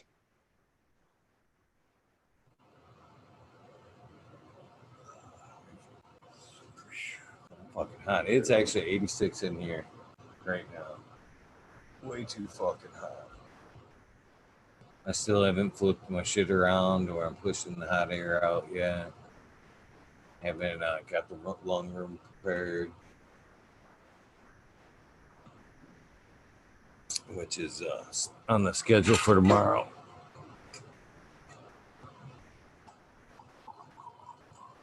Just fucking finally getting caught up. Which hardly looks like it. Give her a fucking couple of days, we'll look again. Oh. It's way too quiet. No, I'll tell you, I'm super pumped though. The next 2 days, I'm going to be defoliating my plants building my last couple scrogs, and hopefully Wednesday, my flip will start. Did you guys? I was watching there. Candy came on and said you guys were gonna drop something the next day, and I don't think you guys ever dropped it. We were gonna drop If how you the did, I system missed it. goes. We were gonna drop how the system goes, and then also the lights. I haven't dropped them yet, just because. Well, there's just a go over on them. To be honest, with you, I don't really want to talk about it yet. But that's, I mean, I've shown little pictures here and there in chat. So there's just a couple of things, but I honestly, me being the way I am, I want to make sure that my scrogs are up and that my lights are hung up, everything's right before I post it. Just because, well, I fucking went this far, I might as well finish the fucking job, right?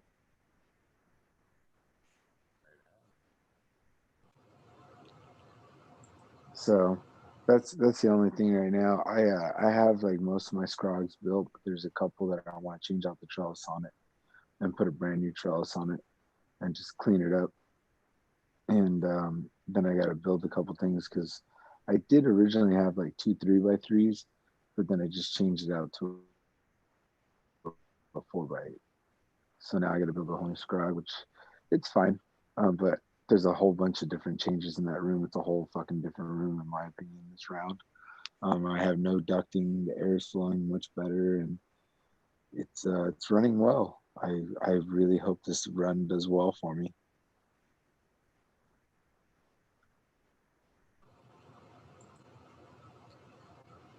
Yeah, so it looks like it. I wouldn't expect it not to be.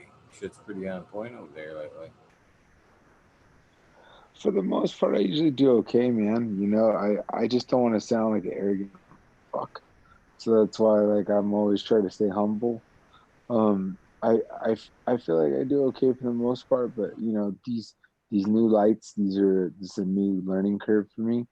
Just because like I've run like, you know, HLGs and stuff, but I've never ran these science LEDs Region Kush with the spectrum control. But I'm pretty sure I'll do okay with them. Plus, I know a few people that have run them that'll give me a couple little points here and there. So I'm sure I'll do okay with them. I'm just, I don't know. It was hard to let go of those Dowies, man. I'm sure you understand. You got a pair right behind you. Those things are just true, and they fucking work well. There's a 4K. It's 4K in the line behind me. Still running 4K. That's what I mean, then, man. Even more so.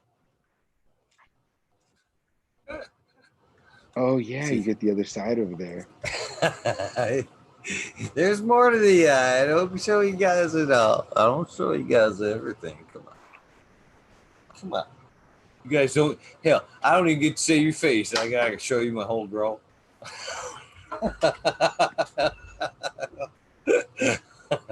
I'm just messing. Well, do my whole grow, and then you don't show you my face. Yeah, I guess that's fair. Yeah. Well, I'm a green pea anyways, man. I'm working my way up the totem pole. I'll get there eventually.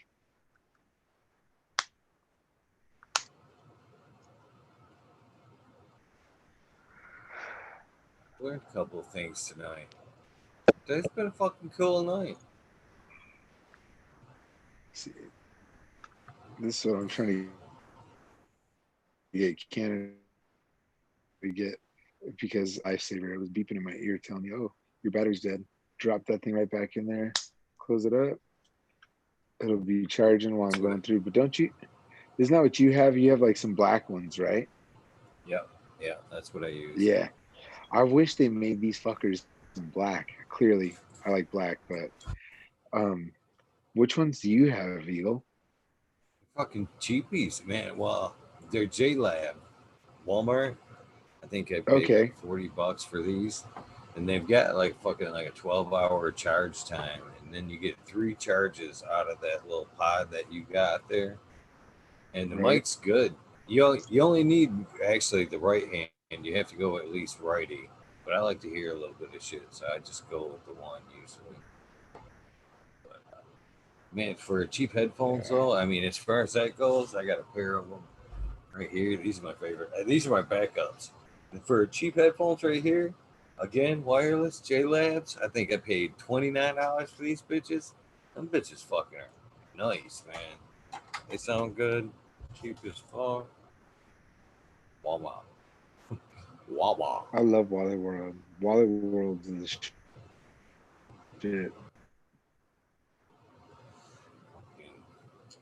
They are. They spend too much time, too much money there. I call them wall smarts. Wall smarts. Head on down to the wall smarts.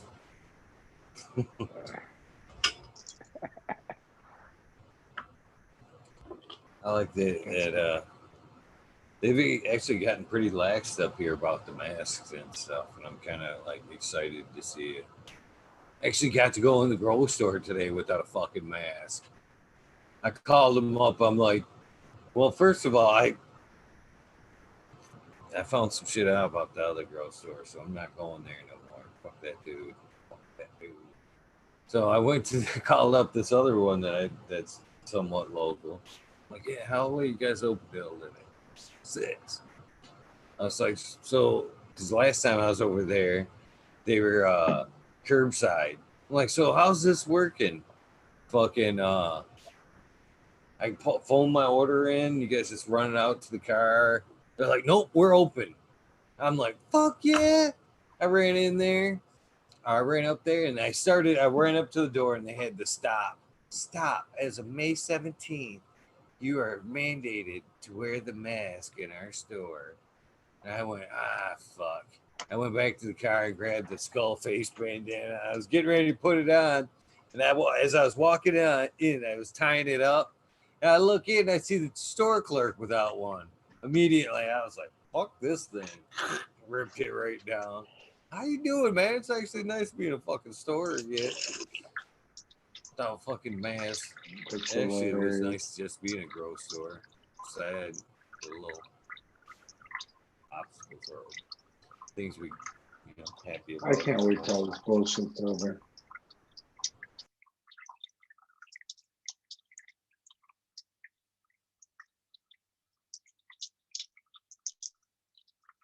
I just can't wait till this shit's over. Yeah, they're starting to loosen up the rules around here. People are allowed to go camping this weekend, and I think next month it's everything's open again. Not schools and stuff like that, but you go back to your stores and the malls and eat at a restaurant and all that shit. Commencements good. this year was for like high school around here. They drove around and you picked up your fucking diploma. Just drove around, picked it up, and on the way, they had like the students' pictures, like the real estate signs, all around like the circle. So you looked at them as you you drove by. And then when you got to the center, they kind of were like, "Okay, there's your diploma," and then you drove away. How weird is that? Yeah, they've been doing birthday parades and stuff like that.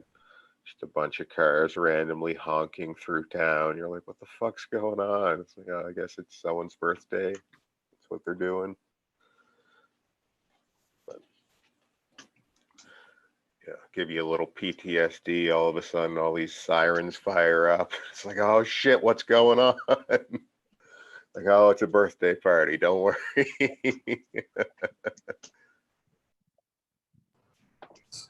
Different days. I think I'm gonna tap out early tonight myself and get some shit done, guys. I'm like so close to being able to have all the tents open again, up and running, back on track, veg area back on point. Get working this into the schedule. It's just starting to level out. You know what I'm saying? We had episode 54. It only took 54 episodes to get back to some kind of normalcy. Yeah. 124-hour episode in there.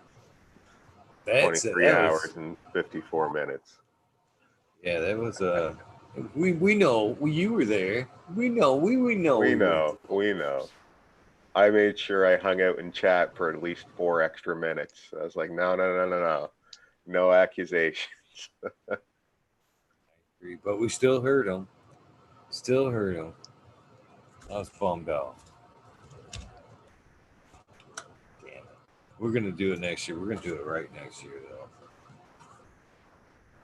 We'll do it right next year. Yeah. I don't know what you do. Like, break it up into 4-hour chunks or 5-hour chunks.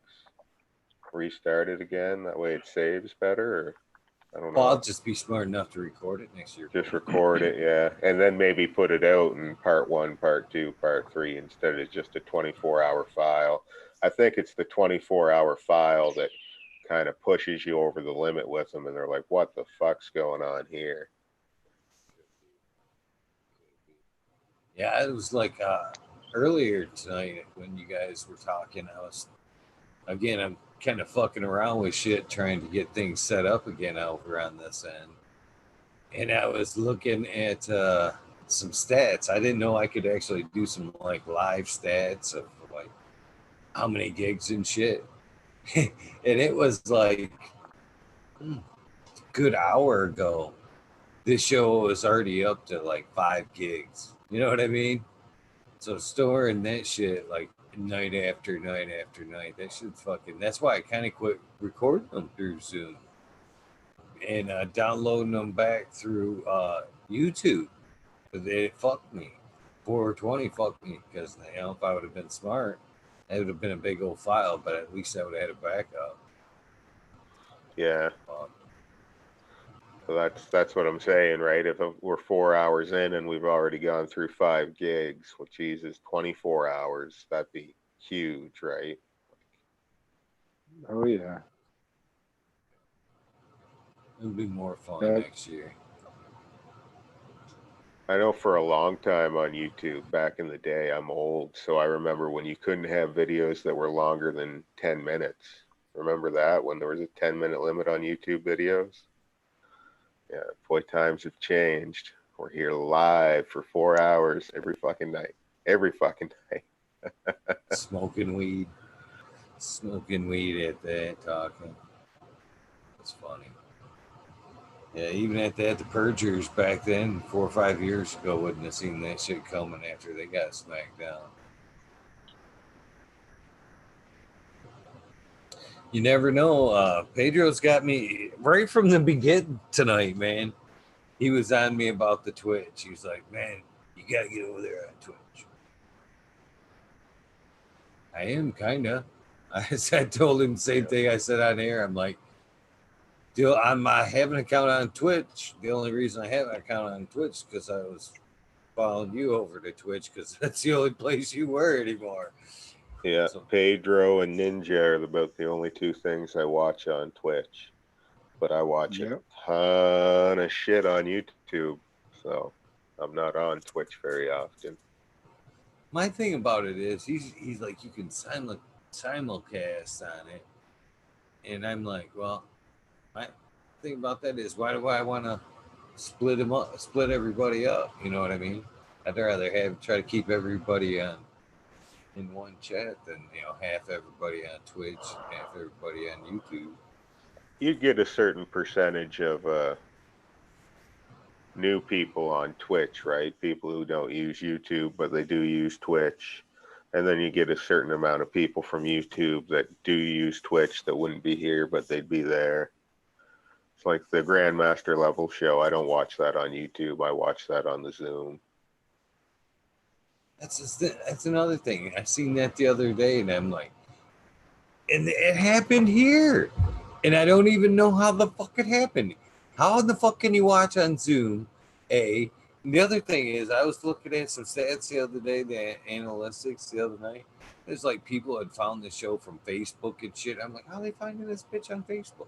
And the other night when I can't remember who the fuck I had on, but somebody got through and into the chat and was able to ask a question. And I was like, how in the fuck did that happen? Kind of like they were able to do on the Grandmaster show, but I don't know how the fuck they did it.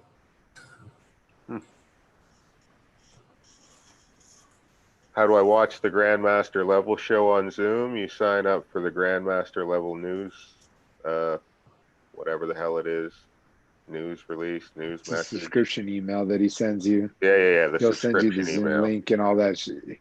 Yeah. Yeah, he sends you the Zoom link and you literally click it on the email, and then if you have the app, it like just loads up and you're there. Yeah. And then you're there for all the pre-talk, and they hang out for hours afterwards sometimes too on Zoom after they're off of YouTube. Oh, and that's how they get to raise their hand and get brought in. I got it. Yeah, well, I was like, how are they pulling people out of YouTube like that? How do you fucking no. raise your hand? Those people are coming from Zoom that are raising their hand. Yeah. That's how I watch it. That's it on how Zoom. the sausage is made. Yeah.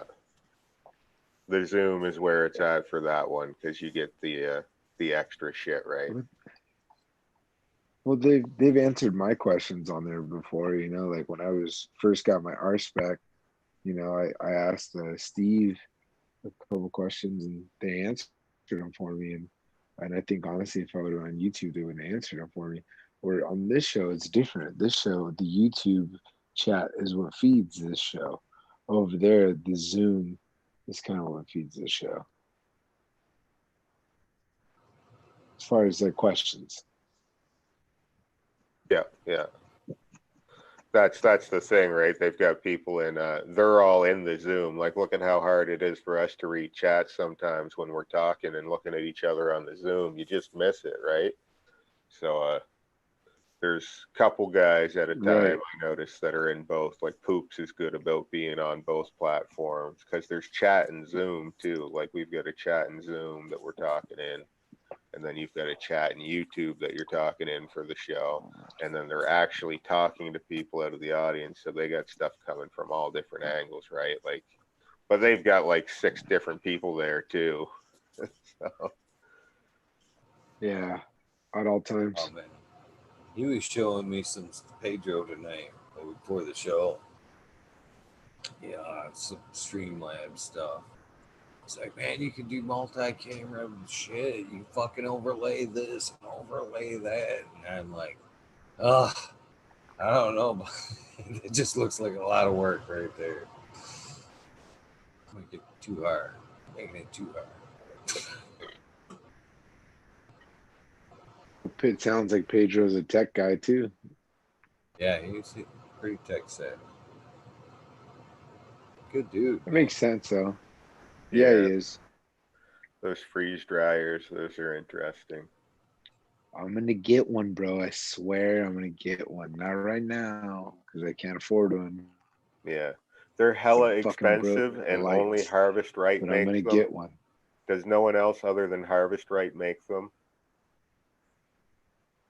Like they're the only person in the freeze dryer game. Whistler Tech. Whistler Tech. Okay.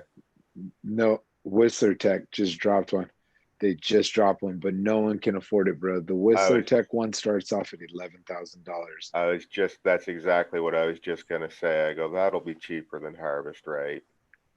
But the thing is, though, so check it out. I just got to throw this on there because I'm a tech guy, so of course I'm going to know this fucking stats. So on the Harvest Right, it takes 24 hours for it to freeze dry. On a Whistler Tech, because it's a commercial unit, it's more like a lab equivalent, like piece of machinery. It fucking dries in 8.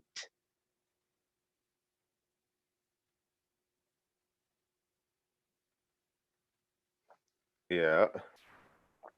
So basically Pretty third impressive, of the time. I don't know. I guess I'm just blown away by that. But the thing about that is after I've made hash for 8 hours, I guess I could take a nap at that point and let it dry for 8 hours and then wake up and be there right on time. But Other than that, I'm not hanging out for 16 hours to start the packaging on my bubble hash. That's crazy. Right. Right. Thanks, Boom. Well, they did a little. Thanks, Boom. They did a little bit more than that, though. Yeah. No, they're They very, they very made it a little techy. wider on the.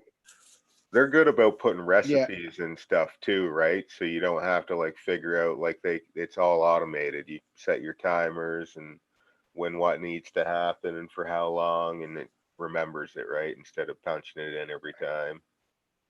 Yeah, but you know what though? I'm a techie guy, but I'm also a big fucking DIY guy. And I'll tell you, I know it's not the same. This is just my opinion. I'm going to say that before I make this statement.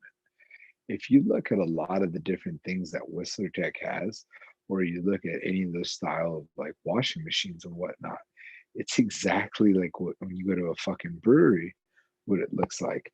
So if you actually go to a restaurant supply store or like anywhere where you can buy like beer supplies, you can actually find a lot of equipment that hash makers will fucking love, and they're going to pay a third of the price.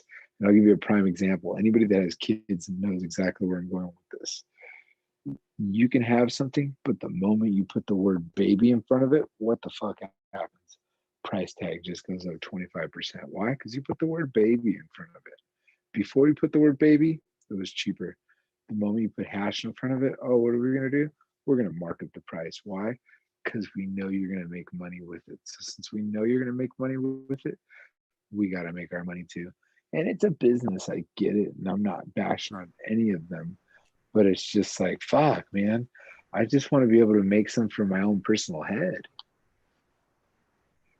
Yeah, exactly. I'm the same way. I've been thinking about that. Like, where do I get something stainless steel that I can, clean a little easier and maybe have a spout in it instead of picking it up and dumping it out every time. But yeah, that's a great tip. I know where a beer supply store is. I just wanted, when I said thank you, Boom, I just fucking meant that, at least personally, I was thinking I was getting caught up until you said bubble hash, and then I thought, oh fuck, as soon as I get caught up, I get to make bubble hash. That's right, I forgot about that shit. Yeah, I've still got bubble hash in the freezer and I'm taking plants down, so there's more bubble hash to come. I need a bigger vessel. I think my machine last time, it kept bogging out on me, like it kept jamming up. So I was like, either it's reached the end of its life, which is probably going to be relatively short because I got it on Amazon, or it's, I put too much in it. So one Probably or the a little other. bit of both. Probably a little bit of both. Yeah, it's used to being worked. I got a treat for you next week. Boom. Guess who we got next Sunday? Next Sunday? No idea. Next Someone that makes hash. Yep. Do you have Mr. Bond? Mr. Frenchie. Bond 420 will be Mr. here. Bond, really? I fucking nailed it. Yeah, first. Oh first shit, I'm good at this. I had no idea. Yeah, that's awesome. Yeah, he's not a freeze dryer guy. He's a pizza box guy. Excellent hash maker there. He was at Sub's house the night of the fire. Yeah, he was. Yeah. You guys ever heard of a guy named Dio Grows? No. He's out of California. He's over by like Riverside County in that area. But anyways, this guy he doesn't do the freeze dryers either. He does on some things, but for the most part, like his own personal, he's come up with his own tech. And what he's done is he actually uses beer refrigerators and like something that'd be equivalent that you could put a kegerator in. And that's how he like dries his hash. And then he still presses it, still makes rosin. It comes out pretty good. And I mean, he's worth a follow, that's for sure. But his name is Deal Grows. Deal is in like DEAL, and then Grows is in GROWZ. Guy's an excellent hash maker. That's kind of how Eagle does his, isn't it, Eagle? You put yours in the freezer and let it draw the moisture out like that too, eh? Yes, sir. Yes, sir. And as soon as I notice those crystals, forming on the outside of my pucks there, I pull it out and let it evaporate off. And then once I notice that moisture's gone on that outside coat, right back to the freezer. Let it, push its way out a little bit more again. Just repeat and repeat and repeat until basically all that moisture's gone out of there. See, what this guy doesn't do it as in a freezer though. This guy does it like on a refrigeration level. So his process takes like 7 to 10 days. It's a little different. To be honest, Eagle, I do what you do. I do it because I've seen it. I use my freezer and I take it out multiple days because it works well for me. But I was just talking about this guy because I don't know, it was something different. He uses like these beer racks. That's the only reason why I said to give him a follow. And I wasn't trying to be disrespectful or anything like that. He's something different. He just did these little things where like he puts these on these racks and like I don't know, it's like if you were to grab like 3 different decks and put it into one. And I wanted to throw it out there.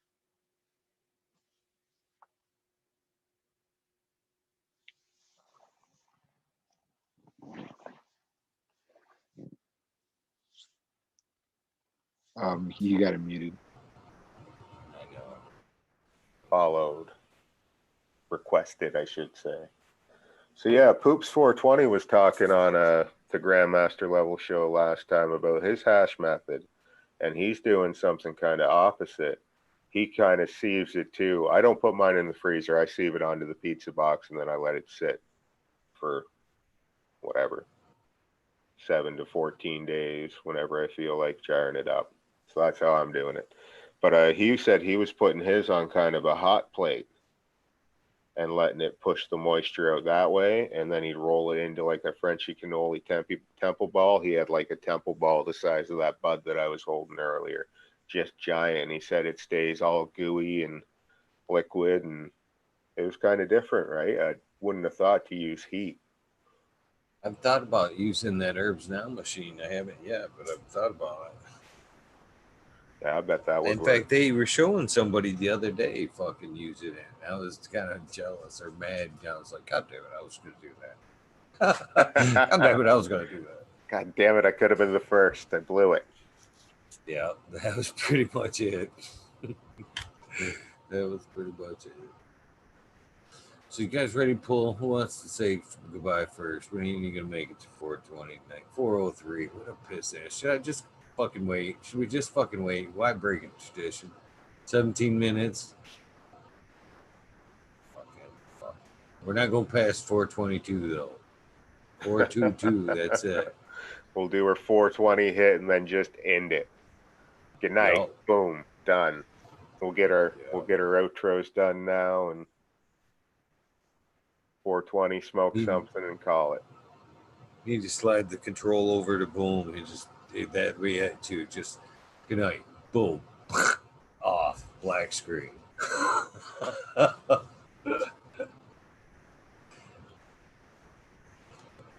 man, I'm gonna roll one up, but I'm gonna take a dab at 420. Smoke and grow, Fraser. It's funny, the number's been going back and forth. Good night though. And actually, I was blown away, man. When Pedro logged on tonight, he's like, I can only give you 2 hours. I'm like, psh, that's pretty good right off the bat, promise of 2 hours. Shit, that's good.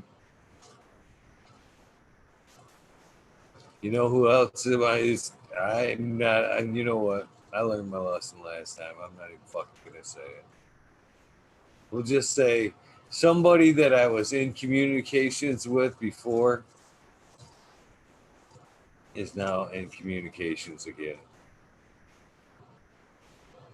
They were coming on, and then I lost communications a little bit. Things got almost a little pissy.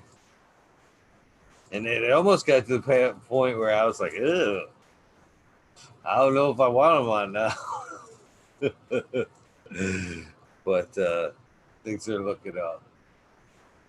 Well, it was all good and great until a few viewers crawled him right out on his channel.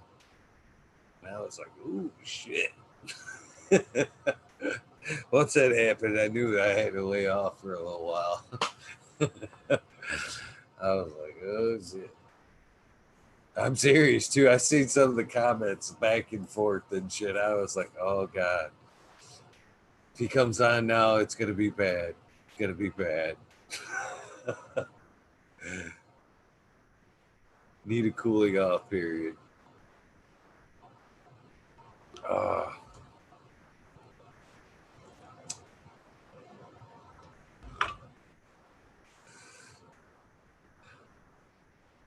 So back from the dead. That'd be scary. Nope, it's not Fumi. It's not Fumador. Although I'd like to get him on. Look at that Phil Melty goodness. Nobody said you never made quality hash there, Boom.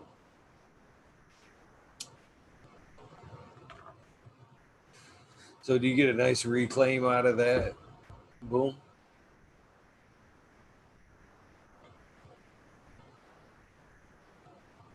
You're muted.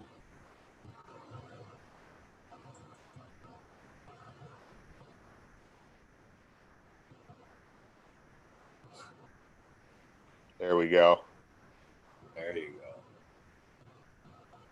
Yeah, it's here, I'll do it for you. So there's what's left on the top screen. That's the back side of the top screen. And that's what's caught on the screen underneath. So I kind of get two bowls for one. Nice. I'll pull that top screen off once I, finish the rest of that. I'll char that out and then I'll char the rest out. But yeah. You find that second layer's a little bit more couch like. Well, it takes you the rest of the way home. Yeah, well, I mean, by the time you're done the second layer, right, it's you're doing them both basically at the same time.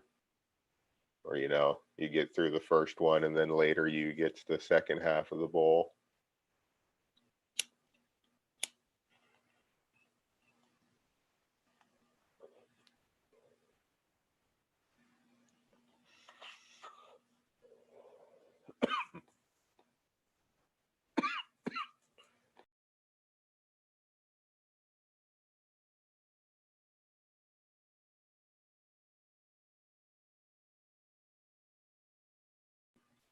You're still muted.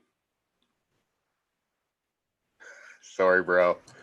I tried. I'm stuck in chat here. How do I get out of my chat thing? Fucking, I'm proud of myself, man. I'm real close to getting things, like I said, back on point. And I'm super proud of myself for this, though. I've actually gotten back to some kind of normalcy to where I've actually been able to work out 3 times this week, which is the first 3 times in about fucking a month to where I've actually been able to fucking play a little bit. And felt good. God damn, it felt good. Like, God damn, man. I didn't realize. I knew I was getting a little bit fucking out of shape. Felt good to get back to getting a little bit of exercise. Yeah, the new job's been feeling good too. Been getting a better workout instead of just working the same thing the whole, for years and years. Yeah, you were saying you were enjoying the new department there. Sometimes that's all you needed is a little change of pace to make you feel better about doing it all again. Yep, no doubt.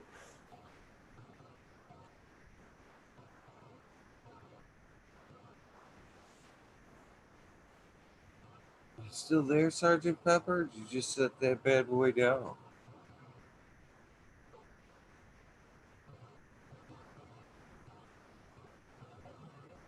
Oh, I see a shadow. Oh, I had the mute.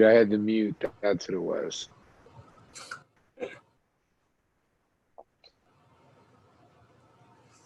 We Yeah, could no, I see you put talking there in the shadow puppet, but we couldn't hear anything. And then you hit the button and we're like, there it is. yeah, I was like, what do you mean? Oh, they can't hear me. Eagle did the same thing. He went off on a big tangent. And I hit my Yeah. button to unmute myself and it didn't unmute me. I was like, oh my God, this is a nightmare. All this dead air. Everyone thinks they're talking. Man, I gotta find my phone. I think we've been hit again tonight. I am so tired of the petty bullshit. What do you mean, flagged? Yeah, I'm looking over at fucking, when you bring up that, So the I'd change it from video games because someone said earlier that they were targeting video game channels for stuff. So I change it to like science and technology. That's what I looked into a GML show. That's what his is. And GrowTube was gardening and entertainment.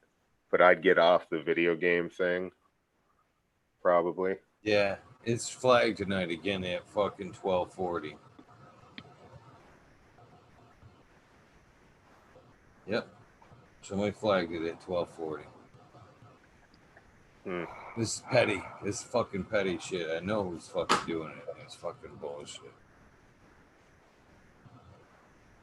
Pretty sad, really. Really fucking sad. Yeah. Haters gonna hate. That's 2 in a row, and it's fucked. Not like I'm gonna quit or anything. They're just trying to fucking make it so I get taken down. That's all it is. Pretty fucking sad. Pretty sad.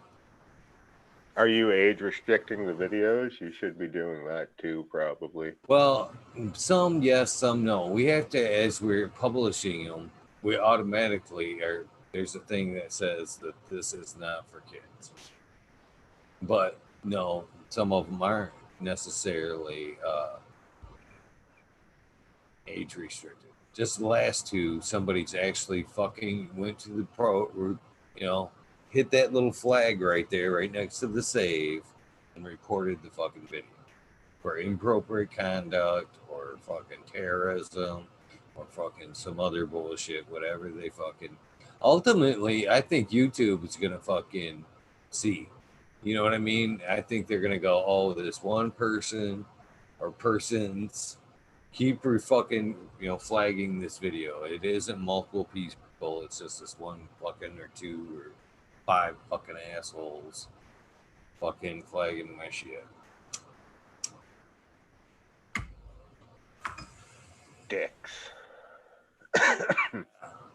I'm not gonna put them on blast because that fucking puts me right on their level. Not gonna do it. Not gonna do it. Just sad though. That's all I'm gonna say about that. It's just fucking sad. People try to be adults. Damn, that's a shitty way to end this fucking show right there. Yeah, that's a bummer.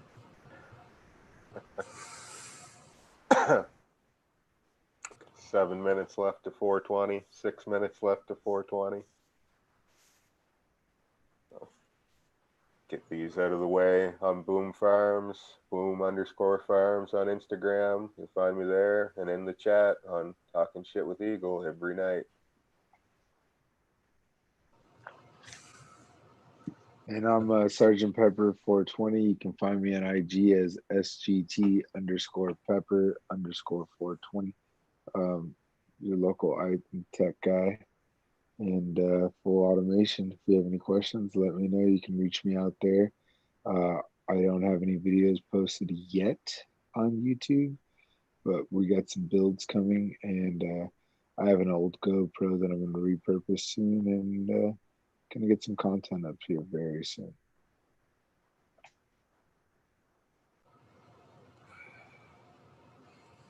Appreciate you guys keeping me on that 422 schedule there. You guys want to do some chat shout outs while we're fucking killing a little bit Yeah, of that's time? great. We got 5 more minutes to kill. Shout out to Purple Sum OG, Humble Garden 420. Mountain Sky, Smoke and Grow Frazier, Bill Sid, Mystic Yeah, Marks.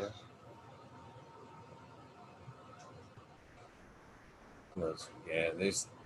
You know what Okay. happens, or it's what's been happening here? I'm sorry if you were going to jump in there. His You're chat good. gets rolling so fucking heavy, you can only go back to like you showed me the other night, where like say there's 20 people popping there, and when we know there, I know there's been a lot of people, more people in there, but YouTube will only let you go back so far after they get blowing up that chat. Do you want to throw some in there, Sergeant Pepper? Can you see chat or no? Actually, no, I can't because if I do, it switches off. But I was gonna say it was because I don't have my iPad. But no, I wanted to throw a shout out to Jack Greensock. Thank you to him. Thank you to you. I want to throw you out a shout out, Eagle. Thanks for always having us here. It's always a pleasure. Shout out to Booms Farm, Smiley, Canna Trooper. Shout out to the chat, Miss D Nugs. Everybody pretty much in chat, all the regulars, man. American One.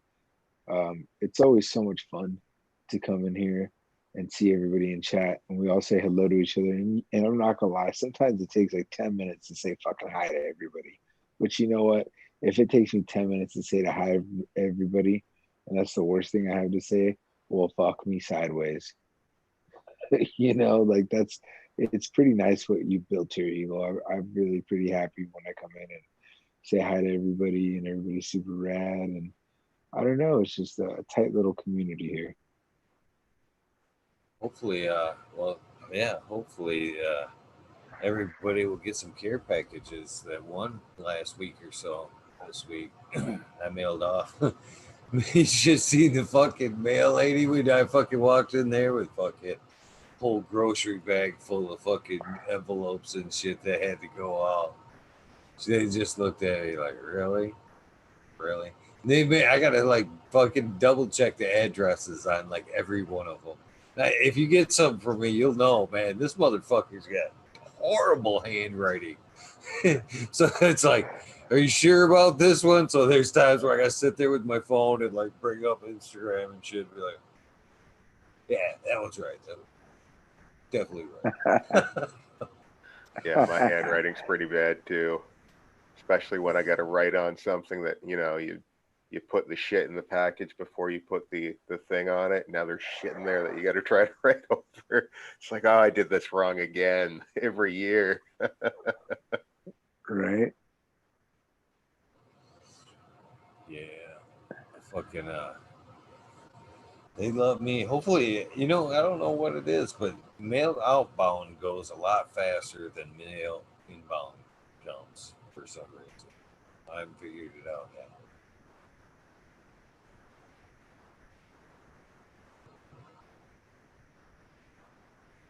It's like they wait until there's enough to come north or some shit. I'm packing up my vape right now. Yeah, I know what that feels like. Order something on Amazon and it might be there Tuesday or it might be there August 17th. Like, oh, great. Man, Fingers crossed for Tuesday. the great folks over there at Kineos sent me a track, and I know it ain't got shit to do with them. You know what I mean? It ain't nothing to do with them. Absolutely fucking nothing. I love them people. They're great people over there. And they were nice enough to, as soon as they said they were sending me out something, they sent that shit out the next fucking day, which reminds me, I got to get some shit out to them. They sent me a tracking number, and the day it was supposed to be there, and tomorrow will be fucking a whole week past that shipping date and shit. I looked it up the other day, and it was like they couldn't even tell me. They're like, yeah, it was there one day. It hadn't been updated in like 7 days at that point when I looked. I think it was like yesterday. I'm like, Jesus Christ, man, you can't even update it. You know what happened is they X-rayed it. I was talking about that the other day, Boom. What's The red mark. Do they put a red mark on your shit after it's been X-rayed?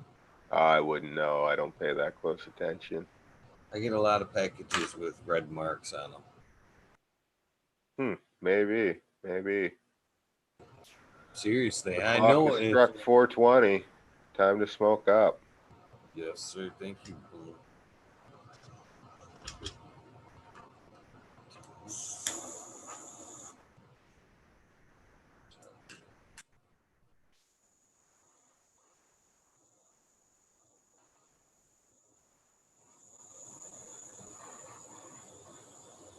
I say the reclaimed piece is still working pretty good there, Boom.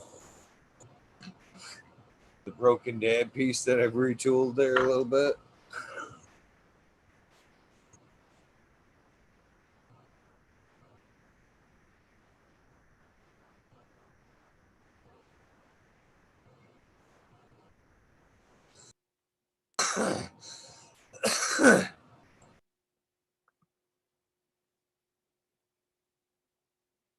The best tip I ever got from somebody that dabbed was stop mid dab and like let half a breath out and then pull again with that, take another breath of that dab there.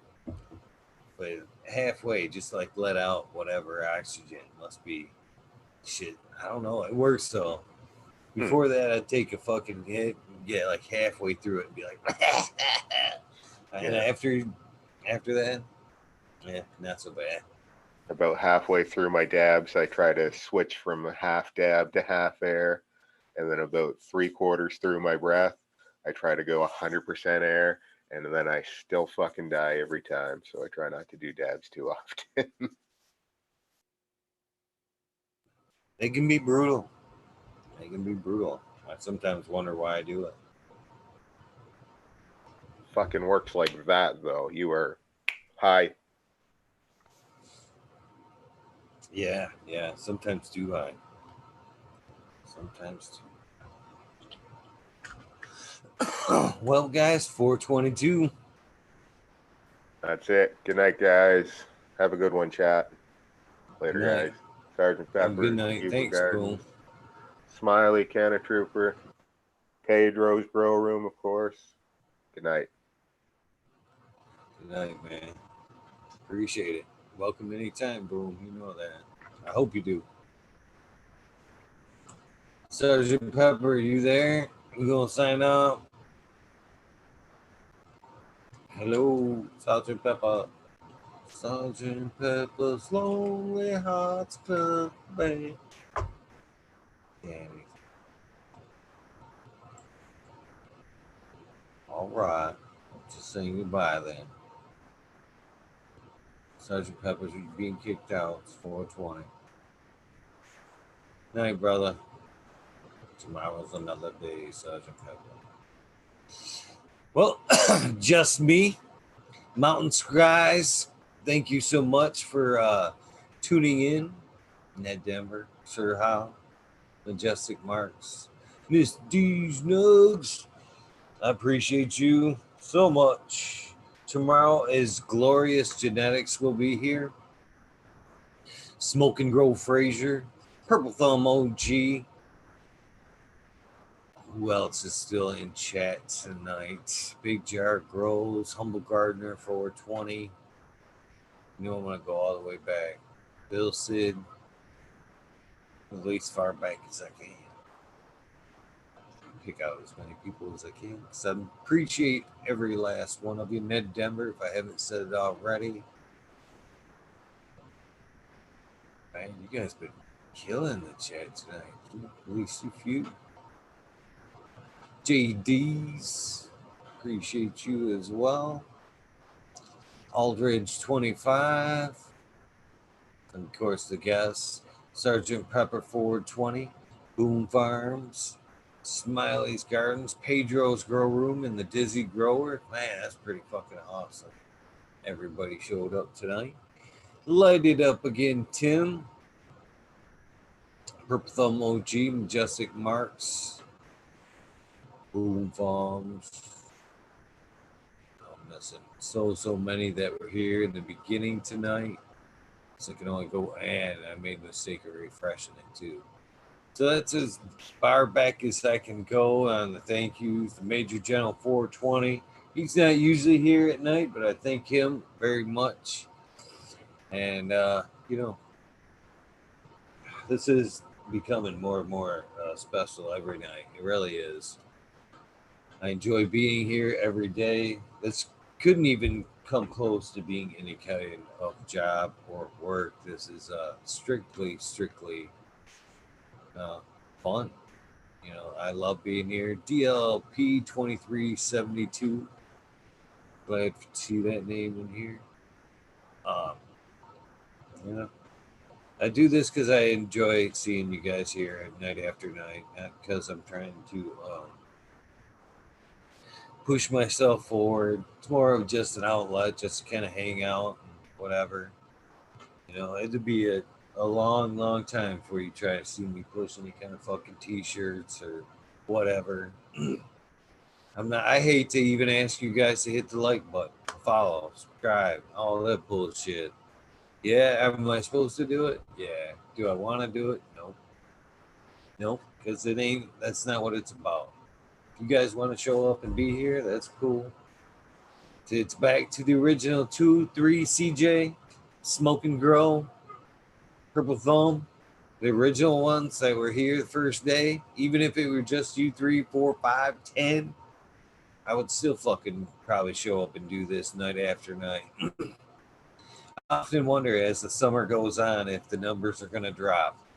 And know this, even if the numbers drop, I'm still going to be here. Content will be here for you guys whenever you guys want it or not. But I appreciate everybody that takes time to be a part of this. You guys are very special people, very good people. So try to encourage somebody to do something nice. Random acts of kindness do change lives. You know, I say it and I've seen it, but you guys, your random acts of kindness, for me, is changing it all again. So with that all said, you guys have an amazing night and a fantastic tomorrow. I will be here 11:30. Do it all again. Have an amazing Monday. First start of a great week. Great night.